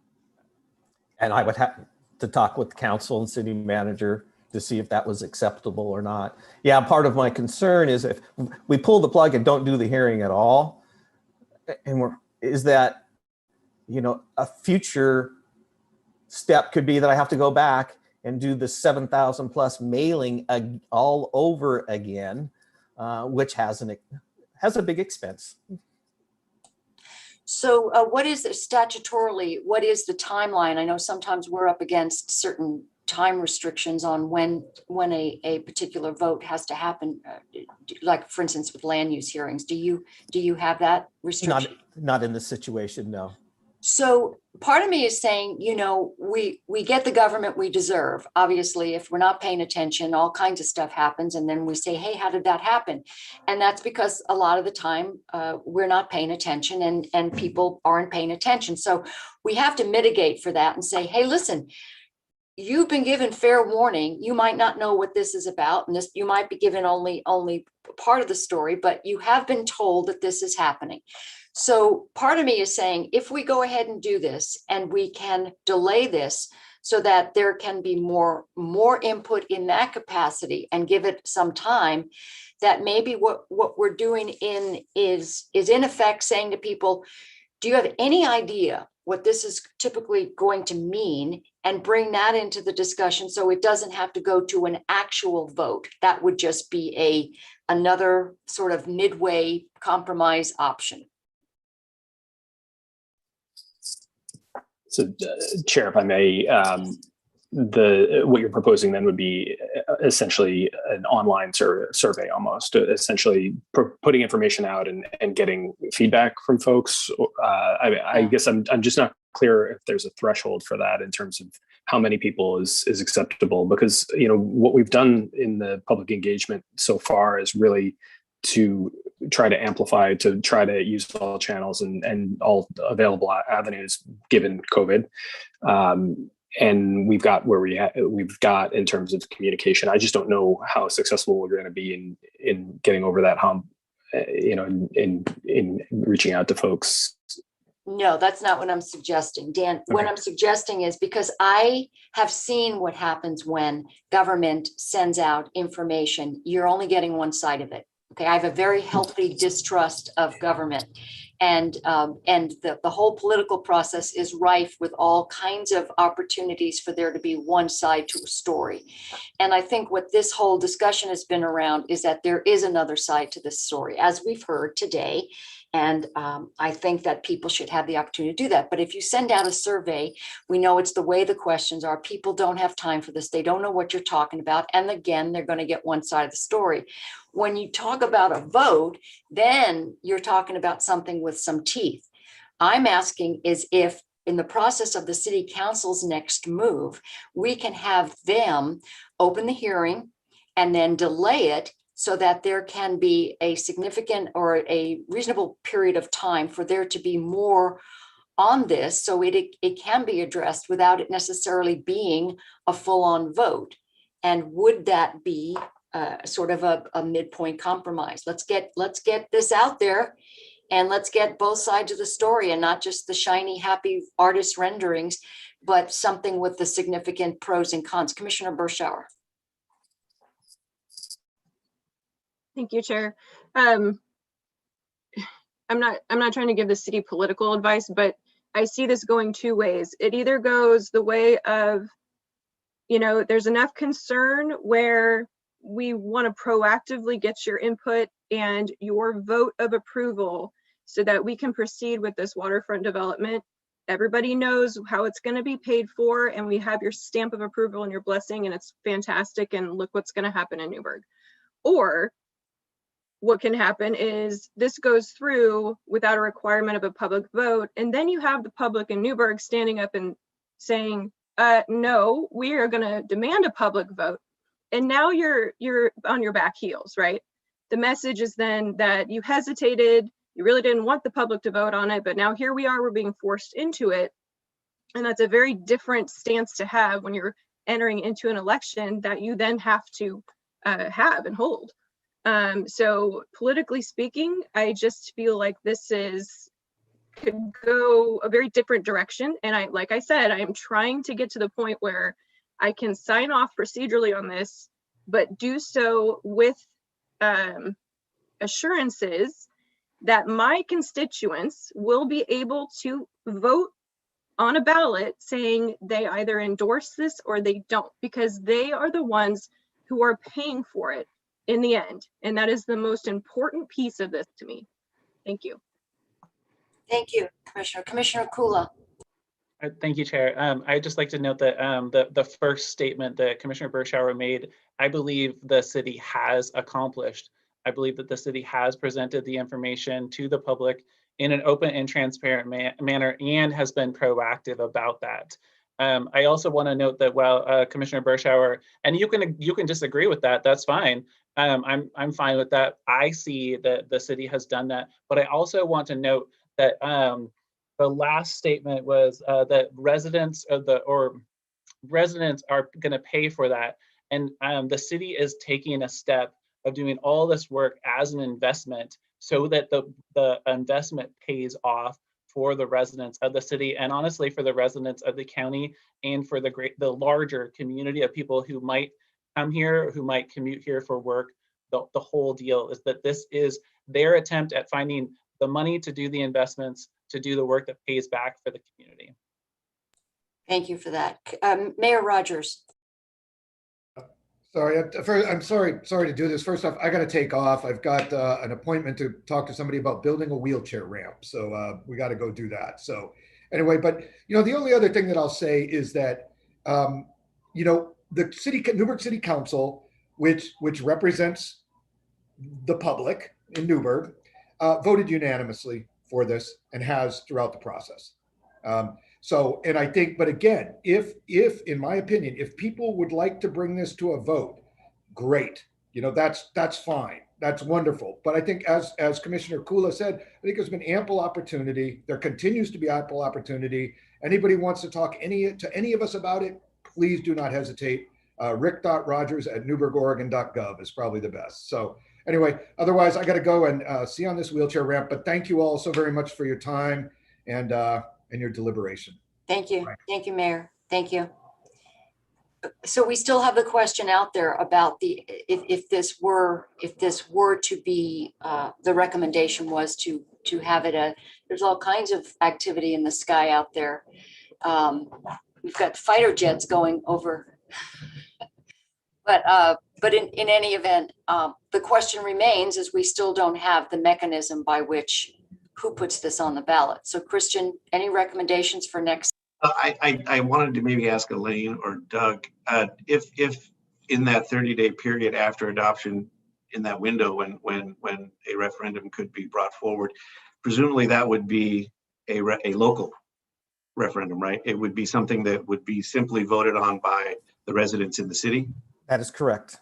Okay, so maybe that's a way to think about a possible mechanism, is that even if the citizens themselves didn't bring that referendum forward, if the city were to voluntarily pursue a local ballot measure like the one that would be available through a referendum, if that would be, and then if that got an affirmative vote, would that be the kind of affirmative vote that would then meet with the board's approval?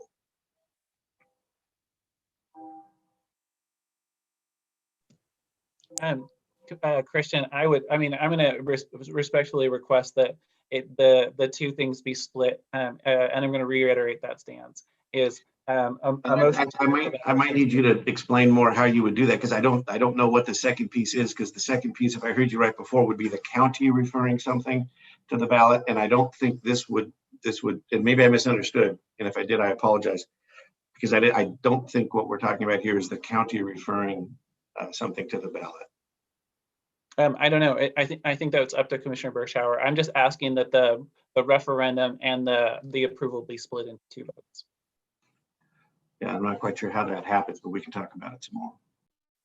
I'm not seeing how that happens, but do you have a suggestion, Commissioner? How can we do that? Because I see what you're saying. I mean, I guess, Chair Starrett, that Doug has explained that if we don't approve this without condition, then they're not going to have their hearing. If we approve it with the condition, there's just no hearing, and that's really the end of it, because it isn't approved by us. Does that do you understand what I'm saying? So that then what I'm proposing is that we have two motions. And I'm not interested in the details of the second one, because I'm not going to vote for it at all, but that a motion to approve, and then for those who would like a motion to approve this ordinance and resolution, and then a motion to present it to the voters. Or it can be a proclamation or a resolution, a non-binding document that that the Board of Commissioners supports a voter-led initiative within the city. Thank you. So one of the things that you brought up, Doug, was if we were to go ahead and send this to the city council, that this was, the commissioners approved this contingent upon a vote of the people, that this wound up going to them, who could then have further discussions, but it wouldn't be something that had to be done on the 2nd. That is my thought, Chair, is that if the commissioners passed a resolution with the condition of a vote, I think the council could still hold its initial hearing on August 2nd. But then we would have to stop, and I'd have to talk with our legal counsel and so forth. All this is leading to more conversations about when then would be the final step in adoption of an ordinance. And I'm thinking if there's a requirement that there's a vote, you have to have the vote first. So, you might not, under that, so you might not get to an ordinance adoption until, May of 2021. Christian, thoughts on process for this board? No, Elaine, well, let me go to Christian real quick. I should clarify that. I don't think you could get to a vote until May of 2022. Because May of 2021 already came and went.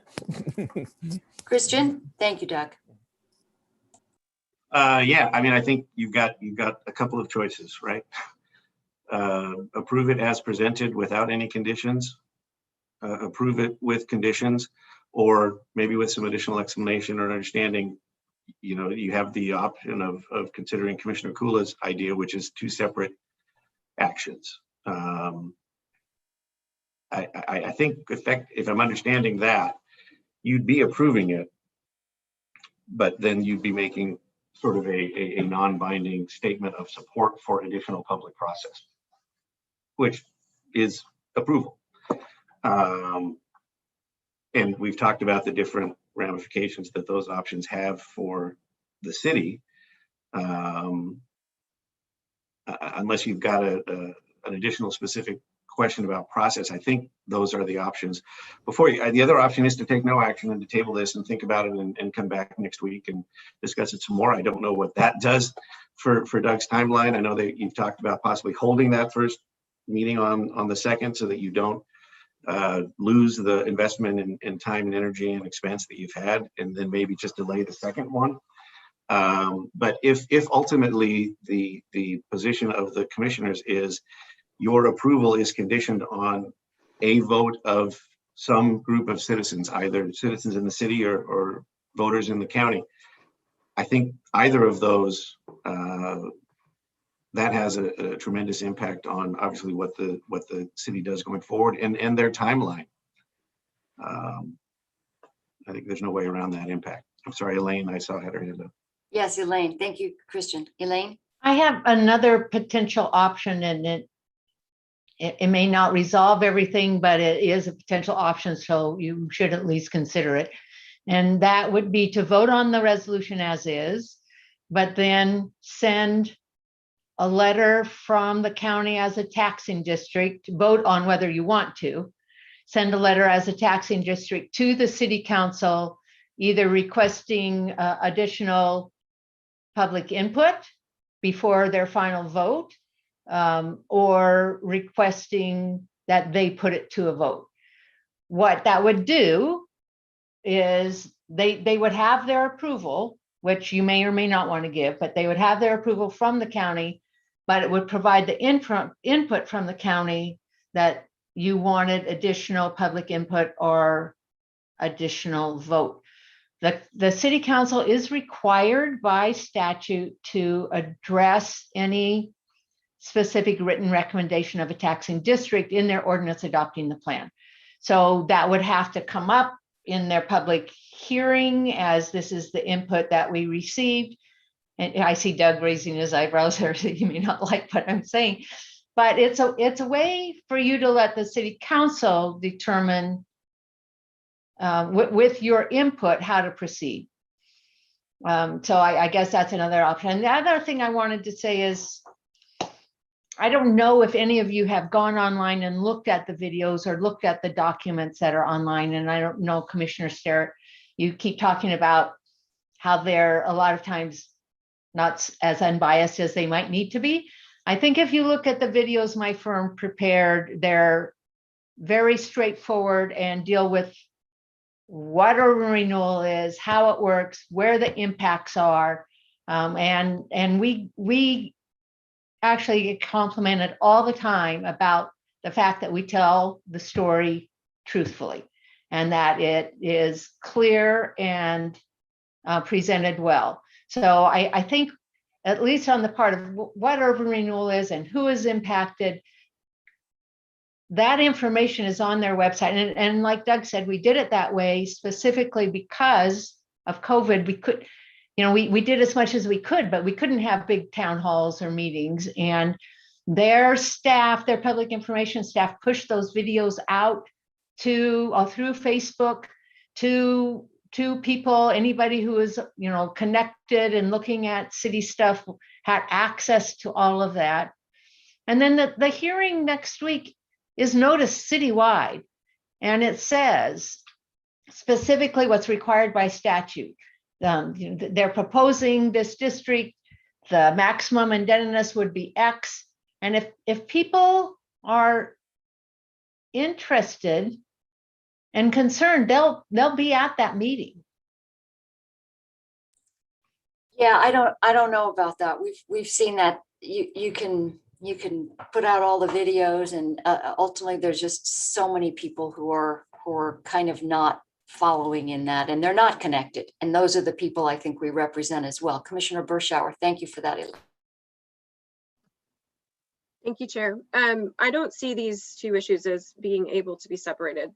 My motion is that a signature, my signature, which is binding, is only going to approve this board order or resolution if it is contingent upon an affirmative vote of the public. So I don't see how we can separate the two, because I'm not going to sign something that gives permission and then write a letter asking a city council that we have no control over, saying, please put this on the ballot because that's what we really wanted. That doesn't give me any assurance. And, you know, as far as the timeline goes, if it's worth doing right? Why not check all the boxes, do it right the first time so that there's not anything that comes up and surprises you down the road. We have now elevated the conversation about this urban renewal district just by virtue of having this conversation today. So I guarantee you, you're going to start to get some input and some feedback. So if it's worth doing right. If that pushes your timeline out a little bit, great. You're still going to have you know, a beautiful waterfront urban renewal district in the future, and it's going to have the taxpayers and the voters in Newburgh signing off on it, and it's going to be fantastic. But at least we did it right. We did it the right way. We didn't go down the road of, you know, what happened with the annexation. We didn't go down the road of what happened with the trail. We didn't go down the road of what happened in other counties in the past. We're doing this the right way, and we're going to ask voters and taxpayers for permission. So I'm not in favor of splitting the two. My motion stands, and the motion is that we approve this resolution contingent upon an affirmative vote of the public that resides in the taxing district. All right, thank you, Commissioner. Commissioner Kula, and then I'm going to call the question based on Commissioner Bershauer's motion. So Commissioner Kula, go ahead. Yes, and Chair, before we vote, though, I also want to acknowledge that Christian is trying to get a word in too. So I'm happy to have my last thoughts after Christian has his, if that's okay with you, Chair. Yes, thank you, Sorry, Chris. I'm letting the fighter plane. Fighter jets going over. So I think it's important to clarify what we mean by a vote of the residents or a vote of the citizens. Are we talking about, you know, if we hear from the clerk and there are a number of options, which I believe is the answer that we'll hear, that it really kind of depends on how you want to approach this, and it could be a local election or it could be a countywide election. If it was a local election and the vote was affirmative of the, you know, residents in Newburgh, say, would that be sufficient, or is your motion that this be a county-wide vote?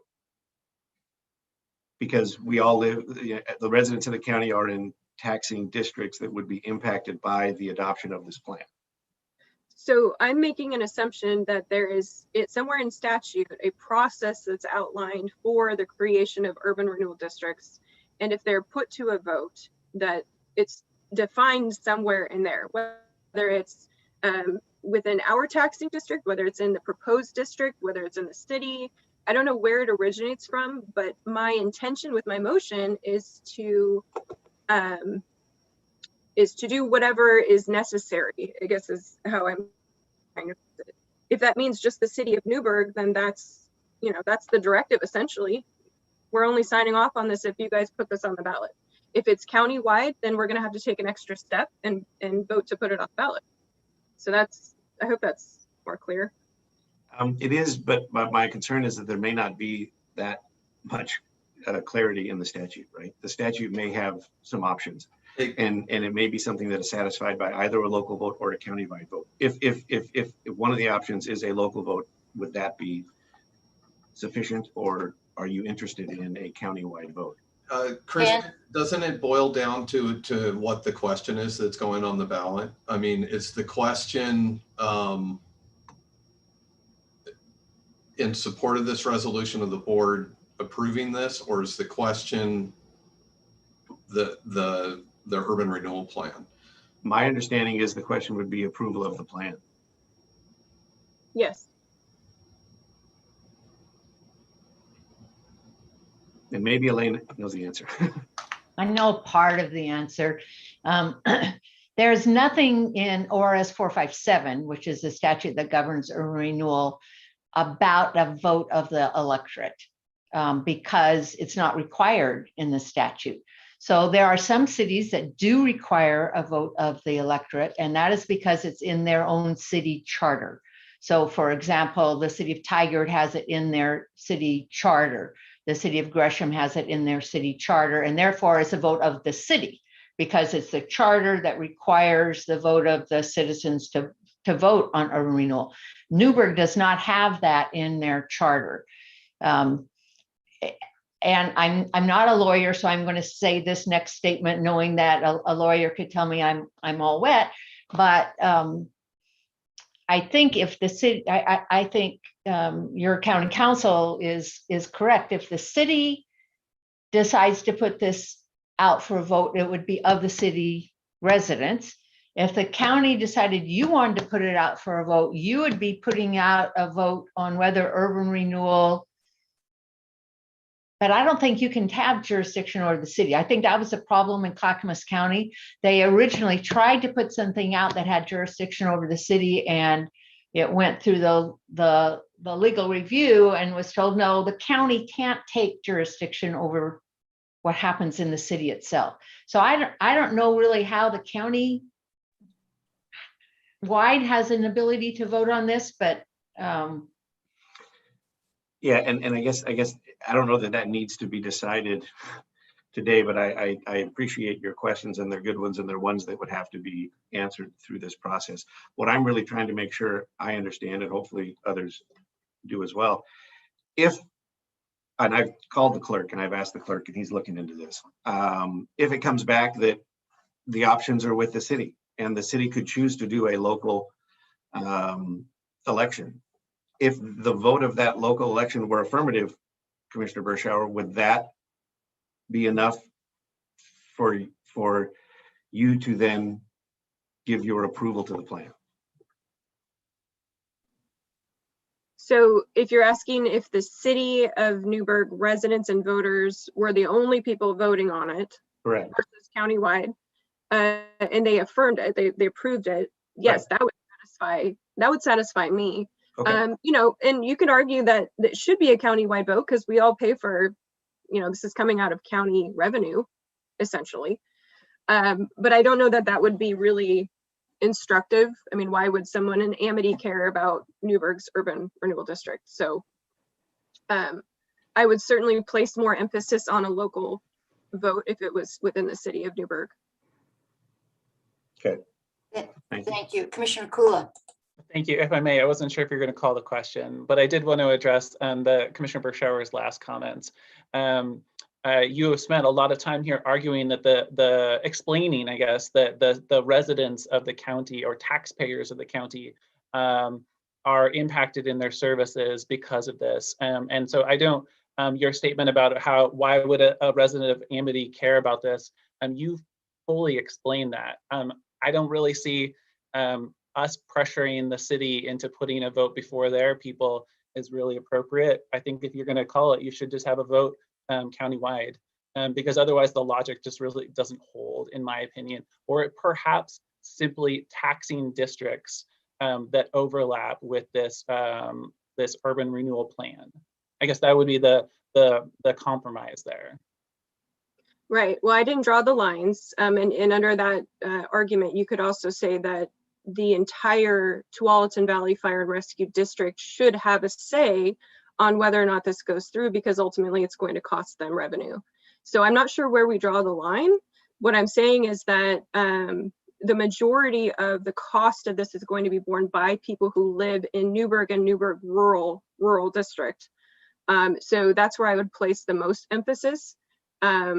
But ultimately it's going to come down to, I believe, a legal interpretation of whatever is required. So again, I go back to an affirmative vote of the public, whatever that means legally, I'm fine with, but I want it in front of the voters.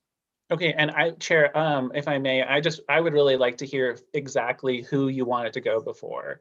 And I say that because We all stand to benefit from it, including the residents of Oregon. I want, and maybe Chair Sterrett doesn't feel this way. I want to hear exactly who is going to be voting on it by your proposal as part of this process. That's my request to you right now.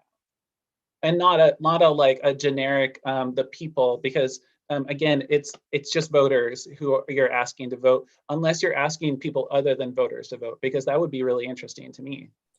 I think Commissioner Bershauer said she wanted the city. Did you say you wanted the voters in the city of Newburgh to vote? Is that what you're saying? I am saying that whatever is required by statute or whatever legal interpretation has come to between Christian and Brian, or potentially the city of Newburgh, is what I would support. It's a public vote. Whatever they deem is, the voting body for this particular proposal, I'm fine with. I don't know if I don't have an answer because we don't have an answer from them. So I don't know. Yeah, and my request is simply, Chair, that you specify who is voting on that as part of this. And I think that's a reasonable request to make.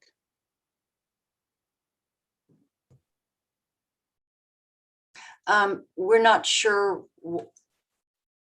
So this district that is suggested to be voted on doesn't exist. It's a suggested district. So I guess the question does remain, is this, and then who do you include in this? But Elaine, you brought up some really interesting points about jurisdiction of county over city, and respecting that, since this is something that the city of Newburgh City Council, the only reason we're even involved in this is because of that little bitty, that annoying little piece of land that happens to be outside into the county. Otherwise, this would be all you wouldn't be asking the voters, because your city council will be doing it. And this is where we are because we have some land in the county. So I think we have to keep coming back to that. But the question remains is who is the jurisdiction? And if we don't have any specifics per ORS 457, then who is the district that we're, Christian? Yeah, so there is no statutory requirement that this vote happen. So I'm concerned that Commissioner Bershauer would like the vote to be, she'd like those, it would be voted on by whoever the statute requires it to be voted on by. I don't think we're going to find that answer. Because this is not a process that is required by statute.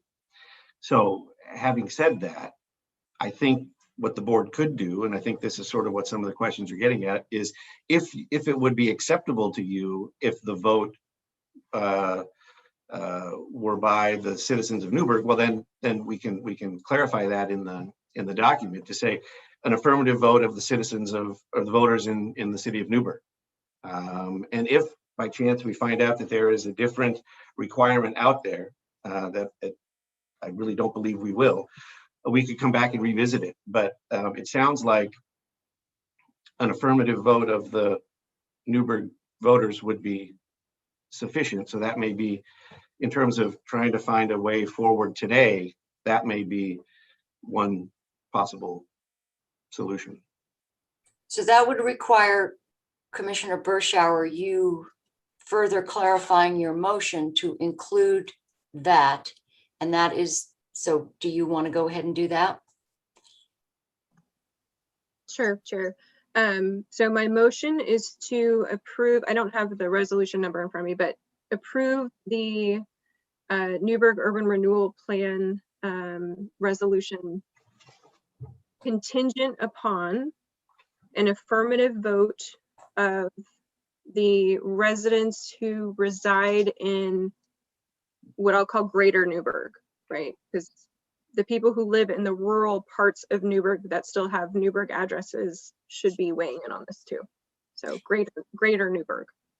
And the resolution number is 21-07-29 1.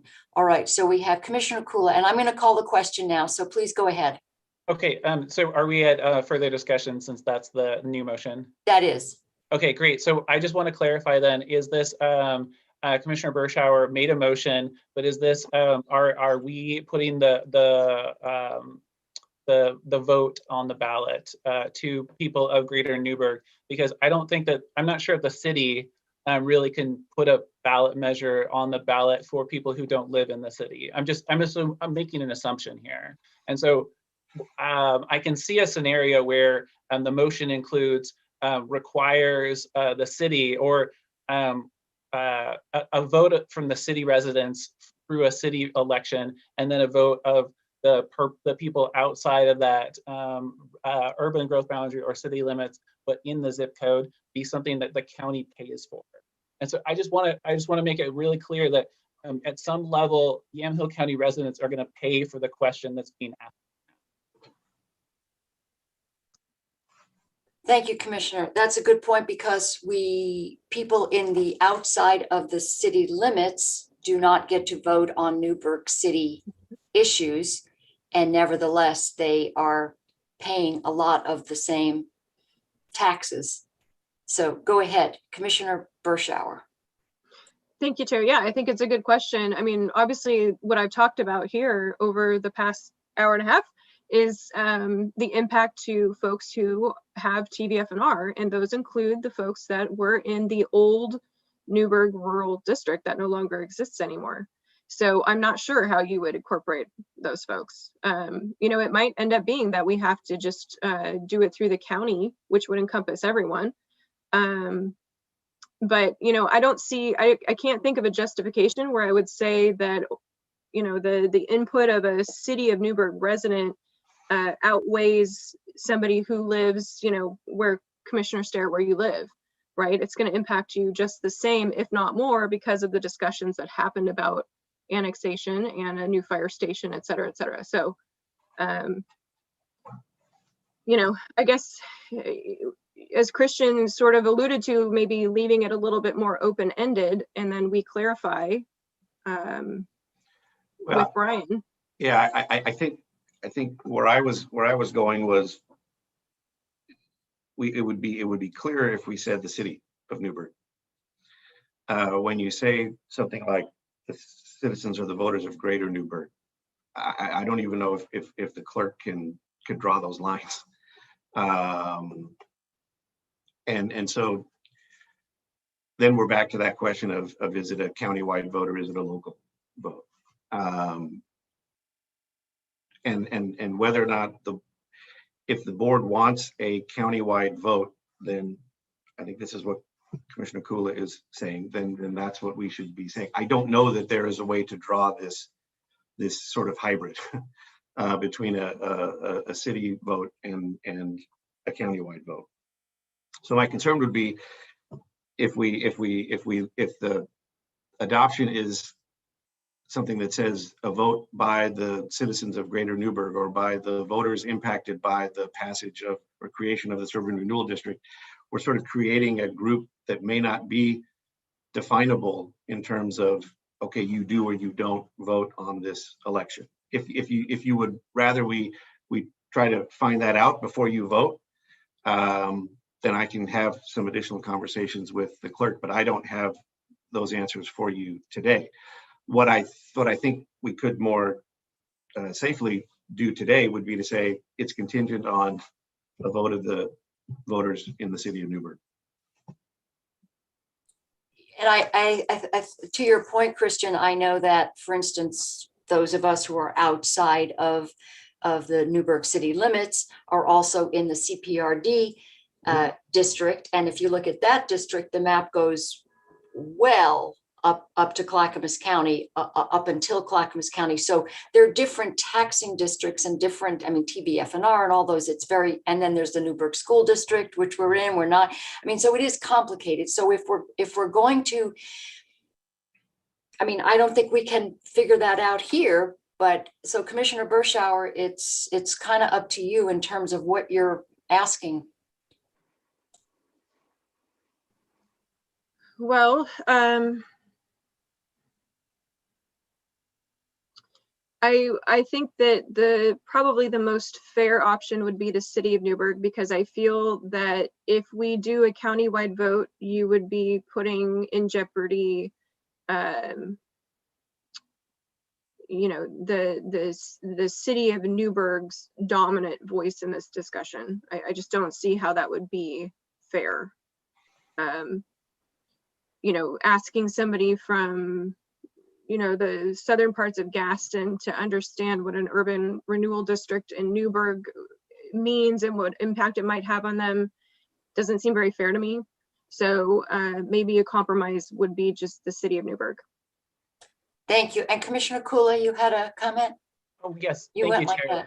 that. Yeah, no, I was trying to think of how, in your words, we can get to yes and still acknowledge the very valid, like I even as I'm arguing against it, I want to recognize that I view Commissioner Bershauer's comments and concerns as being valid. And I wonder whether there's a way to do this such that, and forgive me for belaboring it again, but of having a board approval of this and then submitting to voters an election at an election time and not at a special election, but either in the November of this year or in May of next year, the Board of Commissioners, the Yamhill County Board of Commissioners, essentially approval, a voter, it would be a commissioner-led initiative, I guess, rather than a voter-led initiative, essentially that Commissioner Bershauer perhaps would even be the one to lead the effort to reverse it. And I know that sounds really weird, but it's an opportunity for Commissioner Bershauer to demonstrate her like vaunted skills. I know that she's very skilled at this, of leading a campaign and allowing people in the community to vote while still moving this forward in our role in a mostly administrative capacity here. And I know that sounds really weird, but if you want to consider it, that's my proposal at the moment. Thank you, Commissioner. Commissioner Bershauer. Thank you, Chair. I don't really understand the comment.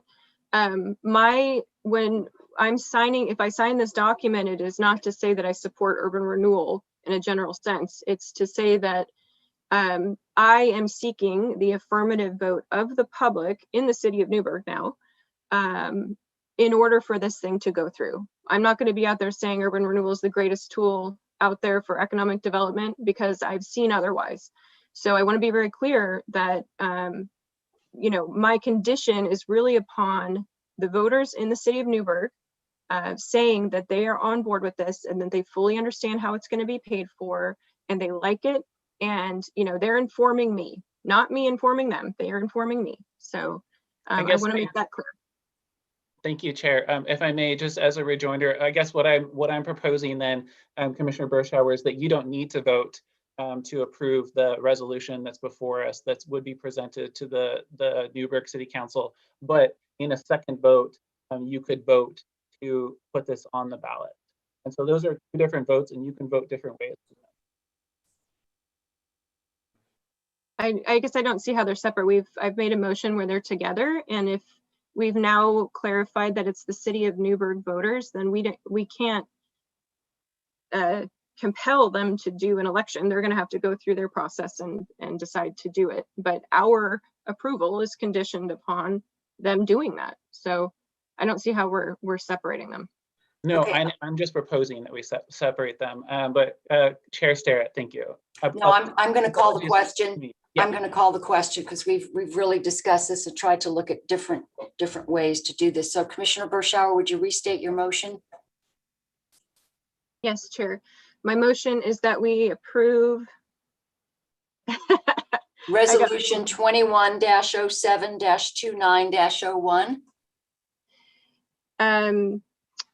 In support of Newburgh's proposed urban renewal district, contingent upon an affirmative vote of the voters who reside within the city of Newburgh. We have a motion. All those in favor signify by saying aye. Aye. Aye. All those opposed, same sign. Aye. Okay, let the record show Commissioner Starrett and Bershauer in favor of the resolution as presented. the motion as presented and Commissioner Kula against. So we'll just have further discussions, I would imagine, Doug, moving forward, and Dan, on how we can, partner with you in terms of moving this forward, and also in assistance with the ballot. I think, Chair, that we've shared everything that we need to with them. I think the ball is in their court, as in my view.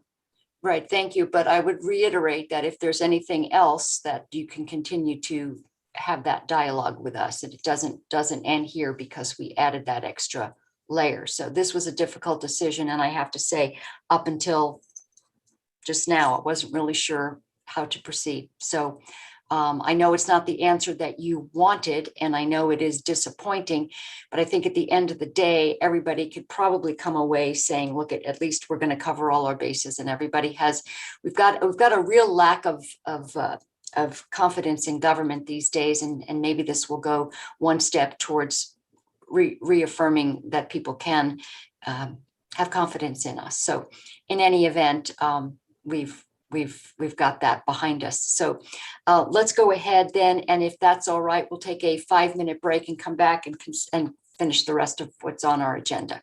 Thank you, Commissioners. Thank you.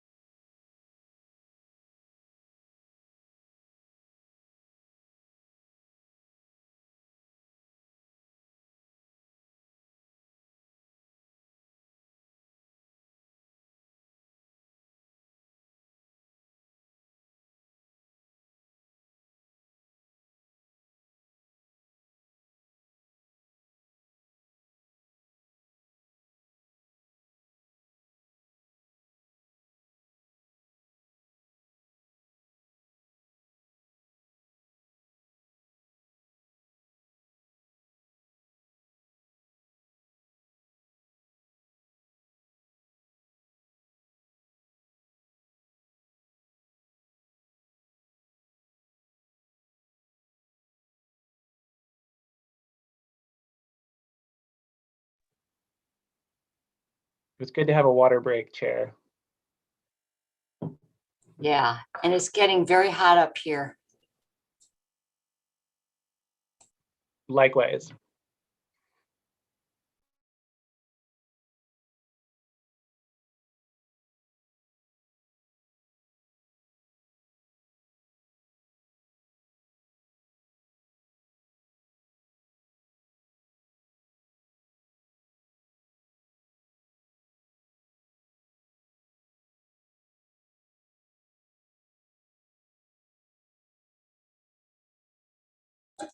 Okay, it looks like everybody is back. I want to make sure that Carrie and Carolina had a minute. I know that we were going to have Dr. Manfred join us, and she's probably gotten so tired of listening to us that she's left, but I don't know. Ken, is Lindsay Manfred around? I was just calling her right now and she's joining the meeting. Oh, okay. And there's Diane Reynolds. Okay, wonderful. Excellent. Okay, well, I'll wait till Lindsay Manfred is with us. I don't see Director Manfred in the audience or coming on, so we may wait a while. She's joining. She was monitoring via YouTube, not signed into the meeting.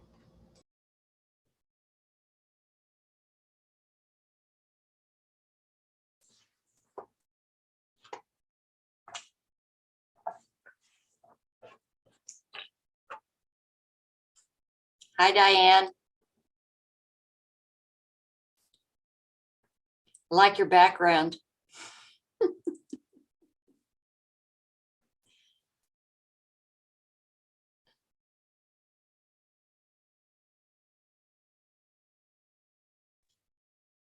That's me and my assistant enjoying oh my gosh, the sugar stuff on a stick. Okay, cotton candy? Cotton candy. Yeah, we have a cotton candy machine. So we were doing a staff cotton candy day that day. Nice. And someone took a picture of us. That's why you're smiling so much. Yes. You're just getting a sugar rush. Yep.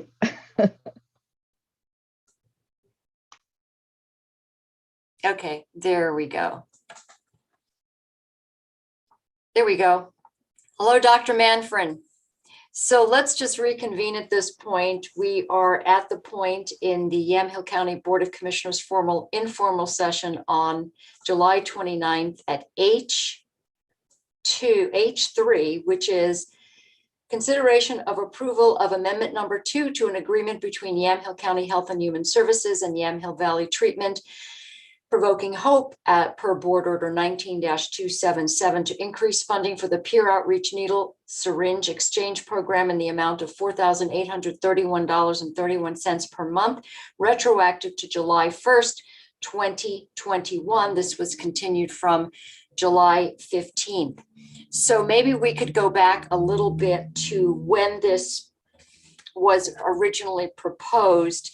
Dr. Manfred, I know that this was one of those things that was, again, since we're doing contentious stuff today, this was one of those things where we heard a lot from people in the community who said, hey, basically, this is not a good idea. And we heard that this would be a good idea for a number of reasons in terms of health, picking up needles, and also being able to lead people with opioid addictions into recovery. So there were, at some points, we were going to talk about just some data to determine whether or not the program was really effective. And that's why we're here today. And that's why Diane Reynolds is with us, because they've been at the helm of the needle exchange program since it began. So I'll let you take it from there. Sure, I'd be happy to. I'll give maybe a brief overview of some history and context, and then I'd love to hand it over to Diane to share a little bit more about what the program really looks like and how it's been operating since it started. And then I'm happy to circle back and share any data collection points that might be relevant to the conversation. So in 2019, the Board of Commissioners approved some county general fund to help support a startup of a needle exchange program. At that time, we also had funding coming from the Medicaid health plan, the Yamhill CCO as well. Now the program is fully funded through Yamhill CCO funds, so there are no longer any county general funds in it.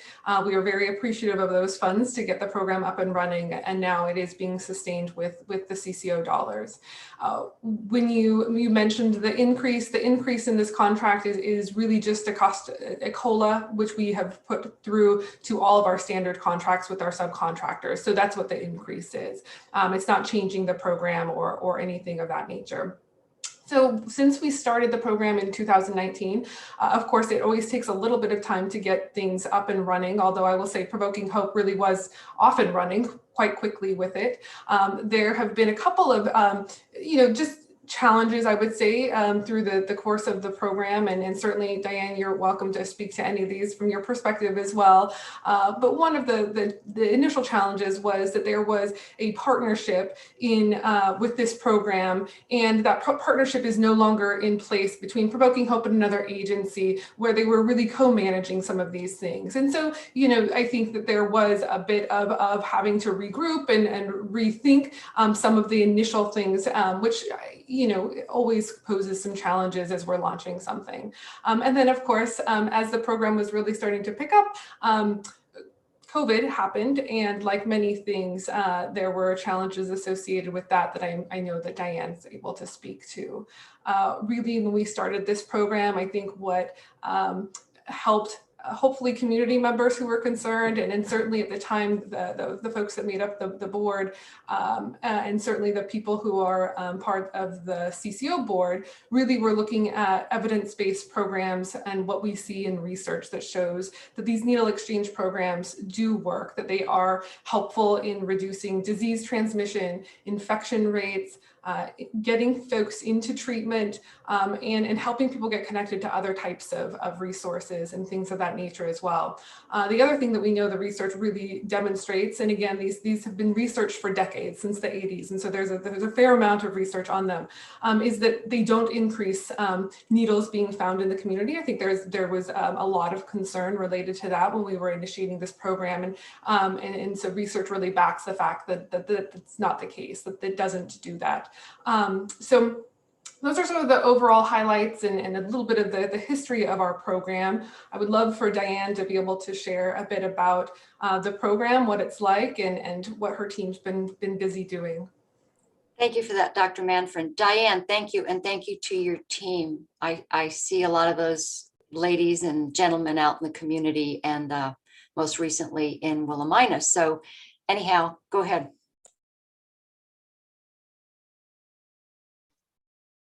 Thank you, everybody, for this opportunity. And I went directly to the team when Lindsay and I went to them, and I want to read to you. These are the people who are the boots on the ground. This is not Diane talking. I'm going to read straight from their statements. And so one of them is a newer employee, a newer staff, graduate of the TTRS program successfully, which is one of the programs that we participate in. He says, we are exchanging needles, but we are also giving out sack lunches, backpacks, and hygiene kits. I personally feel like by doing this, it's helping us not only exchanging the needles, but also helping us to do outreach in both programs. And by both programs, he means a grant that we have from the Oregon Health Authority called CBO, which stands for Community-Based Outreach. By doing this program, while we are exchanging and doing outreach, we are also building strong relationships, and it's helping getting the word out about what we are doing and how we can help with other resources, which then fits into our philosophy of us being a wraparound service. So Provoking Hope does not work singularly. We work hard at network and community connection across the county line. We go to the furthest corners of the county and pull in any resources so that the people that we work with, the folks that we're working with, through this program are then introduced to the vast, great resources that Yamhill County offers to people who are struggling with addiction of any sort, struggling with the hard things of life. So that was from Charlie Ford, who is our one of our newer employees. I also have from the manager of Provoking Hope. He says, I remember when we first started doing this program and the comments that were being said about it. Most of them were negative. However, since then, we have been able to work with the community and educate them about the change it can bring to the peers who use this program. Now, when driving through the town or parked at a different location throughout our county, we get thumbs up when they see that big blue ambulance and suggestions. Actually, they come up to the door and say, hey, I don't use and I don't have needles, but here's a place where I see them. Here's a place where I've experienced needles being left on the ground. Would you put that on your list? And of course we do, and we head straight over there. I can also state it was slow going in the beginning. Peers were afraid. The peers were afraid. We were going to tattle on them and involve law enforcement, their probation officers, their treatment counselors. And it took a little while for us to build a trust relationship with the individuals so that they understand that we're not the heat. We're not going to call the police. And we've gone to all the police stations and asked them to please not be driving around the block when they see our big blue van there. Now, we can't tell them not to come if they've got a call, but, you know, please don't be there just because we are there. And all of the police agencies, law enforcement has been tremendously positive and helpful with that element of what we do also. And then he ends by saying, every dirty needle we exchange or find is one less chance of someone getting poked by that needle. It truly begins the harm reduction in our community when we pick those needles up, or when they don't have to carry them in their pockets. And somebody walks up not knowing, hugs them, touches them, or they themselves get poked again by a dirty needle. So those are their comments, the ones who are directly out there in the field doing the work. The things that I think I would add to that is the complications in the beginning essentially are decreasing. And I believe that that's the evidence of the success of this needle exchange program. Users are contacting us with locations to go to. We have some contacts out in Willamina where we have picked up in excess of 1,000 needles at one time. So they called us and the gentleman said, if you'll bring your van out to my location, I've collected over 1,000 needles and you can come and pick them up. And in return, I only need 40 back. So this whole idea that if they get a clean needle, if they give a dirty needle, they get a clean needle, really kind of dispels that myth that it's going to increase more needles. So when they bring the needles to us, if what they want is an exchange, then they get an exchange, a needle for a needle. And we have people who are calling with hundreds of needles at a time. I wanted to tell you the story about one of the gentlemen, one of the first people that we went to West Valley Hub. So out in Sheridan at the hub that we have out there, the van goes 2 times a week in the afternoon and parks in the parking lot. And a gentleman began to come to the blue van when we first started the program. And he came in, he got introduced to the people who were on the van. He got introduced to the CRM manager and her helper who stay there at the Sheridan Hub. So when the van only goes there 2 days a week. So the other days of the week, he began to just drop in. So 6 months, he said, I think I'd like to get clean. So we were able to get him to detox down at Otis at Powerhouse, get him cleaned up. He was homeless, get him cleaned up. He reunited with his family.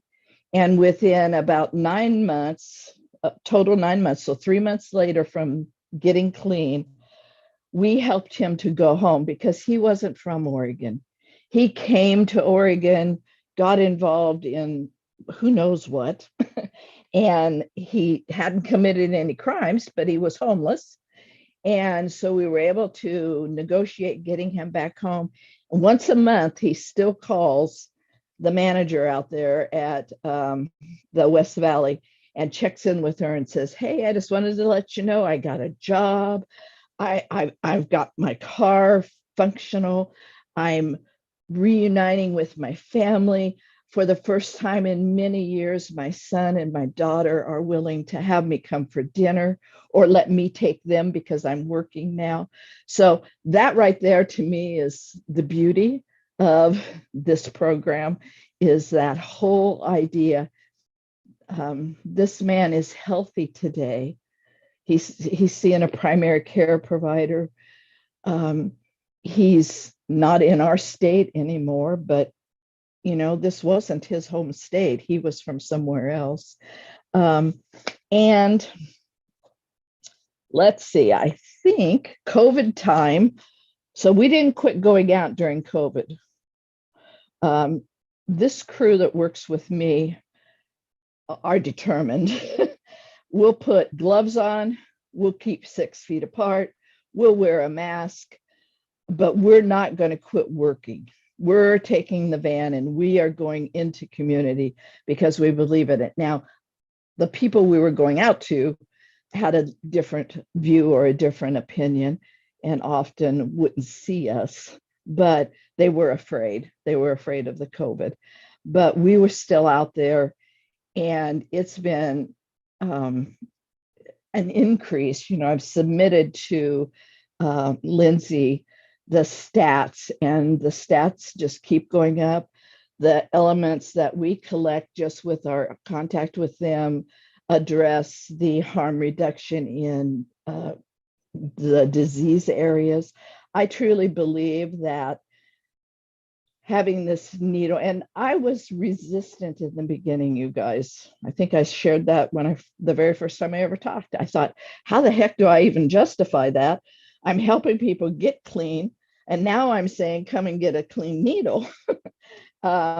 We knew the risks, and we believed that harm reduction and the medical expense on the other side of the issue was as important as getting somebody to detox. And we just began to view this as an open window where we could get into people that we would not be able to get into otherwise, because they're still using, they're still, you know, they still have the needle in their pocket. So we have seen those people be wrapped up in services and get to public health and get to the primary care provider or be given a referral to a dentist, given a backpack that enables them to carry their stuff about on their backs, to be given hygiene kits, to be given the sack lunches. Yeah, we're forward and onward with the program and believe that it is ultimately going to reduce emergency room costs and even primary care costs to the county and to the CCO at large. And I think that's about it. Thank you, Diane.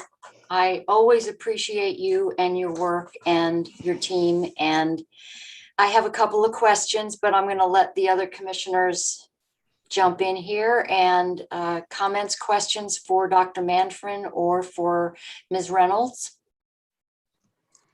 Tara, I just have that it's really good to get the update from Diane Reynolds and from Director Manfrin. I appreciate it. And I look forward to continuing this work that's clearly very important in the community. Thank you, Commissioner. Commissioner Burschauer. Thank you, Chair, and I apologize, my air conditioning unit's very loud, but Diane, thank you for everything that you do in the community. I think you're doing God's work, frankly, and you know, if you've ever witnessed someone go through the transformation of recovery, it is just the most awe-inspiring thing to witness. So I just appreciate everything that you do. As you kind of touched on a little bit, this particular project was controversial in the beginning. This came forward when I was a budget committee member, so I remember the discussions around the initial process. One of the things that and I actually really appreciate the fact that you were open about how, because I had heard that this was internally controversial within people who work for Provoking Hope, so much so that some of them just weren't comfortable doing it. So I appreciate that honesty. One of the things that I remember saying in the beginning was, let's make sure we have meticulous notes, because we really have to see that the benefits outweigh kind of the controversial parts of this, especially from the community's perspective. I noticed in some of the data that we were sent, I didn't see anything prior to 2020. Did I miss some of that? Maybe I missed it, but in terms of needle exchange and how many people were influenced, I haven't seen anything prior to 2020. And I don't know if Dr. Manfrin can speak to that. I could speak to that a little bit. So the program really didn't begin until late 2019, even though it was approved through the budget in the May process, because the budget didn't go into effect until July. And so as we were looking through the data, really just pulling the last year and a half, seeing the most relevant data for you all. But certainly if you're interested in looking back at those previous months, you know, I can certainly get that information to you. Okay, that makes sense. On some of them, some months were really low, like 50, needles were picked up. Some of them were 1,300. So how can you explain the sort of drastic uptick in that? Diane, are you able to speak to that and how your team's working? It's all about connection, being there at the right time to do the connection with wherever the locations are. Sometimes, as I've already alluded to, if it was during COVID lockdown, there was resistance on the part of the peers that we were reaching out to even come out of hiding. So, we would try to go like in camp, and then they were petrified because we were visibly going in to camp, to the camps. And they said, whether this is true or not, but this is what they would say. Now you've told the police where we are, and now they're going to come and flush us out of here. So we tried to just back out from being pushy about, especially with the encampments. We didn't want to violate what they were saying to us. We wanted to honor this fear that they had. So some of those days like that, some of those weeks may have been that. Lindsay talked a little bit about this original partnership that we had. And so when we pulled away from that partnership actually was a place where there were needles being exchanged. Then the memo of understanding was canceled.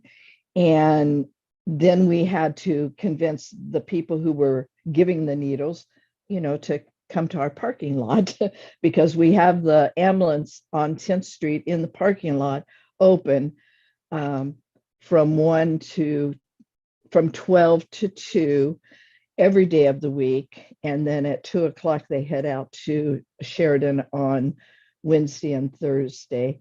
We also have a regular stop down at Joe Dancer Park, down in the lower park there by the swimming pool area. So as our locations expanded and people are saying, hey, are you going to be here next Tuesday or next Monday?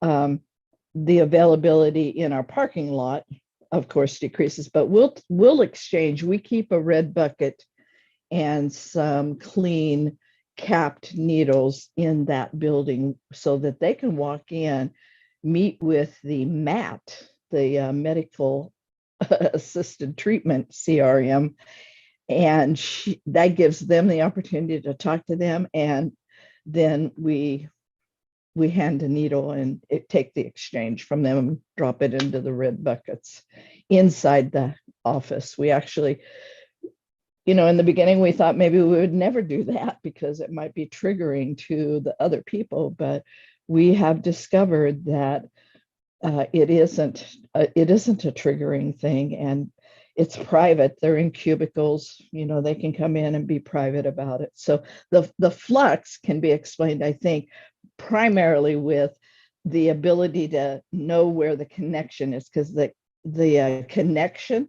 to the people is kind of like a moving target. It's like a moving target.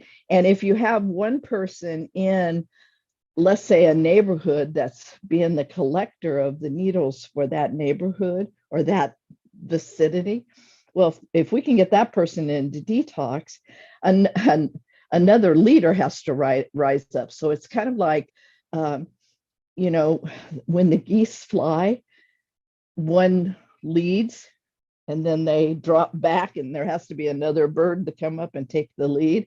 It works the same way in this work that we do. So then we have to build rapport and relationship and trust with this new person who's going to be kind of our connector. So I hope that helps. Yes, thank you. I have a couple of questions, Diane, and this might be Diane, Dr. Manfred, I'm not sure. I know in the beginning, I had some concerns about the whole concept of a needle exchange program because, being around recovery, I know one of the first things, Diane, is in terms of enabling. And one of the things that we can't do with people, that the loved ones that we have that are suffering, is to enable them to continue to stay in their addiction, because it doesn't let them reach their bottom and reach recovery. So I was a little resistant. I was sold on this because of the promise that you're looking at a reduction in the medical costs alone for one Hep C case or any of the other types of issues that are associated with IV drug use. And so that was a big selling point for me, is how we're going to just one of those alone can, pretty much bankrupt one whole chunk of what the CCO's budget is trying to do. So there was that piece. And then also we were looking at data, as far as, to me, the biggest piece of this was actually getting people into recovery. And and if you look at the data, it talks about that engagement piece leads to recovery. And that is worth whatever amount we're paying per month. However, in the beginning, we were told, okay, it's too early, there's no data. And so that's understandable. But the data collection and program evaluation was supposed to be based on number of syringes collected, number provided, number of contacts made, number of Oregon Health Plan applications assisted. So we're going to have a hard number on that. We're going to have a hard number on entry into treatment, which would, and that would be through the electronic health records. And in terms of referrals made to crisis services like domestic violence, housing, and other.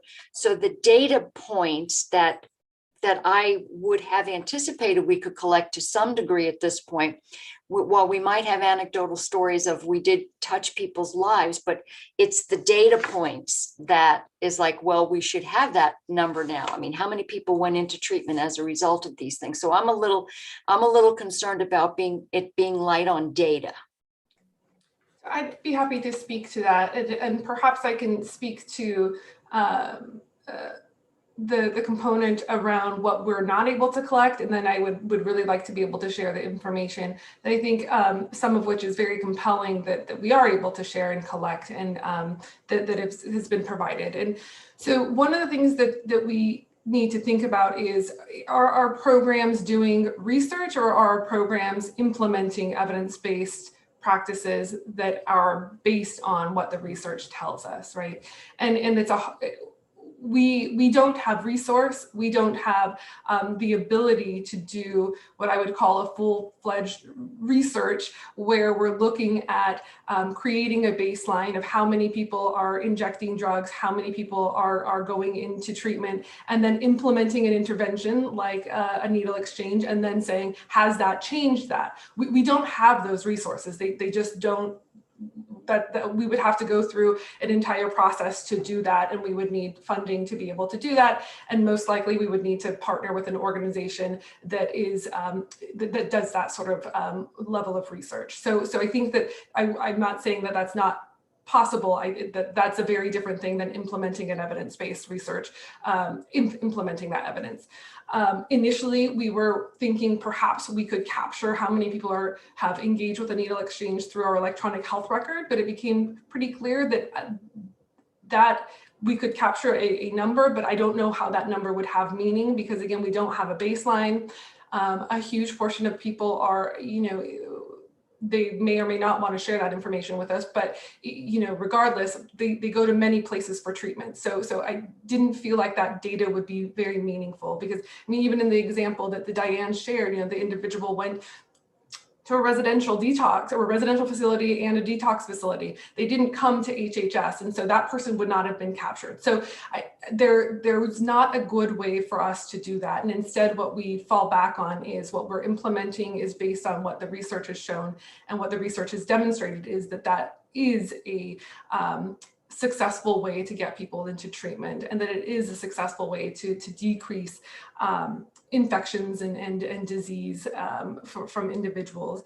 And I think it is that shift in mindset from is this enabling or is this harm reduction? And I think that it's a great question, and I think that there is enough support and evidence to support that harm reduction practices are not enabling practices. And I would put needle and syringe exchange programs into that harm reduction category, where we're trying to keep people as healthy as possible and trying to maintain costs. I mean, to your point, it's an expensive, it's a very cost, expensive when we're talking about these types of diseases. And so we're trying to do both of those things in hopes that this individual will get to a place where they're able to and willing to enter into recovery, and then we can wrap around additional supports for them to be able to do that. But it was certainly much better when that person enters recovery before contracting something like Hep C or HIV or any of the other things that could happen. So where I think we have spent time analyzing and collecting information is in two sets of categories. One is just disease rates that we're seeing in the county. And I think it's important to note that anytime we're doing some sort of intervention where we're directly trying to get more people tested for something, we may not see decreased rates. And I think hepatitis C is a great example of that, not only through the needle exchange, but also through Yamhill CCO and our primary care providers. Over the course of the last 5 years, there has been a tremendous push to get people tested for Hep C, to get everyone tested at least once for hepatitis C, because people can have the disease for a number of years before they would even begin to get symptoms. When we're talking about chronic Hep C versus acute Hep C, which a large portion of acute Hep C turns into chronic Hep C. And so I would expect, and I would actually hope, that we would be seeing an increase in the number of found cases of hepatitis C as we are doing more and more outreach to get people tested. And a huge component of that outreach through some of the healthcare providers and partners is that there has been new treatments become available for hepatitis C that weren't available too long ago. And so there's been a big push there. And that's just one caveat as you're thinking about disease rates. And then I think also like everything else, during 2020, we saw a decrease of people seeking preventative healthcare services, whether through county services, like our own clinic we operate that does, hepatitis C, HIV testing and things of that nature, or people seeking that sort of care or testing through their primary care providers. So I think those are just important notes to put out as caveats. With that said, I would say our overall rates of hepatitis C, if the data that I shared with you begins in 2016, and you can see it sort of beginning to peak in 2019. And then there's a drop in a pretty significant drop in 2020. And for me, I think I want to see this data play out a couple of more years. I think the 2020 data is probably not very useful data. I don't think that we've actually seen a drop. I mean, if I'm 100% transparent, in hepatitis C, I think we saw a decreased amount of tests happening. And so I just want to put that out there. But again, we wouldn't expect to see huge drops in this soon in things like hepatitis C. Where we have seen some pretty compelling data, and I think this is part of what prompted the CCO to continue to be supportive of funding this program and funding public health to then contract with an organization like Provoking Hope, is related to some of these infections that we've seen. And when you look at the data around, there's 3 components that have been polled, and I want to say when I'm talking about overall hepatitis C cases and rates, those are really looking countywide at everyone. When I'm talking about these infection rates right now, that's specifically with our Yamhill CCO Medicaid population, and then also individuals who have an opioid use disorder diagnosis. So we're talking about individuals with opioid use diagnoses who are Medicaid members in Yamhill Community Care Organization. When we look at those data points, we looked at sepsis that required hospitalization, endocarditis, which is an infection in the heart, and cellulitis, which are essentially subcutaneous skin infections. All 3 of those are very known to be prominent in individuals who inject drugs, largely because of infected needles. And when we look at the data, what it showed us is we've seen a pretty significant drop in all 3 of these things, specifically around the sepsis, where we've, when you look at the data, we were seeing it climb, starting in, again, pulled in 2016, we were seeing all of these things climbing, which is in part of the reason we were so concerned about what was happening in our community. In addition to the data, we were also beginning to get lots of calls from community members, from our own county facilities staff, from law enforcement. I was getting pinged on Facebook saying, there's needles in the parks, you do something about it.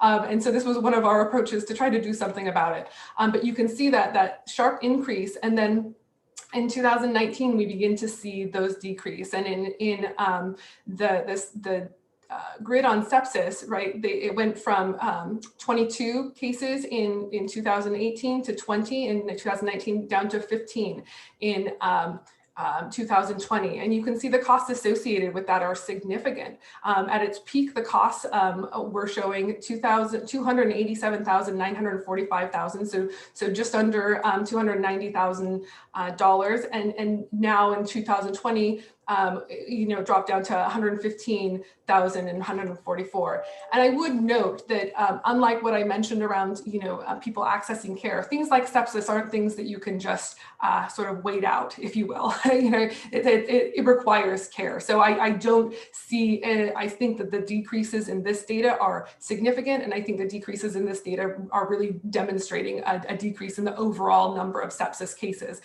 because sepsis, which is a blood infection, is extremely dangerous and generally requires hospitalization and significant treatment, hence the cost associated with it.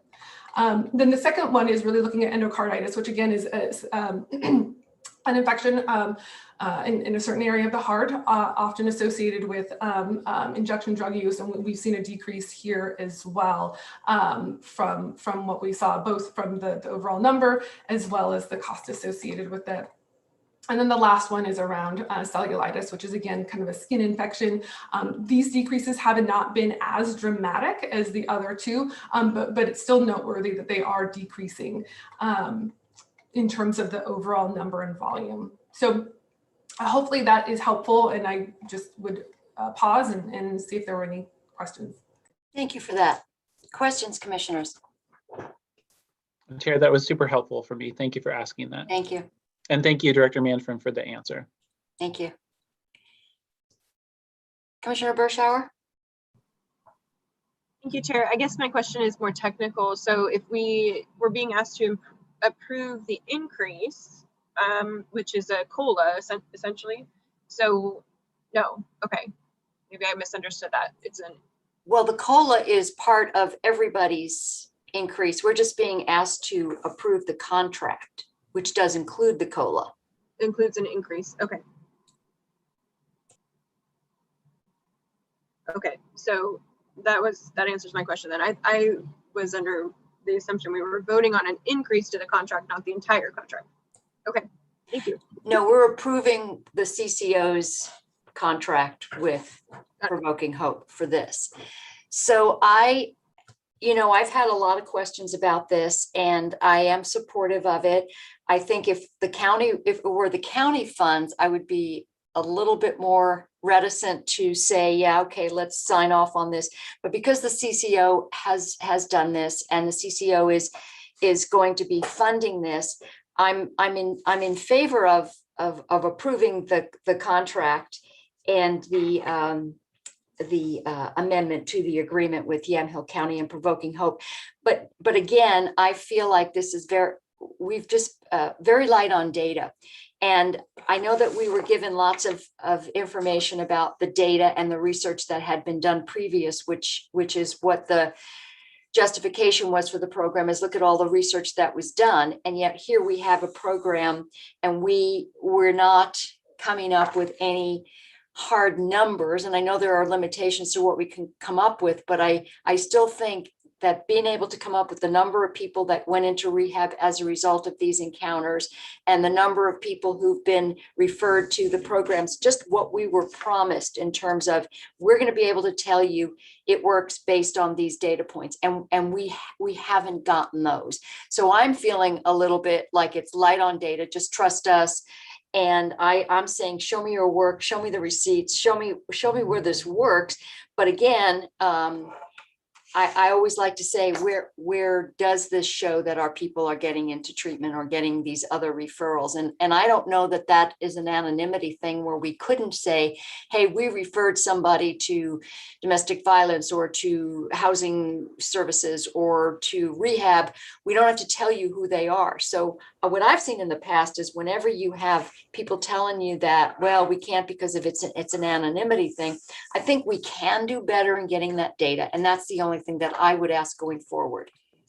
Lindsay? Yeah, thank you for that. I think what we can get you and what I can work with Diane to shore up and even strengthen is the referral data. That you're absolutely correct. That can be collected. What I think we would, where we have limitations is if that referral was successful. If that, we can certainly, that's where we would have a limitation, is if that person followed through and went to public health and got tested for Hep C, if that person followed through and went to HHS or another treatment provider to get access to services. I think it would be that component that would be challenging for us for us to do. But certainly the referral components, I know there is some of that built in. I think that we can work to strengthen that. And I think Diane, I'm sure would be happy to continue to work with us to do that as well. Ken? And I just wanted to add, because, I think sometimes when we get these amendments, sometimes, because we still have the ultimate underlying agreement that's in place, county staff can take a look at that and look at because there was a data collection element in that agreement, that we can revisit that and then look for ways to ensure that we're collecting that data and look for ways to improve it, moving forward. Yeah, and I would also, just encourage us to think to, I think the referral data is helpful and that's nice to know. And I think at the end of the day, if we want to know if we're changing lives, looking at things like we had far fewer people hospitalized with a life-threatening blood infection, right? I think those things like that are really critical. And so I would just encourage us to think about these health outcomes as sort of the gold star, if you will, of whether or not a program's successful. So I put that out there because I think that that's a really critical component to data collection. It's a really critical component to program evaluation. So I don't think that was actually built into our original data collection. So I like what Ken's proposing, and we can maybe reflect any modifications that could include adding some additional things too. And I appreciate that. And I understand there are limitations, and collecting data is not always easy to do. But again, looking at the components of what the contract allowed for, and we should be able to, I think, just do amp that up a little bit to get a little bit more of that strong data to support the fact that a lot of people still think this isn't worth 60 grand a year. Diane? I think that in fairness, we look at the MAT program, which has been kind of side by side, and we see the increase there in individuals who are coming into HHS. And right off the top of my head, I don't have the total number of individuals that have stepped into the medical assisted treatment. But I know that it has increased as we have worked, because we work with HHS in that one-on-one with them. So the fact that there are more people willing, and that's a number that keeps growing, to consider that they can do an 18-month journey into the MAT program and then begin to titrate back off of the assistance. I believe that that is also a part of showing the success, taking away the stigma, Mary, if you can think about it in that way. First, we have to battle through the stigma that the general public not the community people, but the peers themselves have a stigma, and they have a belief it's faulty, it's not true, but they believe it, that just all over the place, faulty belief systems. And so as they're working with the CRM, and the CRMs can begin to chip away, building relationship, building trust, helping them to understand that what they have really hung their hat on as truth has really been a faulty belief system that they themselves have adapted into. And that then enables them to be willing to go with a CRM and start that process over at HHS. And if they don't want to do HSS, because some of them have attitude about HHS, then there's doctors and primary care providers that we also take them to. So I think that looking at that as a partnership, which is what really Provoking Hope does. We look at that MAP program at HHS and the needle exchange program in partnership. And we're going to see that those MAP numbers are going to continue to climb in our county, which is the first baby steps for those individuals toward recovery. So they get 18 months of that treatment. And if we can walk with them through that process, then they're home free in their minds. Wow, I can do this. I really can do this. So I think looking at the MAT program as a partner with this needle exchange is a good way to, to maybe bring some justifying to our thinking process. We watch those numbers as closely as we watch the needle exchange numbers. Thank you. Good to know. Yeah, I think that would be a good number to include next year, and just a little more hard data on people. You know, we don't necessarily, we're not looking for a number of how many people actually remained in recovery, because that's a lifelong process. But in terms of the numbers of people who have initiated that process, whether it's MAP, whether it's rehab, whether it's whatever, just so that we can say, hey, look at, yeah, there's a connection here between the needle exchange program and people who seek recovery. So if nobody else has anything else, I would move approval of item H3, which is consideration of approval of amendment number 2 to an agreement between the Yamhill County Health and Human Services and the Yamhill Valley Treatment Provoking Hope per Board Order 19-277 to increase the funding for Peer Outreach Needle Exchange Program to $4,831.31 per month. Is there further discussion? Hearing none, all those in favor signify by saying aye. Aye. Aye. The motion passes. Diane, thank you for your work. Thank your team. We appreciate them. Dr. Manfred, thank you for putting all this together and for shepherding this. And we'll probably talk about this again next year. But anyway, thank you. We appreciate that. And Chair, I just want to thank you for pushing on the data points. I think that the data we can collect that shows a connection, all the better, provided we have the time and the space and the ability to do it. So thank you. Thank you. All right. Well, thanks for joining us and sticking with us. It's been a long day for both of you. We appreciate that very much. We'll move on to item I, which is item I1, consideration of authorizing the county administrator to submit a letter closing out the TGM grant. Ken?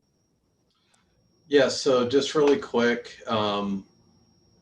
as I believe I may have provided in the email or as it states in the letter, we had the TGM grant for the master plan for the MLS Westsider Trail. That IGA has since expired, and in order to initiate the closeout on this project, we need to submit this letter. And then there's an additional memo in the packet that's required that has to do with the Title VI compliance that came with the fund. So this is before you, so to approve that I can submit to TGM and close that out.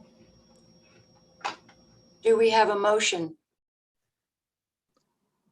Chair, I move approval of item I1. We have a motion to approve. Further discussion. Hearing none, all those in favor signify by saying aye. Aye. Motion passes. On to item, wanted to turn my mic off because there's a train going by now. We've had planes, trains, trucks, people. Been a busy location. And Item heat. Can you hear it? Can you hear No, and heat. And heat. Item I2, consideration of approval to obligate funding for the Title III project, Yamhill Soil and Water Conservation District Wildfire Prevention Workshops. And Commissioner Kula, thank you for bringing this to us. Well, I would say that thank you to Ken, because he did a lot of work in this last week to get us to this next step. So. Yes, and my apologies for the late addition on this item, but I was reminded, thank you, Commissioner Kula, that the public comment period had closed, and so it was pending further action. And as I stated in the memo, that we didn't receive any public comment during the 45-day comment period. So we do have the funds fully appropriated in Fund 30. So it's available, and then the next steps, I would, if approved, I'd move forward with getting the process rolling to release the funds. Thank you. Commissioner Kula, do you want to make the motion? I move that we approve item I2, and thank you, Chair, for that. And thank you, Ken, for your work on this. You know, we're spending federal money, got to cross all those T's and dot all the I's, and I have to get my sayings correct. So with that, I move that we approve item I2. Motion to approve. Further discussion. All those in favor signify by saying aye. Aye.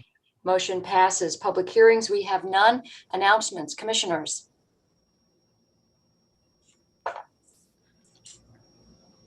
Chair, I'm just excited to see you at the remarkable Rider Appreciation Day. So coming up on Monday, and we want to thank our transit manager, Cynthia, for putting this together. And it's going to be over at the Transit Center at noon, from 10 a.m. to 3, but noon we'll be giving some awards out. And also just want to give you an update, which I received from our Director of Health and Human Services on the Sheridan Supported Housing Unit, which housing project. There are 30 units that are ready to go now. And there's the community space. Those are just about, they'll be completed by September. We'll be able to begin moving people in. And those people are going to be coming from referrals from Provoking Hope, from the Housing Authority, from YCAP, from the Mission, from all of our partners. So we're going to get some people who have some issues, who need some support in the first phase of that project. And Chair, I just want to thank you because you've been shepherding this all along and listening and providing advice. And so I just thank you. Well, I can't take any credit for that. Well, This was a Silas project.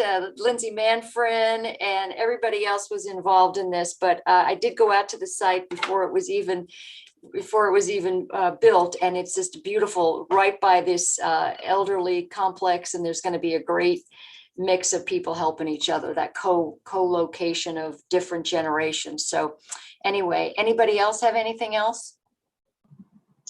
Chair, I just have, go ahead. But couple things. So the CTEC letter, we can get that to Dory today. Was that correct? I just want to make sure because they've got some meetings coming up with their realtor. Yes, when we spoke yesterday, we're making a couple of changes. I'm about ready to send that back to you to make sure you agree with what we changed. And then once we confirm that, we'll be able to circulate that to the rest of the board. And if time permits, we'll try and get it out still today. Otherwise, it should be out first thing tomorrow. Okay, sounds great. And then just the fair is coming up. So looks like we just paid all the bills, I think, in our consent agenda. So we should be good to go. And it looks like a great lineup. So. Yes, thank you. Thank you. And Chair, I apologize. I forgot to say that we also, and this is a calendar thing potentially too, but Chehalen Parks and Rec has invited us on Tuesday to tour where their trail will go from commercial Newburgh down to the waterfront. So I will be on that too. Okay, and I let them know that I was unavailable that day. So we're looking at alternate days, and I don't know when they're planning on putting that together, but Kat did say that she'd be able to work around that conflict. So if there's, Ken, you had something. The only thing that I was just going to quickly add is the fighter jets that were being referenced that were flying overhead. I actually saw the 4 of them out my office window here, and that was the Air Force Thunderbirds. It looks like, for the upcoming air show. And so just wanted to highlight that we're not necessarily in a combat zone. That was part of the air show. It sounded pretty major, but anyway, yeah, thanks for being able to figure out what they were. So thanks, everybody. We appreciate it, and have a great weekend, and we'll see you Monday at the Transit Center.